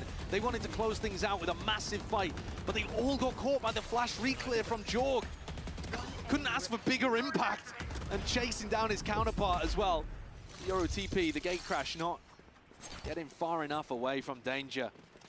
You were asking what G2 could do, but EDG kind of handed it to them on a platter. Oh, this game is living up to our expectations. 2 of the heavyweights here in Valorant in this current day and era. Looking so good. Inseparable almost so far. Of course, at 14-14. The EDG's chance to try and dictate the pace on this attacking side. They're playing B as the weak side of the map again here, G2, but it's not with, you know, the operator going down the line. It's not even with the Vice Wall there. It's a really soft B setup right now. I think just playing into the fact that EDG have not been leaning in that direction very much. But this time, around 29, they're swapping things up. And Chishu Smoggy are working their way down really quite deep. And when they realize there's no Vice Wall here, they might try to fully walk it in. So it is 2 players kind of back B. Valen sees nothing yet. He might be punished on this. He's got to be really careful on these jump spots here. They are so close. Yeah, okay, bye-bye. You got to run away. Get out of there. You're ringing the alarm bell. They are at the door. They're in the door. They're at the site. Trent gets a wild spray through the smoke, but now it's all gone to hell in a handbasket as Kung is breaking down the door, taking away Leaf. Fancy a go at Jorg. Turns the flash, gets back in time, but Jorg takes him down, just leaving Jonah P in a 1v3. And we talk about pace. We talk about aggression. EDG showing we can do it just as well. Lovely approach towards that B side. And Jonah P, this is incredibly difficult. Already stalled out. You're feeling those chances dwindling here. Feeling like 15 is fated for EDG. One left, one right, the crossfire near on unbreakable. It's just gonna hold. EDG striking first. And that's a great game plan. They called that one straight off the barrier drop. That wasn't necessarily a mid-round or an audible based off info. It was a game plan from the very beginning, called by nobody, or maybe by Muggle during the timeout, to just take that walk, down B long. Couldn't have picked a better round to do it. In prior rounds, they would have run into the operator, or maybe even the Vice. And this one was perfect. Now it's on EDG to close things out. Map point on your opponent's map pick. Previously, they went for the 4-player fight in A main, and it did not work. Now they do it again. Can't fail twice. Right? I think that's how odds work. That's how stats work, yeah. It's 50-50, it wins or it doesn't. Oh, flat chat and coin flips. I've heard things. No, this one's a guarantee. This is wild. They've walked so far here. There is still going to be that wall that is going to be a big signifier of something is up. I mean, the fact that you've got to double doors means something has gone wrong. It feels weird already. There's two players here for EDG. Can they close it out in this round? G2 knocking, and this time it's G2 answering back to back. Looking for more. Oh, he can't get it. Jonah P going to quell that aggression. If you're looking at nobody That's on so the good back of lines, a dealt with. Trent hold. wants to carry this on, spots another. Just got to play his life here, play smart here. Doesn't need to do too much. He finds a little bit of safety to fall back to. Simon's going to deliberately get hit by this. This is going to slow things down quite a lot. And I think Smoggy's got to take the initiative. I think he has to be the person who takes first contact. G2 are all moving their way forwards. Oh, and Simon's just not going to have that chance. That was almost 3 players at the same time swinging. Looking like this ain't over yet. It's a great decision by G2, playing dynamic in the post plant, not just holding positions and crossfires, though now they can settle into that kind of thing to shut Smoggy down. That's nice. Shut him out. Nice one. Every time it feels like this game is going to end, it doesn't. It can't. We're trapped here forever. I mean, there's worse things. Well, what is it with EDG and playing these kind of maps to open series? They did this against Team Liquid as well. A 16-18. Is this somehow going to overtake that? Look, I've got nothing else to do tonight. I'm happy with this one. If it was going to be a good game, I'm happy to keep going back and forth. But you will see the exhaustion hitting in, that frustration over and over and over. So close to closing out and then brought right back up to 15-15. Having these heroic calls, these brave approaches. You know, who blinks first almost? EDG, another opportunity on this attacking side now. Leaf is solo holding B, but without the operator. Wow. Somehow Jogamo was able to dip inside the smoke and timing that. He's giving away his position with the flash. These jump spots were the death of Valen in the prior round. Leaf is... It does scare me a little, but it's fine. We're still seeing EDG kind of doing this 2-on-2, pressuring on both of the extremities at the same time, but you're looking at also where nobody's getting off to. Yeah. He's already straight up through art, taking a lot of space here, completely unnoted. Yeah, this is ridiculous. I mean, he's got past the flash. The flash has not been used for information from Jonah P. In the big matches, nobody sometimes finds his moment and decides to just turn on the carry. He did it in the Chinese Grand Finals for kickoff. He might have his opportunity here again. He's asking his team to create pressure so that this area kind of gets cleared. Oh, but Trent might have a beautiful timing of his own. This is a huge audio cue. Trent's going to hear it. He's going to find it. He's going to find Chi-Chu as well. Now all of this split, all of this intention through art, this approach towards A could be red, but nobody fancies it. He's still trying to go towards this. Jogamo, pop flash, has a look, finds nothing. Plant trying to be played towards. They've got it in. 4v3 though. Kung, Simon and Smoggy gonna have to stand together. Stands back Jogamo. Another chance here, down to 3v3 now. Simon's unrelenting. He fancies some more. He's gonna get more. Leaf gonna deal with him, but it's traded out again. 2v2.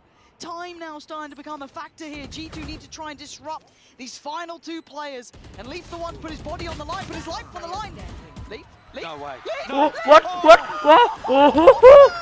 Unthinkable scenes! What? There's only one position where you could be sticking that from, because Oh otherwise it's one-wayed. There's God. a tiny gap on the left side of the smoke. They've just let him get away with murder. And in what could the be the hell most is this thing? consequential round of the first map. Bro. This smoke They've been running it constantly. Simon has been dipping inside of it. Let's go, baby! Oh, all tapped out. The Red Bull clutch pulled out at the 11th hour. Standing ahead. Gives you goosebumps, that sort of thing. Oh my god. Is that the thing that changes the trajectory of this entire matchup? Kind of going blow for blow the whole time, but now the pressure is back on EDG, trailing this time. Because वो चीज mental effect कर देती है एक time बाद. But a lot of pressure here through our Jorgamo is certainly not alone. He's going to have a fight on this, and it's Smoggy. It's G2. Side by side, taking away the G2 players. Man advantage to EDG. Looking for a way back in. They try and fight towards the site, but they lose out as Joe P left in a 1v3. And this match feels like it'll never end. भाई मुझे खेलने जाना है Valorant बंद. EDG's 18-16. Chat. In something ridiculous from Jonah P. He's got a similar situation क्या to हो Valorant गया previously, भाई? where the क्या हो क्या रहा है over-rotation इस from game को? EDG pulls people to A, and he's got a plan. It's again a similar spot where you can't really play back halls in this position because nobody's just going to clear you out with a salvo. And at the moment, Jonah can't do anything. Well, it could be a bait. It could be. I think EDG realise it's not. Oh, good. Oh, it's not good. It's rough here. He's still slipping around this. Hold on. Nah, come on, EDG. We're going every single round possible. How long do you reckon this is going to go on? You know what I mean? There's only so many times I can keep getting, into the 16-16. This is just ridiculous. What is the record at an international? क्या हो रहा है भाई इस game में? I'm sure they will. Enemy remaining. 1917, I've just been told. Good vintage. So, we certainly could end up getting there. This is absurd. They're taking chunks out of each other, and they're also still trying to showcase new stuff. Yeah. Different stuff. Look, I know, because when we talk about G2, especially on this map, Pearl is a fantastic map for them. Their map pool is really impressive. EDG still showing depth and new looks at this point. It's absurd, and it should make you feel scared if you support any team other than EDG at this event. Yeah. But right now, they are tied at 16 apiece. Again on the attack. But KongKong has the attack op this time. We haven't seen this at any point, I believe, in the match so far. Look towards A though from G2. Look at the space they're controlling here. Keeping these two players on that pendulum swing rotation. Trent kind of, I think Valen as well, both able to kind of fill the gap as needed. Jorgamo, this is a lot on your plate, mate. This is a lot of pressure. That's a pixel. He's found a body. Oh, another! He's got two again! This man is something. I don't know where he keeps getting 2 kills from, but every time.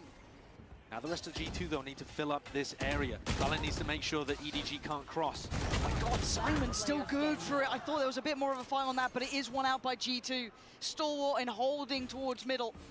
Leaving just the man himself, right? KongKong. And an almost impossible situation. I mean, he's got an attack operator. He didn't even see a soul this round. Didn't have a chance to have impact. And it's also got to be rattling through the back of the heads of EDG that 30 seconds left. if they hadn't allowed Leaf to stick the defuse in a prior round, they would have won the map already. Can't feel good. If there was anyone to do it, it would be this man. Oh god, there was a feeling in the room. If the trip hadn't gone off and activated the slow, I might have believed. Okay, 17-16. Back with G2 with the chance to close out now. At this point, I don't even want them to close it out Oh, here. let's keep going. I want them to see, let's at least tie the record. If you got to this point and you don't get the record, Kang just spawned, meme and spawned. We both looked at each other, knives out. The operator's still there for KongKong. Maybe a little bit more viable this time on the defending side, of course. All set. G2 have to once again rally themselves forward on this attack. Can they close out now? Can they make it up to 18? Early control being fought for towards that B main approach. yeah, just using the salvos there to cancel Trent's drone, make it feel like KongKong is playing with the operator towards B long, but they're pretty confident about it, pretty bold. They disrespect that. Oh, KongKong looking for it, but they are just avoiding him. They've managed to navigate away from this. They've got the read, and Valen's created a good timing to hit the A site. The question is whether they can actually hit that. They're kind of meandering around at this point. It might give EDG a timing to spread back out. Smoggy in the same spot as Jorg was, but They did get the little bleep bleep there. Yeah. I wonder if it is heard again. LAN audio is a little bit different at times, harder to isolate those sounds. And Valent's missed the timing here as well. Whoa. Kong Kong is right here. He's gone down. This could be the floodgates open. Do they speed up off this? Taking pause for thought towards up, but Simon needs to make a masterpiece out of it. He can't. G2 now on the line. This could be over. G2 surely in the driving seat now. A 4v3. Oh, G2, prove me wrong. Proving me wrong. Oh my god, I can't take it. I can't. Oh my god, finally. Finally, oh my god. What a way to open a series. If this does end up being a Grand Finals preview, then you've got an amazing end to a potential tournament here. That match, that map was beautiful. That's only map 1. Bind is up next.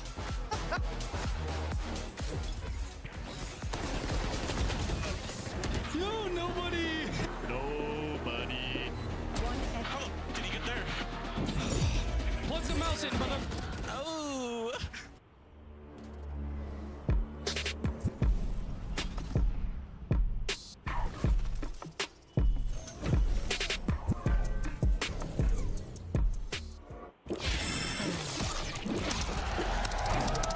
Red Bull gives you wings.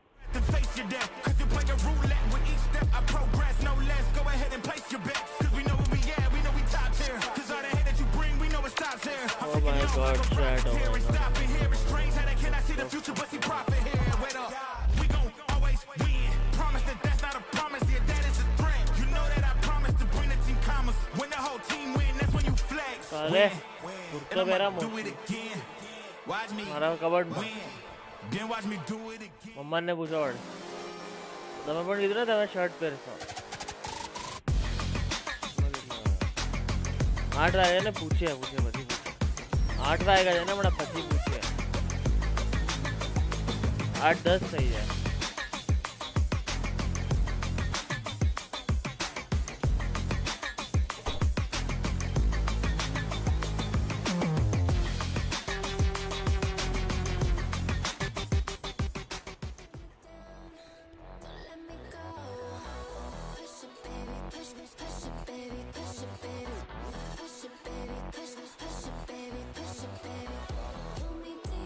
Okay chat 2 minute के break के बाद मिलते हैं intense हो गया मामला पानी see you after 2 minutes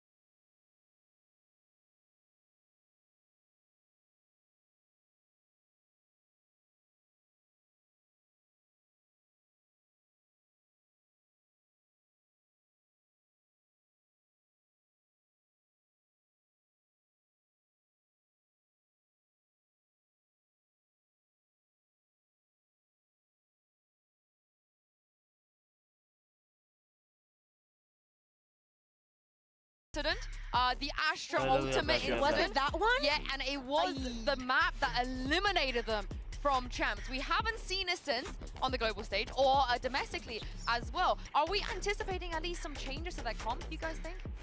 Possibly, and I think we're about to find out, I think, as well. But I do still worry that G2 have left this one open as a bit of a trap play for EDG to go into. And yeah, G2 are making maneuvers. If you're not playing Taeho, you're kind of doing it wrong. But not that many, you know? Like, it's still on the...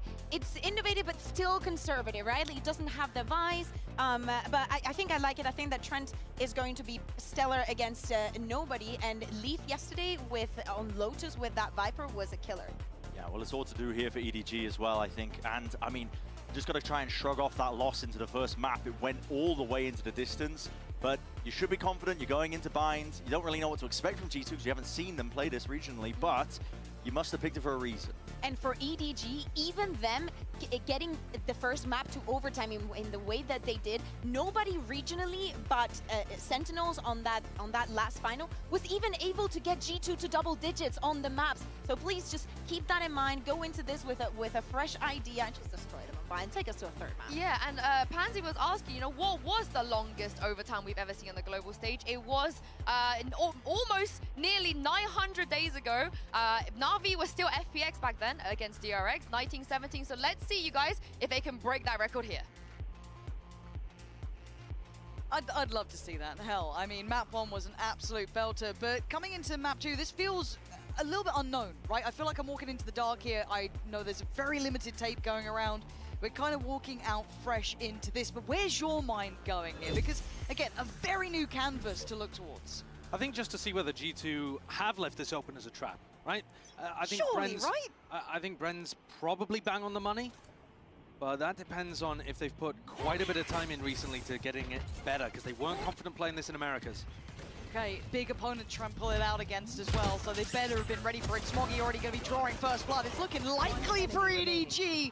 Nobody right in between them, leaving Trent feeling like a formality. It's sharp from EDG. That's a really classic pistol round kind of play from G2. Get the double smokes down between default and triple, and then go through short. And EDG have already got a protocol about that. They've got the KO in the composition. It's so good for contestants through smokes. That's exactly what they do. They got the little flash that goes straight through. DRX और इसकी थी. With Smoggy, who's DRX vitality इसमें vitality जीती. G2 are pulling out these kind of rounds that are 2-1 से. Standard. I think EDG और अभी DRX और इसकी चल रही है. Really, what you're looking at as potential pitfalls here with both of these comps. For EDG's side of things, it's the lack of the Viper, which means no smokes over towards B. We're sending it quick in showers. And staying dedicated towards the back of the site is EDG, not really fast at taking close fights. Yeah, have showers control, that's fine. Sit in there anyway. It's only that Sheriff really on Leaf that's going to be keeping my eyes at least close to G2. This is a re-clear from EDG as well. Well, underhand flash, but Valorant's got to be on red alert. Time to try and shift away. EDG clearing that question mark quickly. Going over towards nobody. He's got a judge. If you play with a judge in hookah, it does mitigate the lack of the Viper quite a bit, because you just have to worry about smoking off long. You have an opportunity. Oh my. Well, bye-bye. Leaf down to 17. Forced off the angle. EDG just maintaining control throughout all of this. Whoop. Almost caught with his pants down there as the smoke disappeared. We're down to 38 seconds, and G2 have tested the waters just about ever and don't particularly like any of it. So looking to go back around towards B, and that judge is still in towards hookah. Leaf, yeah, trying to puff out the chest, look a little bit more intimidating, but this really where it stops. And then outside of that, well, you got the wall. So 20 seconds. Have fun. Chi-Chu. No more thorns. We're just looking to buy time here. Be a little hard to create maybe a crossfire coming out towards hookah, but nobody willing to look for his life on it. Dive through towards site. This is going nowhere. Yeah, they do have to die. Well, one enemy remaining. That's a real mid-round to look at. G2 just not finding anything. Very disciplined from EDG. Yeah, very disciplined from EDG. They also keep both of these shotguns into the round. And I'm not sure that EDG really revealed it too much. They might not realize that there was a button. See, look here. There's the kill from the Ghost rather than from the Judge, though he does get up closer towards B-Long in the later part of the round. But they're going to have to be really careful navigating against a bonus round here that has double shotguns. G2's composition has double drone, though, to try to deal with that. It's not too tough. There's just so many condensed spaces on Bind where you can get value from a Bucky or a Judge. Okay. Give me some reasoning here, G2. Haven't been really enamored with what I've seen so far, and Chi-Chi's not feeling all that threatened either, willing to commit to this. Does have some support there in KongKong as well. Got that pressure coming in. Jorgamo very much on the verge of contact. Guardian might give away the game. As a look, doesn't matter. Valorant is going to take out KongKong, but they know Chi-Chi's here. Good flash and a nice try, but G2 do win out, at least taking the space towards long. Having taken down the Vice, that should open up the door to A. They go with the Taeho drone just to make sure that there's no other trap around. But he's going to play himself in. With a Judge in backside, what do you hope to accomplish here, buddy? No, nothing. Absolutely nothing. Nothing. There's no way. I mean, nobody will sometimes give you rounds like this where he just makes super questionable decisions, but he is a champs winner, and I am a bot. So, I don't know, man. So I try not to judge, you know? Yeah. Yeah, you're not allowed to criticize any players anymore, all right, unless you're a champions winner. That's the standard. Valid, gonna be forced out. Smoggy, having a go. Why not? Guardian, Bulldog there. Any damage is good damage. At this point going forward, yeah, because it is Vandals, Phantoms. These are expensive items. Jonah P is going to take away Simon. It's no real threat to the round, but I'm looking at the economy. I think Smoggy knows he's not really getting much more than that and opts to back away and... No, yeah, okay, thank you. Yeah, you should be dying to I was like, where are we off to, mate? You don't really want to keep a Guardian in that spot. One of the interesting things to note in this round is that G2, even after they'd taken quite a lot of space at B-Long, they were still pretty cautious and tentative about it. And I think one of the reasons... Oh, wow, that's disgusting, actually. Oh, that is vile. I didn't know that was a thing. Is that a thing with the normal Vice Wall, or have they placed it in a certain spot? Can we see the setup on the Vice Wall if they put it back there? Oh, they are nerdy. They are nerdy. Yeah. But what I was referring to is that I think the cautiousness from G2 is because they're scared of a potential flash re-clear over towards B-Long. When you have the KO in the composition, you have to be a little bit worried about that kind of thing. And look at how much faith they have in Chishu just holding down B alone at the start of this round for a brawl in showers. That is wild that he's still posturing up, jump spotting towards long, taking quite a, I don't want to say risky, hold on, speaking of risk, Simon, get out of there. Two players quickly eyeing up showers, and it is going to be under the G2 banner, at least for the start. EDG, though, group up short, look to try to take another re-exploration. Leaf is very happy when the game comes to him in spots like this. It is, for once, a single Leaf just on the other side. Does have support on the way. You can see Jonah P and Trent coming over. This is a nasty little setup here. G2 will have to be diligent in their clear, which they are going to be. This is now going to be very messy. Time to get out of there. Trent's going to get one. Valorant on the follow-up, and EDG get punished for their bravado playing close sight. Flash through the smoke. We've seen it before, and it's rewarded again. KongKong going to claim two. Leaving it in this 3v2, and Simon wants to play it forward. He finds a fair fight and a follow-up. How the hell are EDG turning that around?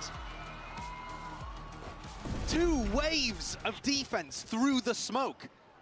I mean, first of all, EDG are fighting over short, and G2 handle it really well. Taeho drone comes through, they swing, and not just that. They have the flash for the swing and a Brimalt behind. And at that point, you're thinking, okay, G2, they're into the site. But it's the same cascade of defense through the smokes. And a trade from Leaf was not there quick enough onto Simon. I think he should have been a little snappier with that one. But I think G2 is still a bit afraid of what EDG are going to be doing on the defense. They constantly look like they're the ones reacting. God, again, this is just so strong. EDG, this confidence. It's a wake-up call almost, really stamping their authority on this one. You walk into Bind, you leave it open, you think maybe it's a trap, right? G2, this is not high up in that map, but we haven't seen it. They're trying to fight back, they make a go of it. Still doing this up against nothing. That's three of them standing, walking out there, Vandals and head held high. EDG, this feels like it's sending a message almost. Talking about sending messages, it's actually quite important for G2 if we take a step backwards from this. This is not an elimination game, right? No. And G2 they're favoured to be able to make it out of Swiss anyway, even if they do lose this game. It's really difficult out there, though, so I do hesitate to say that. But G2 want to send a message in this one that their bind is not free. Like, if they do float it and leave it open, you should still respect it. And if they get destroyed by EDG here, it's not gonna work. Well, this is interesting. If we actually have a swing off it, nobody, I don't think, is going to fight. Ooh, does he get something off this? Okay, a little bit of info. I was hoping to see a little set piece off the rip. Don't think they're going to get the opportunity. Maybe a late flash in the clear here. Yeah, I mean, they can still do it off contact. KongKong takes a slightly deeper line. You send the flash out. G2 are probably not going to be running into hookah. They just go for the mid-round information instead. G2 are going to understand that a flash there means that somebody's peaked with it. That also means they're probably not fighting over long. That vice wall is an issue. Still going to be very much there, playing on the other side of the map as well. Simon playing backside, KongKong playing out of elbow, and nobody playing close. Air flashes there, Seekers as well, but you can't make much of them. But they are pivoting, they are rotating away from this. You don't want to go into KongKong when he has the showstopper. Problem is, here comes Simon rotating to make the A side of the map the strong one. So many of these approaches have been hindered. Again, those plays through the smoke, the isolation. Cheech, you're going to take away Valen, but it's traded out this time. They can carry on forward, but how many flashes have we seen through these smokes? How many times has this man been an absolute nightmare? This time around, G2 pivot where they look, clearing out the space properly, playing together, plants in play, leave. Ugh.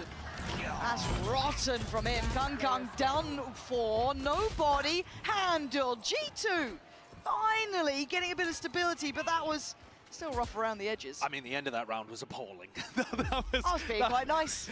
That was really rough.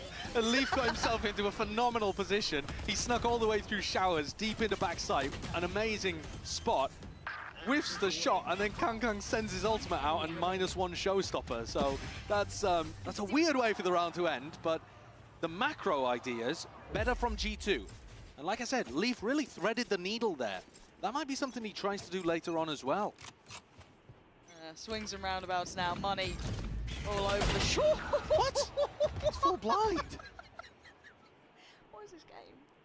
How's this happening after what was just like the... Oh. We're having one of those matches now after what was like, you know, the barn burner of map 1. It's getting a little messy. A little muddy, but it's early, you know? Deep vice wall over towards B long here. So Chishu's mixed things up on the eco. And the reason for this is he wants information on this side of the map so that they can stack A. He's probably not going to run this too often because it is fairly easy to jiggle out. You can make this into a trap play where you put the flash here and you salvo as soon as the wall takes contact. And the salvo would be all on top of these G2 players right now.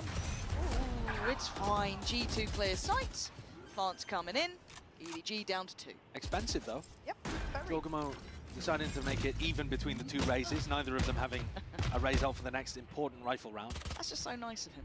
It is. Considerate man. Takes away nobody. And KongKong gonna have to do this with just a stinger. Before standing here for G2. And it is G2. Clear enough. Right, now we get into the, hopefully, a cleaner look between these two. Yeah, and also I think one of the things to pay attention to is whether this defense over towards A starts to get exploited. G2 are really, really good at adapting on the fly. Yeah. If you think about that previous map that we just saw, as we heard from Mika talking to Josh RT, he used the tag timeouts, the coach, like round 8, round 9, like essentially done with at that point, and just left it to the players to adapt as things went on. They are good at being able to dismantle other teams' compositions. Very intelligent. Problem solvers. And fancying another go towards this A site here. I should connect on at least one there. I'm sure that is going to catch Jonah P. They look to re-clear with 3, so giving up all of this space though on short. That means that EDG have to play super heavy for showers. What is KongKong thinking there? I don't know. And he has gone down for it. Simon just manic under pressure. G2 flooding the site. Smoggy's going to control towards showers. But again, there's some questionable choices going on here. Jorg got roasted. What's going on? Trent and Leaf. Do you really fancy going walkabout standing? I guess you do. Yeah, go on then. Nobody's waiting. And yeah, Trent wins it. Okay, but Oh, wow. That's nice. Oh, G2 has a glimpse, has a glance. He's got it. Trent now. He knew about Smoggy about a week ago, but to try and keep track of that, impossible. Oh my EDG God. tip it back into their hands at 5-3. This is a messy game of bind, though. I mean, the idea with that defensive setup, when you play triple over towards Showers, you have to commit to Showers. Yes. You know that you've lost Lamps control, and the retakers, when they come over, are super tentative. They don't just run into backside. And here, KongKong thinks there hasn't been a reaction, even though the Viper wall's gone up. He just kind of thinks he'll risk it. And yet they still somehow manage to skirmish out and don't just get pinched completely over there. It's G2 trying to test the waters, trying to find the limits, and EDG still being able to come up with the goods. Insta-ult, drone off the back, but KongKong is still going to hold towards short. You got to get past him still. Trying to be forced away, holding Lamps. Leaf clears. They've got front side under control. I say somewhat, because we still see Simon there with the flash. No one to really play through it this time, so having to stay a little bit more patient, wait for this plant now. This is one of the first times G2 have got into a decent spot. Another ult coming right back in. Teo ults on both sides. Jorgamo willing to put his life on the line, but he goes down for it. Leaf going to be pressured, and EDG sweeping through. One over towards Showers is going to be cleared. Nobody lighting him up. That's clean from EDG. Great retake. So much utility there. Still saved in the bank for EDG. They had flashes, salvos, stuns. The Armageddon coming back through as well. And G2 made that incredibly obvious that they were going for a fast A hit. They literally used Taeho just straight off rip to push people out of Showers and went for a 4-person exec short. This is not a comp that's going to be amazing at running these big 4-person short executes. Normally you're going to want the Fade to combo in there, maybe the Gecko or something like that. But they went for it, tried to make it happen. They're certainly trying to adapt and trying to find the openings, really heavily focused on A, as you can see again, but they're not coming out with the answers here. And EDG starting to, it feels more and more robust as the rounds go on here. We just saw a really clean round. Smoggy trying to find a little bit of room to play from. That's audio cues, at least one, perhaps two. No way. No way! Doesn't get cleared out. He knows that there's already a crossover towards Lamps. He's got the ult as well. Fight forward or die. It doesn't matter which you choose. But G2 does go down, but it's limited success. Look at the grip on this site. Jorgamo, I mean, you ain't doing much more than that. EDG looking in control now. I think EDG have thoroughly proven at this point that their A defense works. So this has been a great scrim, guys. Shall we perhaps test the B side or something a little slower? No, back towards A. They've got, there's a lot of mistakes going on here as well. I mean, for example, you see it there, the dog not clearing the close position. That close position is one of the most common spots that you see people play inside of. If they're playing with a judge or if they're trying to get the jump on you with some kind of crossfire over towards Lamps. There are errors here that don't befit a team with a reputation of having every T crossed and every I dotted. That's what you normally think of when you think of G2. Yeah. You can tell that we're towards the bottom of the map pool. My question is, do we get individuals? Do we get Fallon's IGLing? Do other strengths of G2 here, other than the, you know, the prep and the discipline, rear their head to make this a more even half? It really doesn't look good here. Other than that, as you said, maybe there is going to be that little bit of life in them there, because it feels like they have nothing to bank on beyond that. Jorgamo having an okay display thus far, but 8-8's not exactly setting much on fire. It's certainly not winning them rounds at this point. Beyond that, Leaf not really having that impact. It's a very middling performance. As said, EDG probably quite happy seeing this, seeing how the veto went down. Yeah, super happy. We kind of thought this might have been a trap, right? Chat Oh, में maybe 2 minute G2's में आया. cooking something up. Maybe there's something in the works here, but ठीक है? not really filled that idea that we've come up with. But you know, maybe they can close out the rest and show us a little bit more. But we need something to activate for G2. Right now, 3 rounds, and the way they've got them and the way this game has gone, I am not really buying this. EDG. Rayzolt versus Rayzolt. Here we go. Oh, God. What is going on? It's Jorgamo to find it. Traded out, though. And they still have control. They have a lot of bodies here. Lovely swing, EDG. This is composure. Expecting the play coming out as well. G2 are trying to go blow for blow, but the bodies are here. Simon just putting up numbers and just roasting Leaf alive. If there was a round that typifies exactly how this map has gone so far, it would be that one. Just a massive fight over towards B Long. Both Rays with their ultimates, firing them off at each other. And then crucially, when Simon went for the reclear with the flash, nobody playing anti-flash, right? The layers that you would normally expect from a team like this, you see Valen is towards the bottom of B Long in that, but he doesn't swing. He's not like, they haven't pre-thought out what they're going to do against EDG. And so every idea is working here for the Chinese super team. This is a lovely confidence boost when you're considering the fracture is looking more and more likely as we close in towards an 8-3 scoreline here, looking like potentially 9-3 as well, considering the buy is Guardians. We do have an ult of Jonah Pease. Maybe that'll do something. But oh, what a shot! Hey, you wanted some individuals. All right, that's not bad. That's a fight. G2 can shoot. Were you mocking the Guardians? Yeah, I'm sorry. All right, a written apology. I'll get to it. That's on me. No, that's crazy though. G2 have just given themselves an opportunity, I think, here to be able to win the map. I mean, 4 rounds and then a pistol is vastly different. Sometimes this game confuses me in ways that surprise me every single time. But now Smoggy and Simon gonna have to try have a little go. Yeah, not gonna happen. G2 at least gonna look to salvage around here after what was a very underwhelming performance. Simon, yeah, there's just the pour on of utility. Timing alone is gonna be rotten for him. And then, yeah, you're right. 4 rounds does give you a little bit of a window to play with. As you said, maybe complement that with a pistol. Maybe you're back into this. At the same time, though, just with a pistol, G2 haven't won one yet in this series. All 3 of the pistols have gone the way of EDG. G2 have got to turn that around.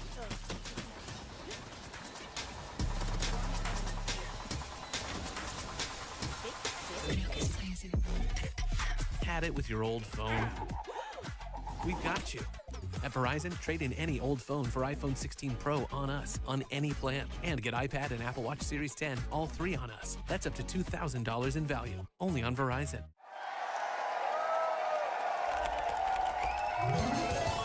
Red Bull gives you wings.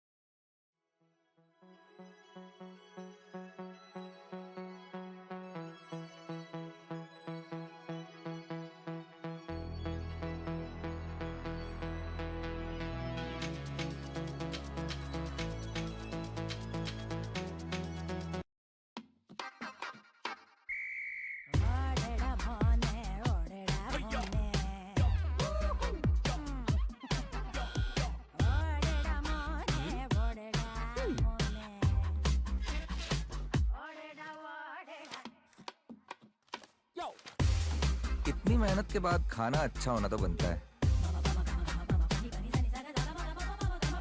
मेहनत का फल वीबा होता है। Life tastes better with Viva. Let's go 99.96. शान का result पता है कैसा रहा? 99.96.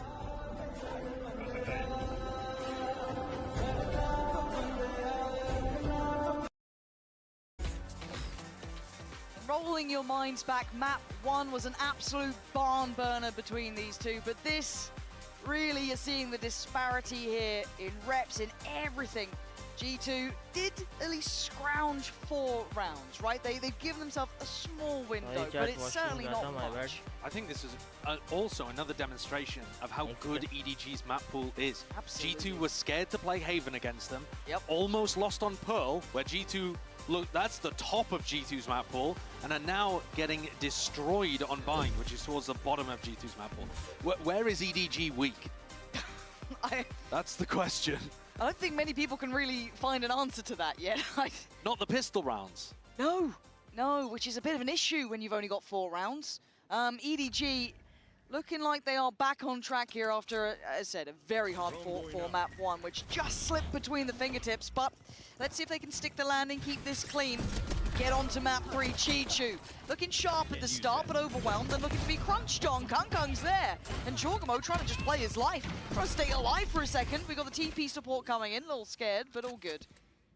This is another really standard pistol round from G2. The flash, no follow-up. How do you get out? a shot like that will certainly do you some good. A 3v3 now, but does Leaf feel this pressure? Does he feel the absence of resistance on the site? He should do. G2 starting to put it together. It feels uncomfortable. Something feels off here. The molly is an issue, but Leaf with a stunner. Okay, hold on. 2v2. But can they find these players in time? EDG trying to play to that clock here, force the fight forward. Smoggy, lovely work. Being really slippery here. And Leaf previously up towards that heaven position, trying to do what he can. He's outdone here. EDG once again looking composed in these pistol rounds. 4 out of 4 pistols going the way of EDG. Their players look super sharp with ghosts in hand. And small mistakes again, like Valen being caught out in the open there at Showers instead of playing the corner. He was getting reinforced by players coming through the teleport. Both pistol rounds that G2 ran are mega standard, not something special that they've come out of the strat book with. The kind of stuff that you see from tons of other teams at the tier 1 level. And now G2 are going for the force buy. Smacks of desperation, for sure. Yeah, there's not many good ways to characterize desperation in this one, and yeah, those stingers certainly look like it. Let's see, EDG, let's see how it looks once they hear those stingers, once they feel that pressure. It looks like fight a little further forward. Stalled out at least by the smoke now. Forced to respect that, but Jorgamo willing to try and hold this line down.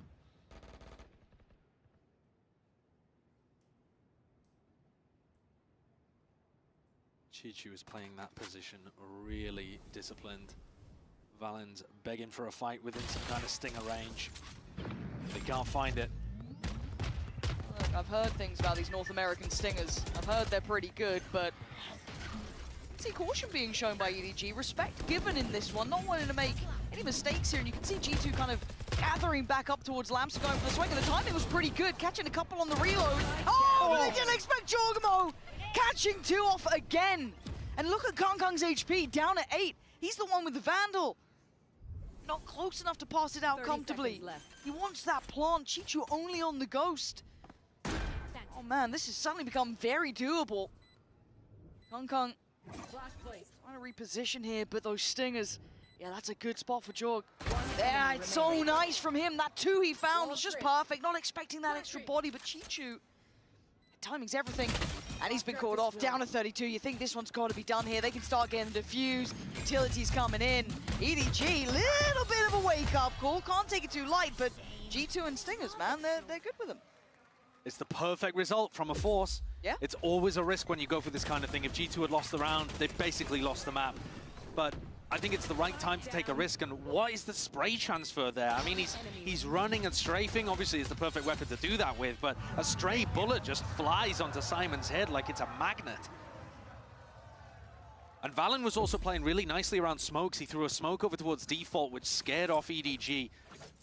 Looked to try to close the gap and get the best value out of those light weapons. Okay. G2 with a lifeline. Yeah, it is, right? It's a small window of chance.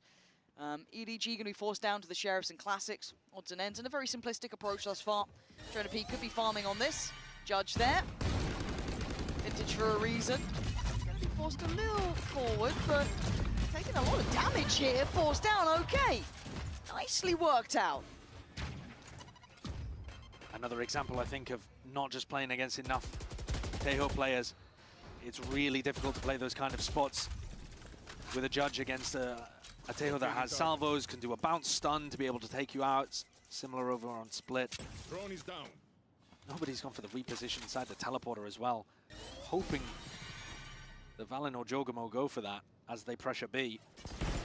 Nice little off angle for Leaf though. The early warning signal of presence coming in. A little bit of a stall on top. Going to try and hinder this. Yeah, they try and disrespect that. You're going to get melted. 40 seconds, but EDG working this. I like what they're doing, genuinely. You might as well make something like this happen. Can they achieve much with that Judge recovered? I don't know. Can they gap close well enough? Leaf trying to find a corner of safety. The time is starting to close out for EDG here, and the spam from Jorgamo is lovely. Okay, going for it in this. I think that's a little excessive, but... Definitely is. And I think, flashy though it is, sure, it's a similar scenario to what we saw earlier. I think Jorg has used... I mean, both of the Raze ultimates that I remember were on anti-eco situations where he potentially could have saved them. And I think G2 need everything they can to be able to survive these spots. The next round, EDG's macro is looking pretty good. KongKong's 2 away from being able to get his ult online. 30 seconds left. Yeah, a little surprised at that one. I felt like they had this in hand. They still had the player towards elbow. They still had the leaf towards sight. Yeah. It feels a bit too far for me, but it's credit, though, to EDG's pressure that they were applying with only classics in hand. And that level of pressure is what I was looking for G2 on their attack side. And think about it, if they had done, there was no Viper wall there. Okay. Now, can G2 keep up against the rifles? That's what we're looking at here. Now, EDG have the opportunity to show what they're made of. It's all a bit of a ruse to begin with. KongKong was considering at least investing in the boombot, but then thinks against it. It's the other side. There are pings all over showers where Jorgamo is currently holding. Looks like maybe a stun play, see if they can catch him. Far simple in approach. Good info. They know what's coming here. There's 3 players for G2. KongKong, though, going to start flying forward. Takes the close space. TP there. Nice. G2 holding on. KongKong the one to answer back, but it's G2 on the side. Solid in their hold this time. I'm waiting with bated breath for it almost to fall apart, but it's not here. They've held their composure well. And EDG just getting broken on the way in towards site itself and towards showers. One of the players ended up dying to salvos as well. And the macro game actually being played really nicely by Jorg and Leaf, the 2 players on your screen here. They dominated in showers against the Taeho utility that was coming out and made sure that a crucial piece of map control was maintained the entire time by G2. And they've got the jump on Smoggy here. Though he is thinking about it, it would be impossible for him to deal with both of them and get the plan down. Okay. That's a really big round for G2. Yeah. The game, although it feels like EDG have been in control, is only within 2. It's 9-7. And that's partly because of the force buy and the fact that worked and got them an extra eco off the back of it. But it's also because they've now got a really crucial eco swing round here. Round 14 and 16, you might look back at this and I'll say this is where everything flipped for G2. And it's enough of a pressure moment that EDG have gone, no, let's take a breath on this one. Let's take a beat here. This is 3 consecutive rounds. And again, that force buy going to just bring up the confidence as well. You're starting to feel out like this is possible. It was a very oppressive first half. A very small window of chance was given. Was it 4 rounds on the half flip? And then again, forced to have to try and convert a boat or like a force buy. Some really tricky scenarios that G2 have actually navigated after what you were complimenting, and rightly so, is EDG looking much more robust here, at least on that first half. The thing with teams like G2 or EDG, to give them both their credit, is that when you're in an advantage position against them, you really have to step on the throat. You have to stamp them out. You can't allow them to start creeping back in and getting these advantage situations, because the closer it gets, the more it only takes one person having a hero play or some kind of ult cycle, and suddenly you're fending off a really serious comeback, as EDG look to be struggling with right here.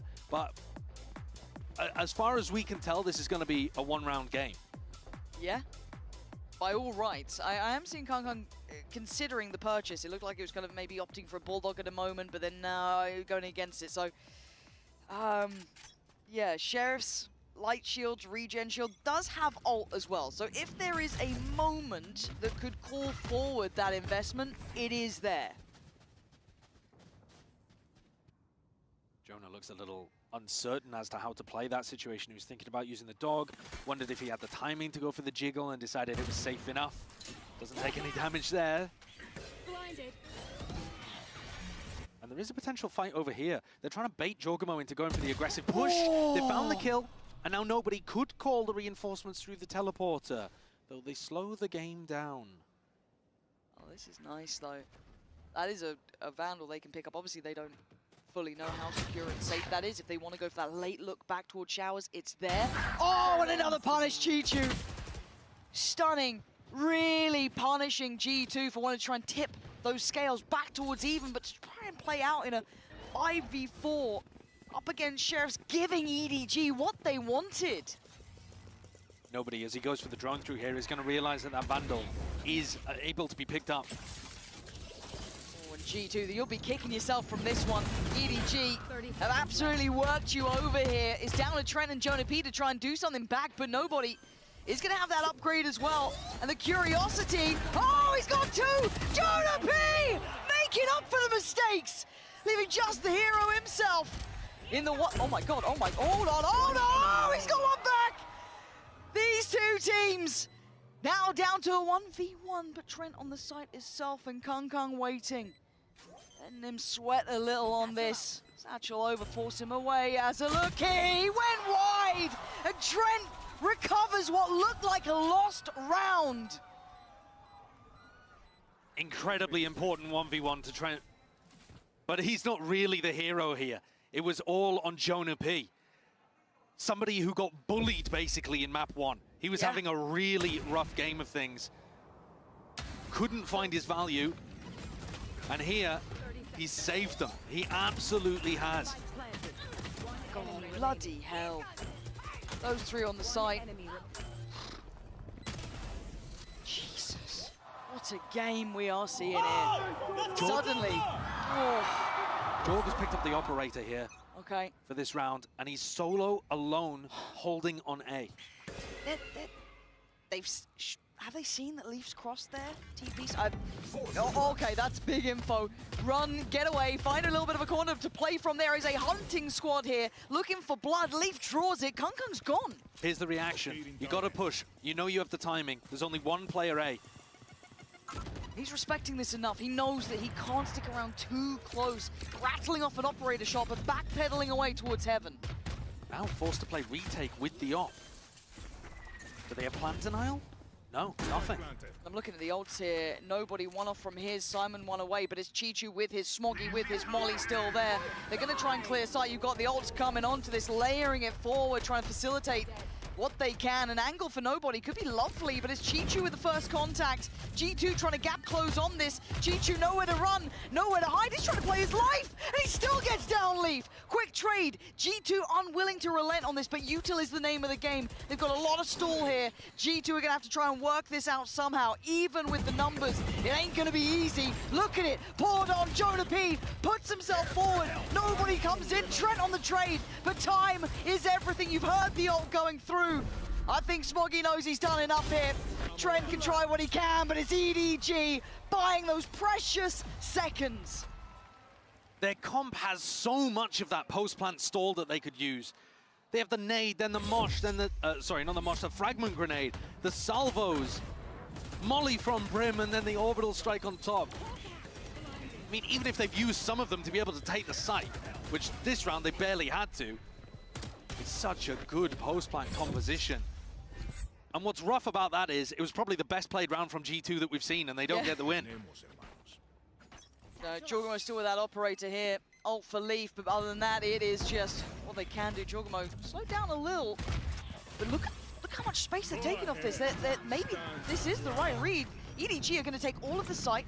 You've got to hope in some mind that Trent holds back site, because Kung is hungry. Trent looked lost in the source on that one. He was just drifting away, but now we've got them pinned. This is actually an issue. This is a really tricky scenario for G2 to figure out. It's tricky for Leaf. Leaf has to hold off the Horde that are looking to try to take some space over towards backside, towards spawn. EDG would really love to control heaven. Oh, Leaf. That doesn't look winnable. It really doesn't. EDG posted up on this. Two players waiting. Nobody good for it. Valen does strike back towards Kung, but now Jonah P, the man who went large, who went above and beyond for the boys before, now he's trying to hold on to it. Nobody. Forced a little further forward. Dog goes in. It's all getting messy now. On towards the spike. Nobody going to take away Jonah P. EDG bringing it back to 11 now. Two vitally important rounds for EDG to stem the bleeding. It looked like G2 were going to be able to put things together, go on a bit of a run off the back of the force buy, but they found their footing. EDG playing these situations so well. I still don't understand what happened with Trent there. I think he must have been full blind and was trying to escape. Just didn't quite realize he was butting his head into a brick wall. Yeah, a little rough for him. But EDG now twice have made exactly the correct macro decision to G2 dominating showers. They've gone in, they've taken lamps control, and then they've gone towards back, towards CT, and they've played around that pipes vent position wonderfully. I mean, in one of the rounds, they were messing around with Leaf, pulling him all over the place. And in this round, they double up, clear him out, and even deal with Jonah P, who's coming to reinforce the position. G2's adaptation of fighting super heavy over showers needs some modification, because at the moment, it's getting outdone. Yeah, it is starting to fall short at this point. It's had its time in the sun and it's not quite having the same impact, but we do then once again bring back that conversation that felt like it was done for, but the lack of depth here for G2 might start being a little bit more of an issue because, again, that adaptation, we know that they're great at learning on the fly. These are hard things to come up with against the caliber of a team like EDG. Up to 11, facing off against 8. There is still a bye here for G2, but it's certainly not perfect. Yeah, they're going to force into this one, and probably that means that Leaf is going to pit right at the start as well. So he's got the one-way over towards Showers. He can pit short. He's got a teammate helping him at the start of the round, and that'll allow them to keep B as the strong site. Shoulder. Going to be seen. A little bit of a trade out between the two.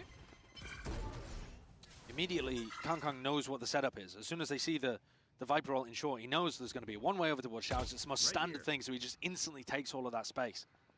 I'm surprised that Trent did actually rotate over. I think he's going to try and quick foot it back towards B. Yeah, he's made it back through now. Simon's got to be cautious. He's very isolated. Nice work from Jonah P, but it's Chichu all in the meantime taking away the sport. Once again, Jonah P gonna have to go nuclear, and he makes a damn good go of it, but the site's already won out. We saw Chichu getting that damage done in the meantime towards the two players. Jogamo has hit a decent timing on this rotation, but it will be a post plant, surely. He's hit a good timing, and he's got past the thorns. He's given away his position. Less likely to work out now. TP as well, identifying where Leaf will be coming from. This is all feeling very known. EDG going for the secure plant in the middle of the site. Chichu takes away Jorgamo. They heard the TP. They know where he is, and EDG making it look comfortable at the end there. Chichu has been utterly brilliant in this tournament. We've already talked about how he was as well at Champs. Where's the wall here? The Viper wall is too late. The rest of the G2 players over towards B not calling for it early enough. Maybe there was lacking fuel. Maybe that was because of KongKong's pressure over towards Showers at the start of the round. He might have run out of a bit of juice just being worried about a Showers push.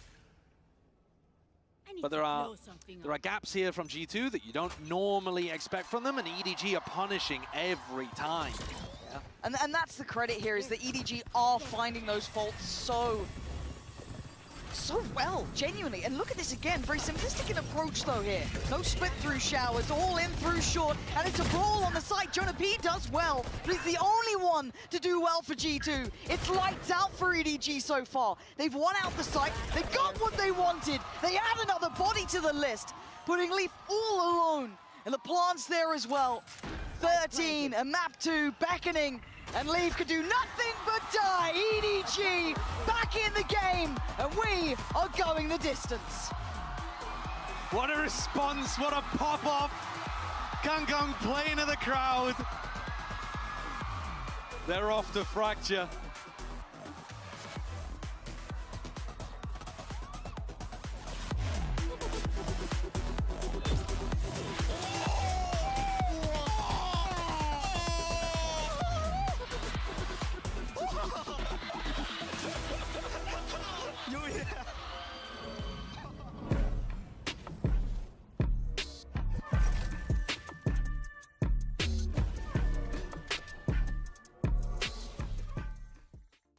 Stay focused.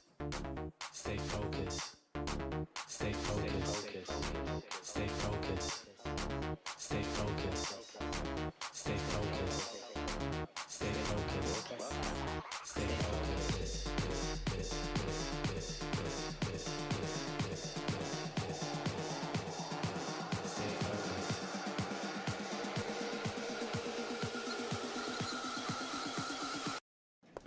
Excuse me, आपके पास dramatic red नहीं है?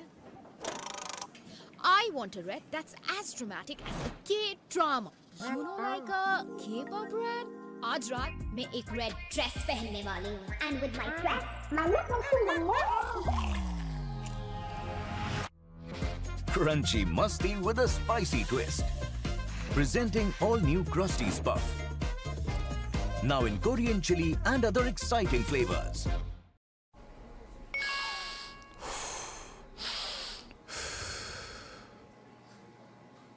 Message आलाय की हे app download करून invest करा, रातोरात शेअरचा भाव double होईल. करा डाउनलोड जर पैशांपासून हात धुवायचे असतील तर. डॉक्टर रोगी कुमार MBBS आहे, MURKH नाही. लक्षात ठेवा, UPI सांगतं की जर कोणी सोप्या कमाईचं आमिष दाखवलं तर सांगा मी मूर्ख नाहीये.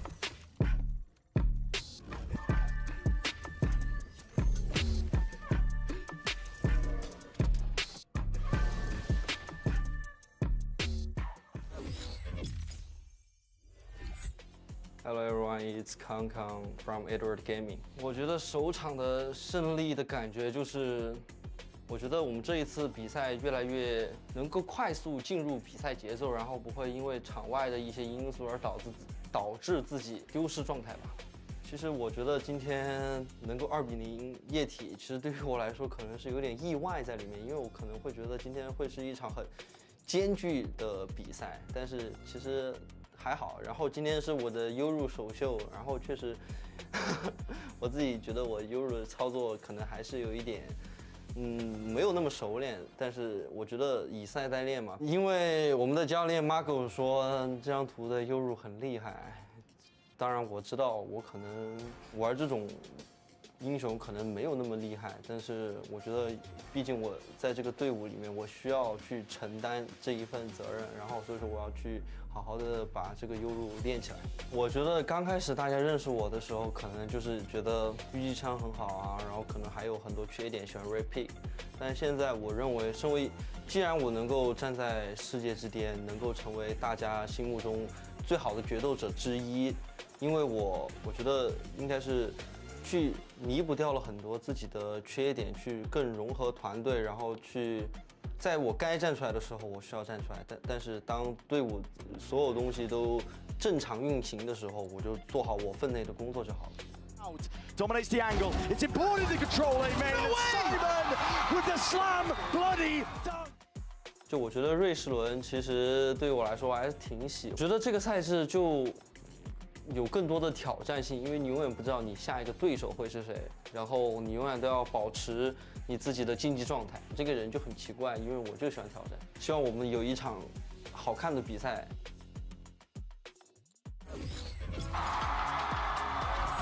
We are going the distance here after an incredible comeback from EDG there on Bind.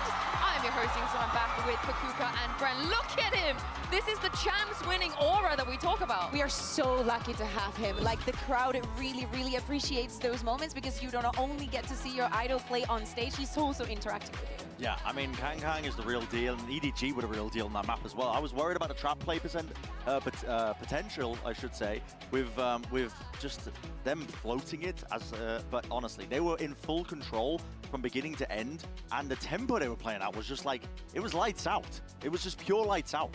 Yeah, let's revisit some of those rounds because we saw some really nice ideas, right, from EDG. Yeah, I mean, a lot of it was just Simon with these flash plays as well, just making sure that they could disrupt the plans. We saw it from the pistol round. I mean, okay, a bit of a team flash, unfortunate. Happens to everybody, even to EDG. They are just blinded. They're seeing the sun when this is occurring. And it's because of Simon is the important one. Simon is the important one, so we're thinking about the KO, Bren.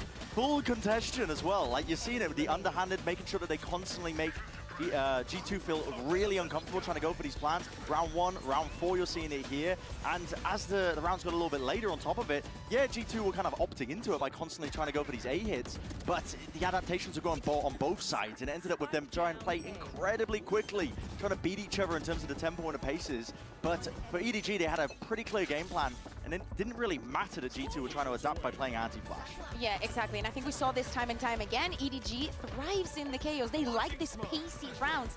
And in these situations where you think that nothing is clear, it seems like they have a really clear plan. Yes, sometimes the duels get a little bit wacky and there's some individual mistakes, but they're also extremely good at punishing them when G2 makes them. And also 4 out of 4 pistols now. They've managed to capitalize. Yeah, actually, I just wanted to also think about this round from the attack. They needed to step things up. G2 was getting back into the game, and I think this play really symbolizes what they can do with this composition, what you can do with the KO and the impact that it can have in the game. And we missed a kill at the end there where KangKang ends up just taking out, I think it was... Leaf. Was it I Leaf? believe it was Leaf. Oh, yeah, Leaf just facing the wall. But that's just the conditioning that's offered because he's constantly anticipating there's a flash there. He's trying to play anti-flash, expecting it from Simon. This guy, as much as the numbers aren't particularly, the highest in the world, it is him on the KO that set that pace and that tempo that got them the win here on Bind and has brought us here to map 3. Let's talk about this map 3. The crowd are very, very excited about it. We're very excited about it. And also, perhaps some more changes coming out of EDG because it's been a hot minute since we've seen their Fracture. Absolutely, and they've changed so far every Neon that they have. In fact, Neon has not been played in the tournament just yet. So if they are to stick to their guns and play what they were playing regionally, we would see the Neon. We would also see the Killjoy that we still have not seen. But just based on the open moment that we just saw, where KangKang is speaking about the Euro and how he trusts Muggle's idea of the Agent Strong, you should play it, you should do it like this. Maybe they want to stick to that, maybe put him on the race. He does feel very comfortable in the Neon in this map. Yeah, I think this is as well, Fracture being a big opportunity to see really how deep does EDG's map pool run, with them making consistent changes and tweaks over the course of it, because they are looking like an incredibly strong team. It takes a lot to bring G2 all the way to the brink like this. Not many teams are capable of it whatsoever, as just evidenced through their run in kickoff, which was largely just uncontested until the finals, right? Let's be real. But EDG have been capable of it, and they've been capable of making these twists and changes in their compositions. I imagine we're going to see the same again on Fracture. It's been part of the course so far. We don't know what they're going to be selecting on the agent select yet, but I mean, we're getting some sneak previews, I suppose, if you've got a cute eye and can take a look at the stage. Yeah. No spoilers. And here, I'm not even going to look. Never again. But here, I want to see the difference coming in from G2, because as I was mentioning earlier, I think it's important to remind people that Fracture was out for the entirety of last year. We did not see the map. It was not in the map pool. It was such an important and big year for EDG. But the rest of the world, before China became the region that they are today, they haven't really played the Fracture. So even though if they have played it regionally, here in the international stage, we have seen it's such a complicated map to play sometimes that I want to see if they're going to make it work. And for G2, I want to see them win a pistol, and I want to see them to be able to convert those first kills, because 2 first kill conversion on Bind is so unlike G2. Before today, it was a 100% success rate, and they have a very good opportunity here on Fracture, because the last time they did face each other back at Champs, it went to map 3, and that is where G2 managed to close it out. These are a group of players that are familiar with these kind of situations. They're not going to crumble under the pressure. They're going to be able to bounce back here, and we will see Agent Select in just a moment. I can't help but feel maybe the pressure's on the EDG side, just with how loud the crowd is for them. Yeah. Also, I mean, I think they like that, right? I think that we just saw the reaction from KangKang that he wants the people to join him. I just don't want them to have in the back of their mind, if this is a strong start for G2, to just think of maybe we could have closed this in 2. Well, let's take a look at the Agent Select and see if we will get some changes. We're not going to get a Yoru. They're sticking with the Neon. So there's some difficulties with this. You're going to be finding it much harder, I think, to bait out the Vice Wall across the map, which Leaf is going to be placing down. The Yoru gives you that option as a possibility. A lot of teams still run Raze, so it's something that you don't really have to think about as much, but I worry a little bit about this, because I did prompt the question, how deep does EDG's map pool go? If this isn't really defined and meta-proof that much, G2 will not hold back on this map. They're going to go at you hard with XX. Exactly. So we see Chichu, he's going to be playing on the Cypher. They have also implemented the Tejo, but all I see is giving KangKang all the tools that he needs. We saw it on Bind. It was actually those more pacey, even faster executes that give EDG the edge. And with KangKang on the Neon, he's going back into that comfort zone. He knows exactly how and when to play against this.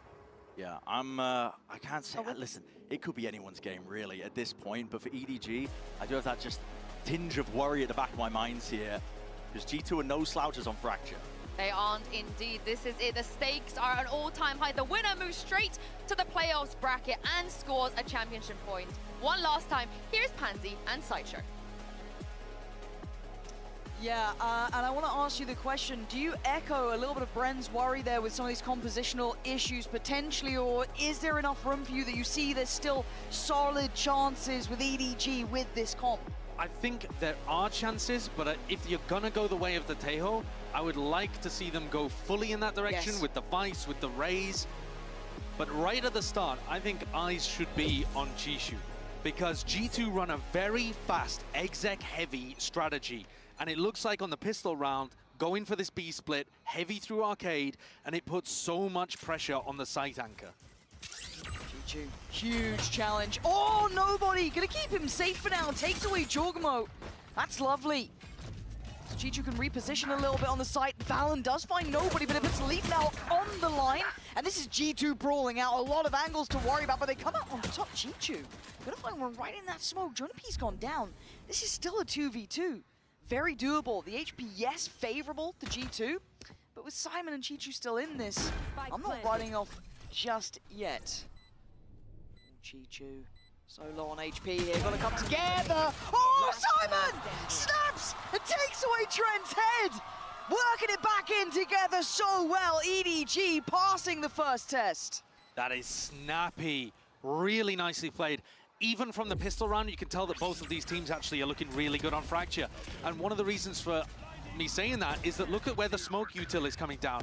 You've got Brimstone smokes on site here for the defenders to be able to play around. And then on the attack as well, Valen pops one over towards Dice so that he can reposition after getting the plant down. And then Simon sneaks inside of the attacker's smoke, flashes through it like they're playing around those pieces of utility in a really good meta way. Oh, and that's tragic. Yeah. He knows that he probably should have been able to get that one. And that could have been a really close chance for that pistol to finally go their way. But as it stands, EDG with this first strike on the board. As they have done in every map so far, it's brutally difficult to win series when you can't win a pistol. EDG aren't letting anything slip here. They want to keep control of all of this. No free orbs, no chance, nobody! Oh, it's just gorgeous from nobody, farming them up. They just wanted an orb. Oh, and they're going to try to give the orb to nobody. Look at the smile. Simon, he's like, come on over. Guys, I got it. I know exactly where he is. Leaf's like a tasty snack. Look at it. Oh, they're hunting him down. Oh dear, this feels foul to witness. Simon closing it out in the end, but Bloomin' Heck, that's a round two. They're already grinning. Aura. I think that's what they said on the desk. The champs winning aura. And I agree, it is really there. Not just from Kong in his pop-off towards the end, but in terms of the way that they're approaching the game, thinking about the min-maxing, not getting worried in spots like that, toying with one of the best players in the tournament. Amazing. Have EDG got something aggressive to showcase here on their bonus? The Neon could add so much extra oomph into their defense fast plays. And a monumental round for G2 on the other side to get this bye under their belt after what's felt like a drought at the start of these games. These last couple of maps. It's a big stack towards A for EDG. 4 players present, a very proactive G2, and they've read him again! Kong! How dare I doubt you on this Neon? Just through smokes. He knows what he's doing, he's fine. The eventual approach from Leaf is coming in. But they've still got this so sewn up. Ooh, okay, that's one. Now he's gonna know Kong's around still. Nobody gonna be noted as well, but does he get to live? No, he doesn't. Kong still in control, looking for more. This is 3 for him, keep in mind. There could even be an ace here as well. Nero back to back, they fancy it too. The crowd's having a go for it, they're calling him forward. He was the one showing off for the end. Showing the crowd what they wanted, but Jonah P shuts them up. It ain't over now. A 1v2, 37 seconds. He's got the spike and 2 individual fights, but pinning down nobody is incredibly difficult. Maybe he can hazard a guess at Chichu. Maybe. This is 25 seconds and it's all guesswork now. Takes a gamble, takes a chance. It takes a death, EDG converting the bonus here in round 3. Beautiful protocol for them. If you dial things back to the beginning of the round and think about what their response was to G2's execute, it was to get bodies in front of the smokes as early as they possibly could. Stun, and they're on top of Jorg before he's even landed. They knew exactly what was going to be happening here. They knew that Jorg was going to be the tip of the spear on the exec. They knew the Dish player was going to be late, so they don't have to worry about that timing, and they're in fast flood defending. Let's go! They're prepped, they're ready. And they're damn pumped up too. You're starting to see them really firing up here. Saw them igniting on map 2, looking like map 3. They are just turning the screws. They're in their face. It's sending a message and leaving no one alive. EDG lighting up the kill feed. If G2 want to run these fast attack split rounds, EDG are super happy to take them on. They're not going to sit back and play retake. They're not going to try to play the crossfires. They're going to leap into G2's face, intercept them while they're inside their iPad, bibbing and bopping with the Fruit Ninja. They're going to try to catch timings while they've got utility in their hand and overwhelm them. I don't know whether other people are going to be inspired by this and pick up the Neon if it carries on like this from EDG, but you don't always have to have something that everybody else wants to copy. You can find something unique that works for your style. And there was no style, I think, more suited to KongKong than the Neon.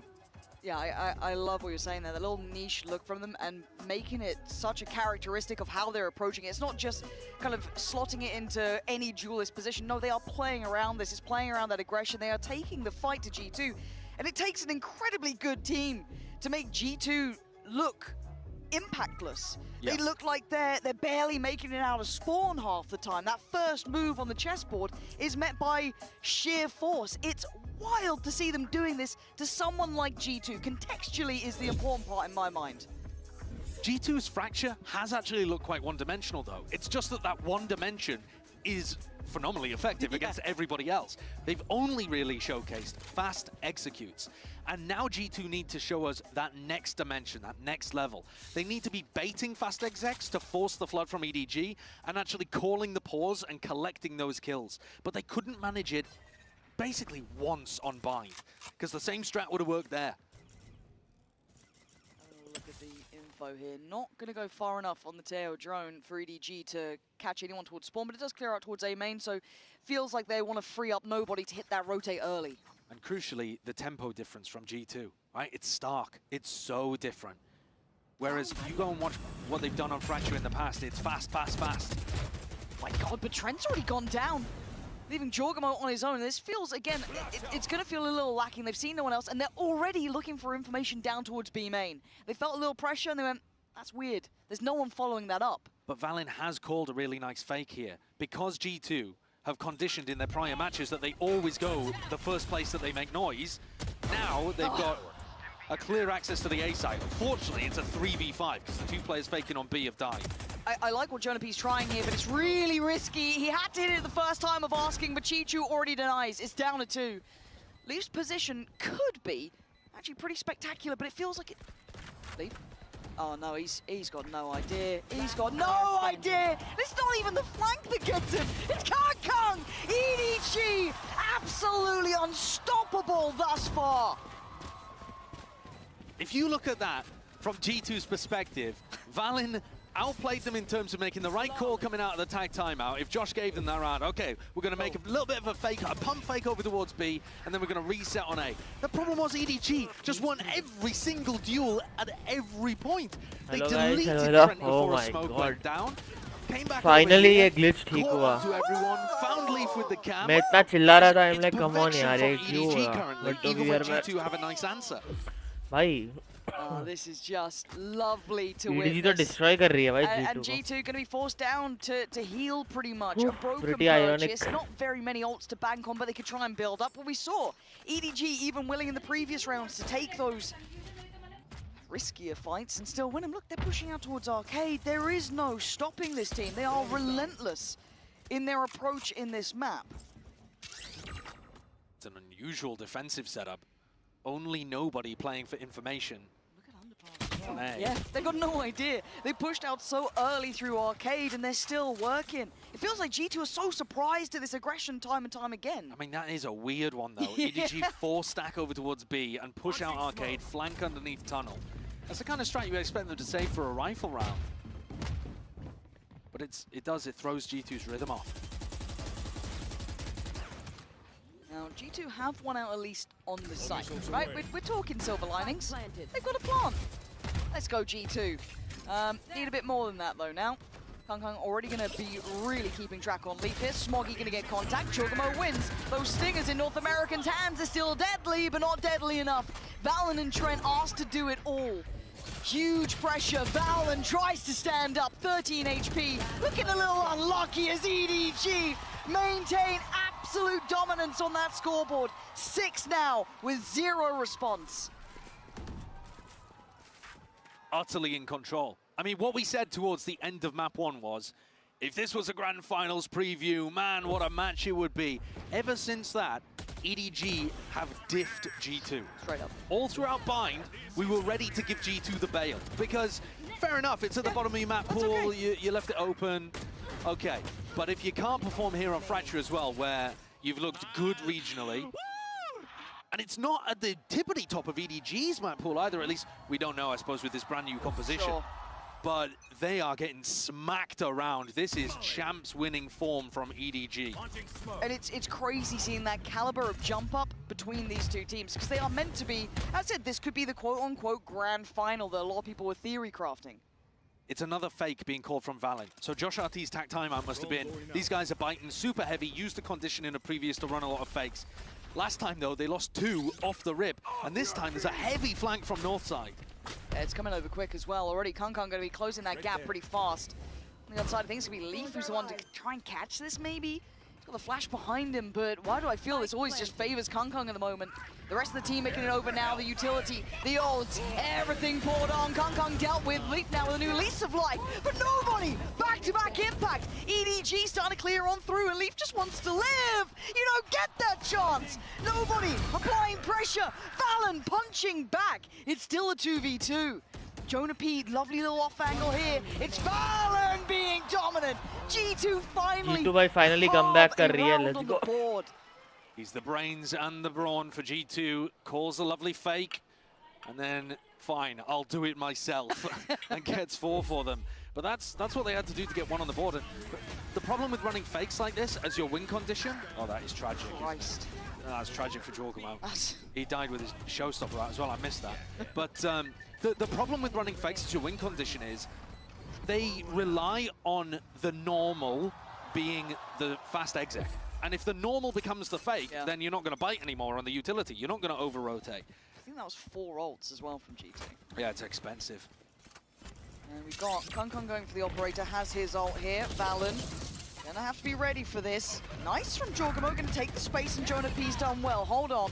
This is now still going to be contested. KongKong wants the space back on the site. He's going to get it. Rips him away from tower. And that spike is quaking in its boots in the hands of Trent. He can't go any further now.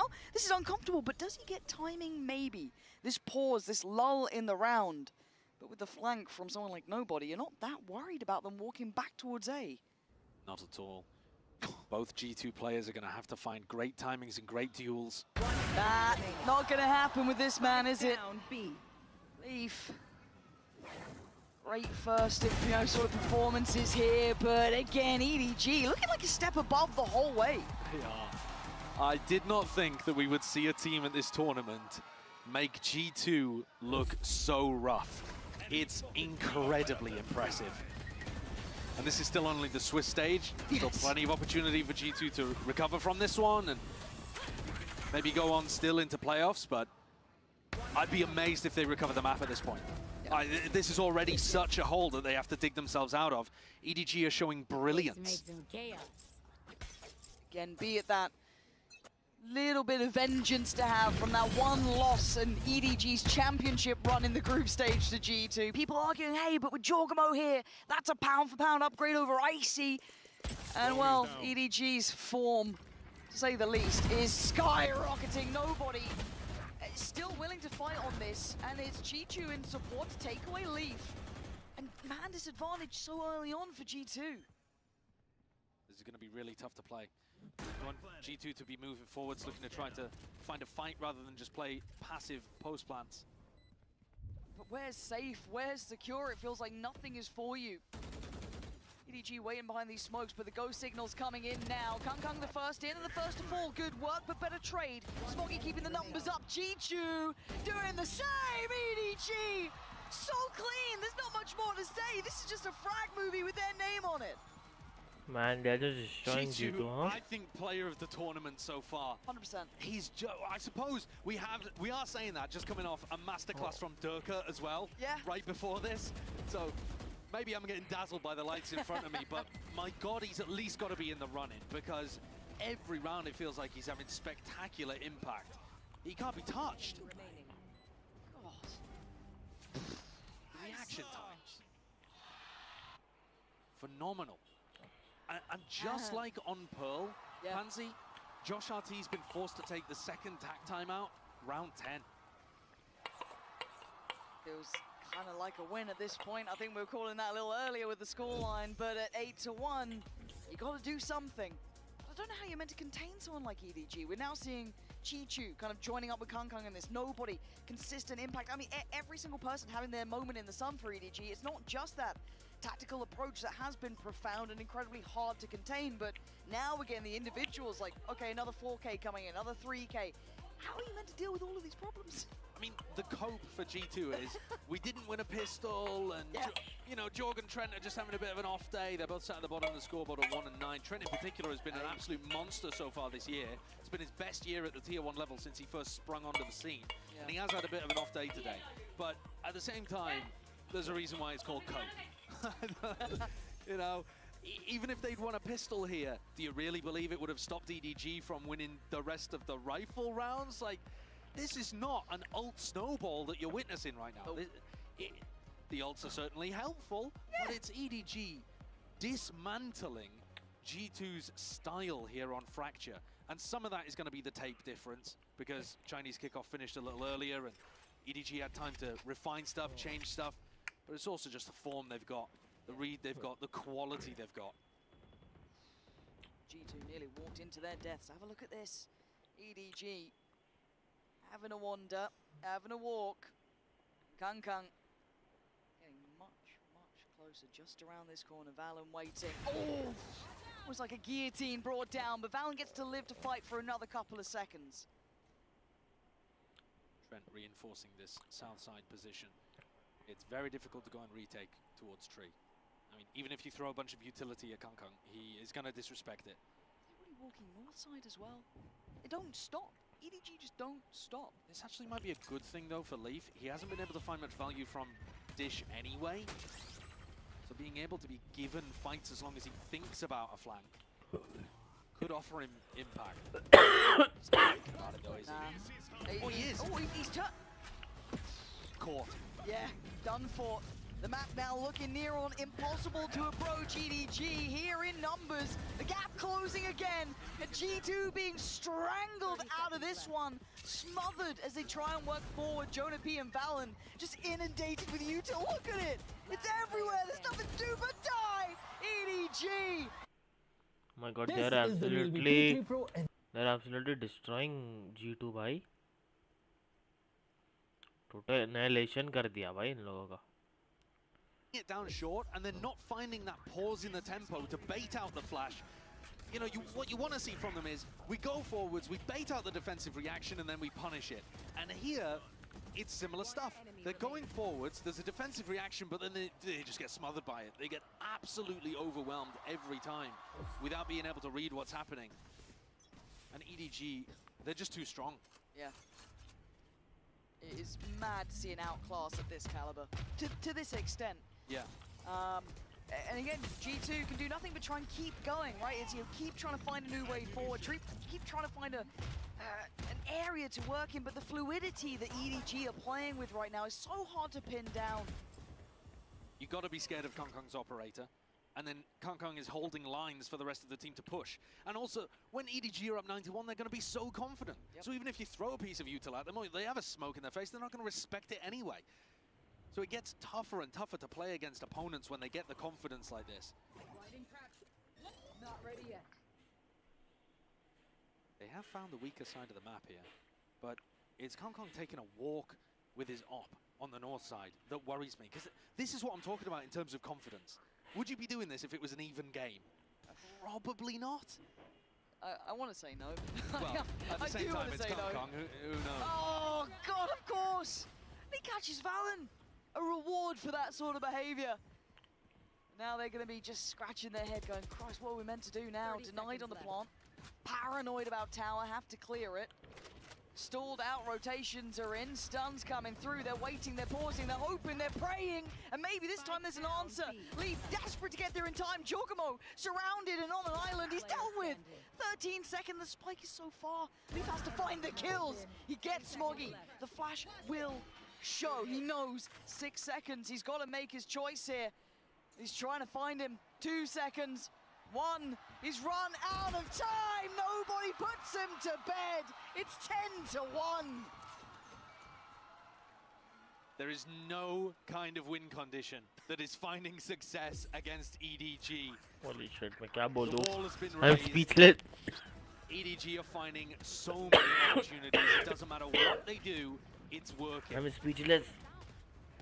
God, I'm totally speechless. As well, the confidence that this team will be working forward with. They've done this to G2. Arguably the team that people thought would, again, finalists potentially, high end. And to already see this sort of scoreline, that's confidence that could last a tournament. KongKong already. Leaf, you've been liking a bit of dish? Nah. Oh, body block. He's still going to get the kill. They're still willing to brawl. It's a 3v2. It's still a man advantage on EDG's side. At this point, G2 are playing not to get embarrassed, essentially. Yeah. I mean, the win just can't even be in their mind. The 10-2 half is the best that they could hope for if Trent and Valen are able to put anything together. Okay, Trent's one off from ult. Bit of util left, same for Valen, not ult-wise, but util. They are in a very critical spot, And the और pause ऊपर in से the round econ here भी is to उनके try to साथ catch नहीं है. a potential flank that comes through. And EDG have been active, they have been flanking. But every time G2 pause and wait, it's not happening. You know, they're just sometimes making the right call in the wrong round. Oh, that's a good cipher cam though. Just chilling in cam. This cam has been getting so much value. It caught Leaf in a variety round as well. Oh, that's a dirty little trip. Does get handled, then the cross does get spammed. You see Trent went low for that, but plants in. Quick stun. And looking like a quick retake as well. Simon on the drive-by just going to catch Trent, leaving Valen in a world of trouble. In a 1v3, he's going to try and do what he can. We need heroics from G2 to even give them breathing room, and a desperate attempt here for Valen. Smoggy and Simon. Clean so far. Playing by Pillar. Nice from Valen, but not nice enough. A near-on flawless first half. Utter domination from EDG. G2 were the only team to take them down at champs, but that is so far away from what we're witnessing today. EDG came here to get revenge.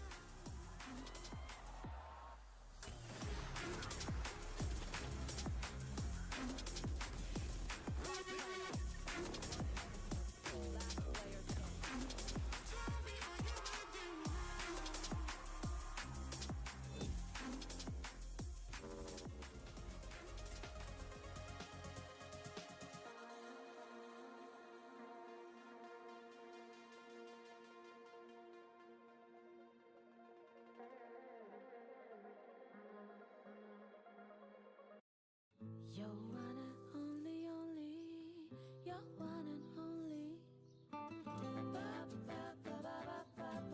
and only. Love isn't just a bunch of roses, it's also deep nourishment packed in a tub. British Rose Body Butter leaves your skin feeling soft and smooth. The vegan-friendly British Rose Eau de Toilette smells fresh and delicate.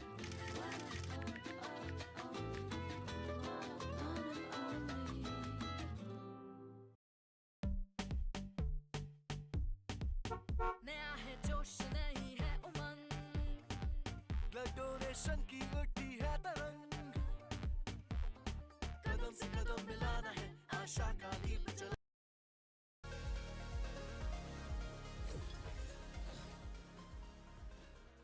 And a 11-1, you said it. I mean, vengeance is being served here. The last time these two met, it was the only real time we saw EDG looking human back when they eventually went on to win it all anyway. Now we're sat at 11-1, and G2 better get a pistol. Yeah, I mean, I don't think that'll save them.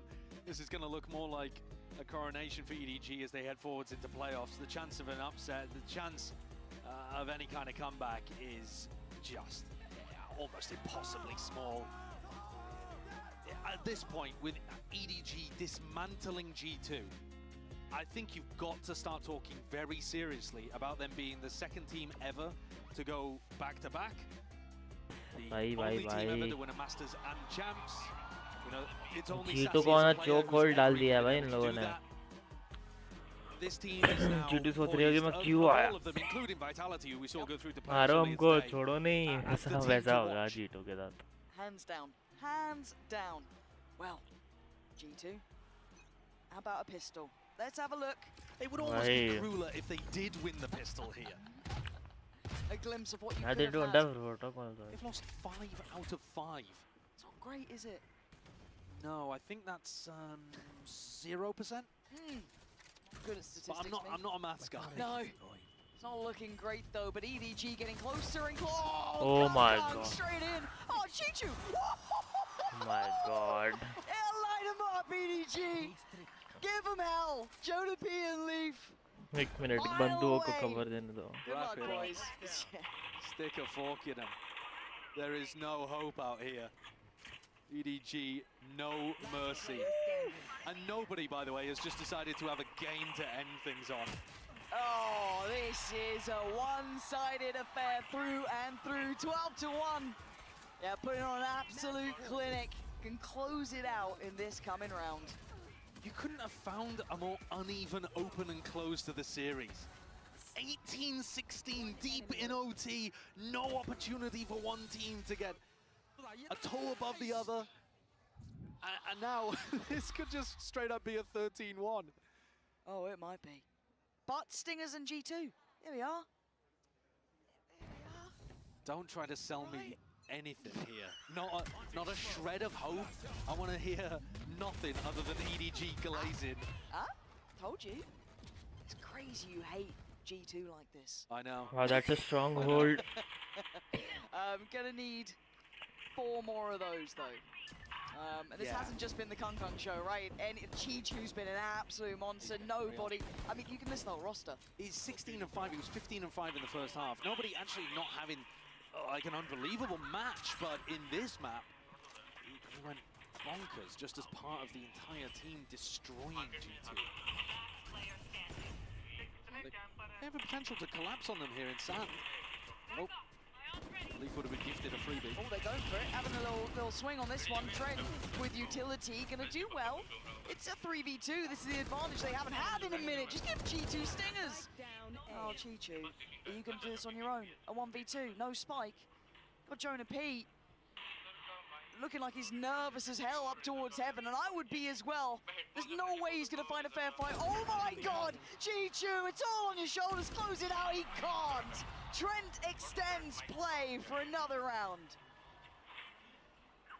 To what end? To what end? You struggle against the relentless भाई मैं void. live score दे रहा हूँ दूसरों को. The cosmic abyss calls towards you. There is a black hole in front of you. The heat death of the universe inexorably approaches, and yet you resist.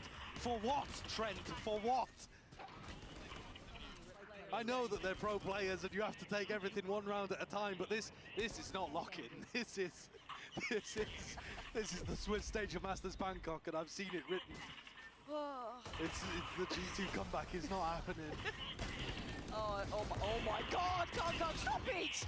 Got a headshot as भाई well. it's done and dusted. I'm खत्म है. terrified of this team. They have nothing, and they're making it look so much more deadly than it should. It's the confidence and the individual ability. It seeps through everything they do, every round they play. I've never seen them play scared, actually. I think that's a really important point for EDG. I don't know what it would even take for them to get to that point. I think they've just got the personality, especially coming out from Kankan, to just never be in a spot like that. Again, with the Kankan thing, it feels almost infectious, right? It brings up the rest of the team as well. Very much the rallying cry when needed, but again, another extension. The void is avoided for another round. Thankfully for us to get to witness more.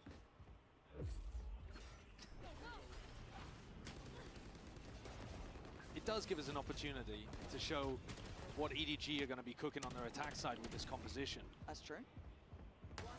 You know, normally, I felt like that previous comp where they would run the fade had a lot of natural synergies to be able to, you know, throw a prowler, allow Kankan to slide in off the back of it too. The breach is great for sending Kankan up.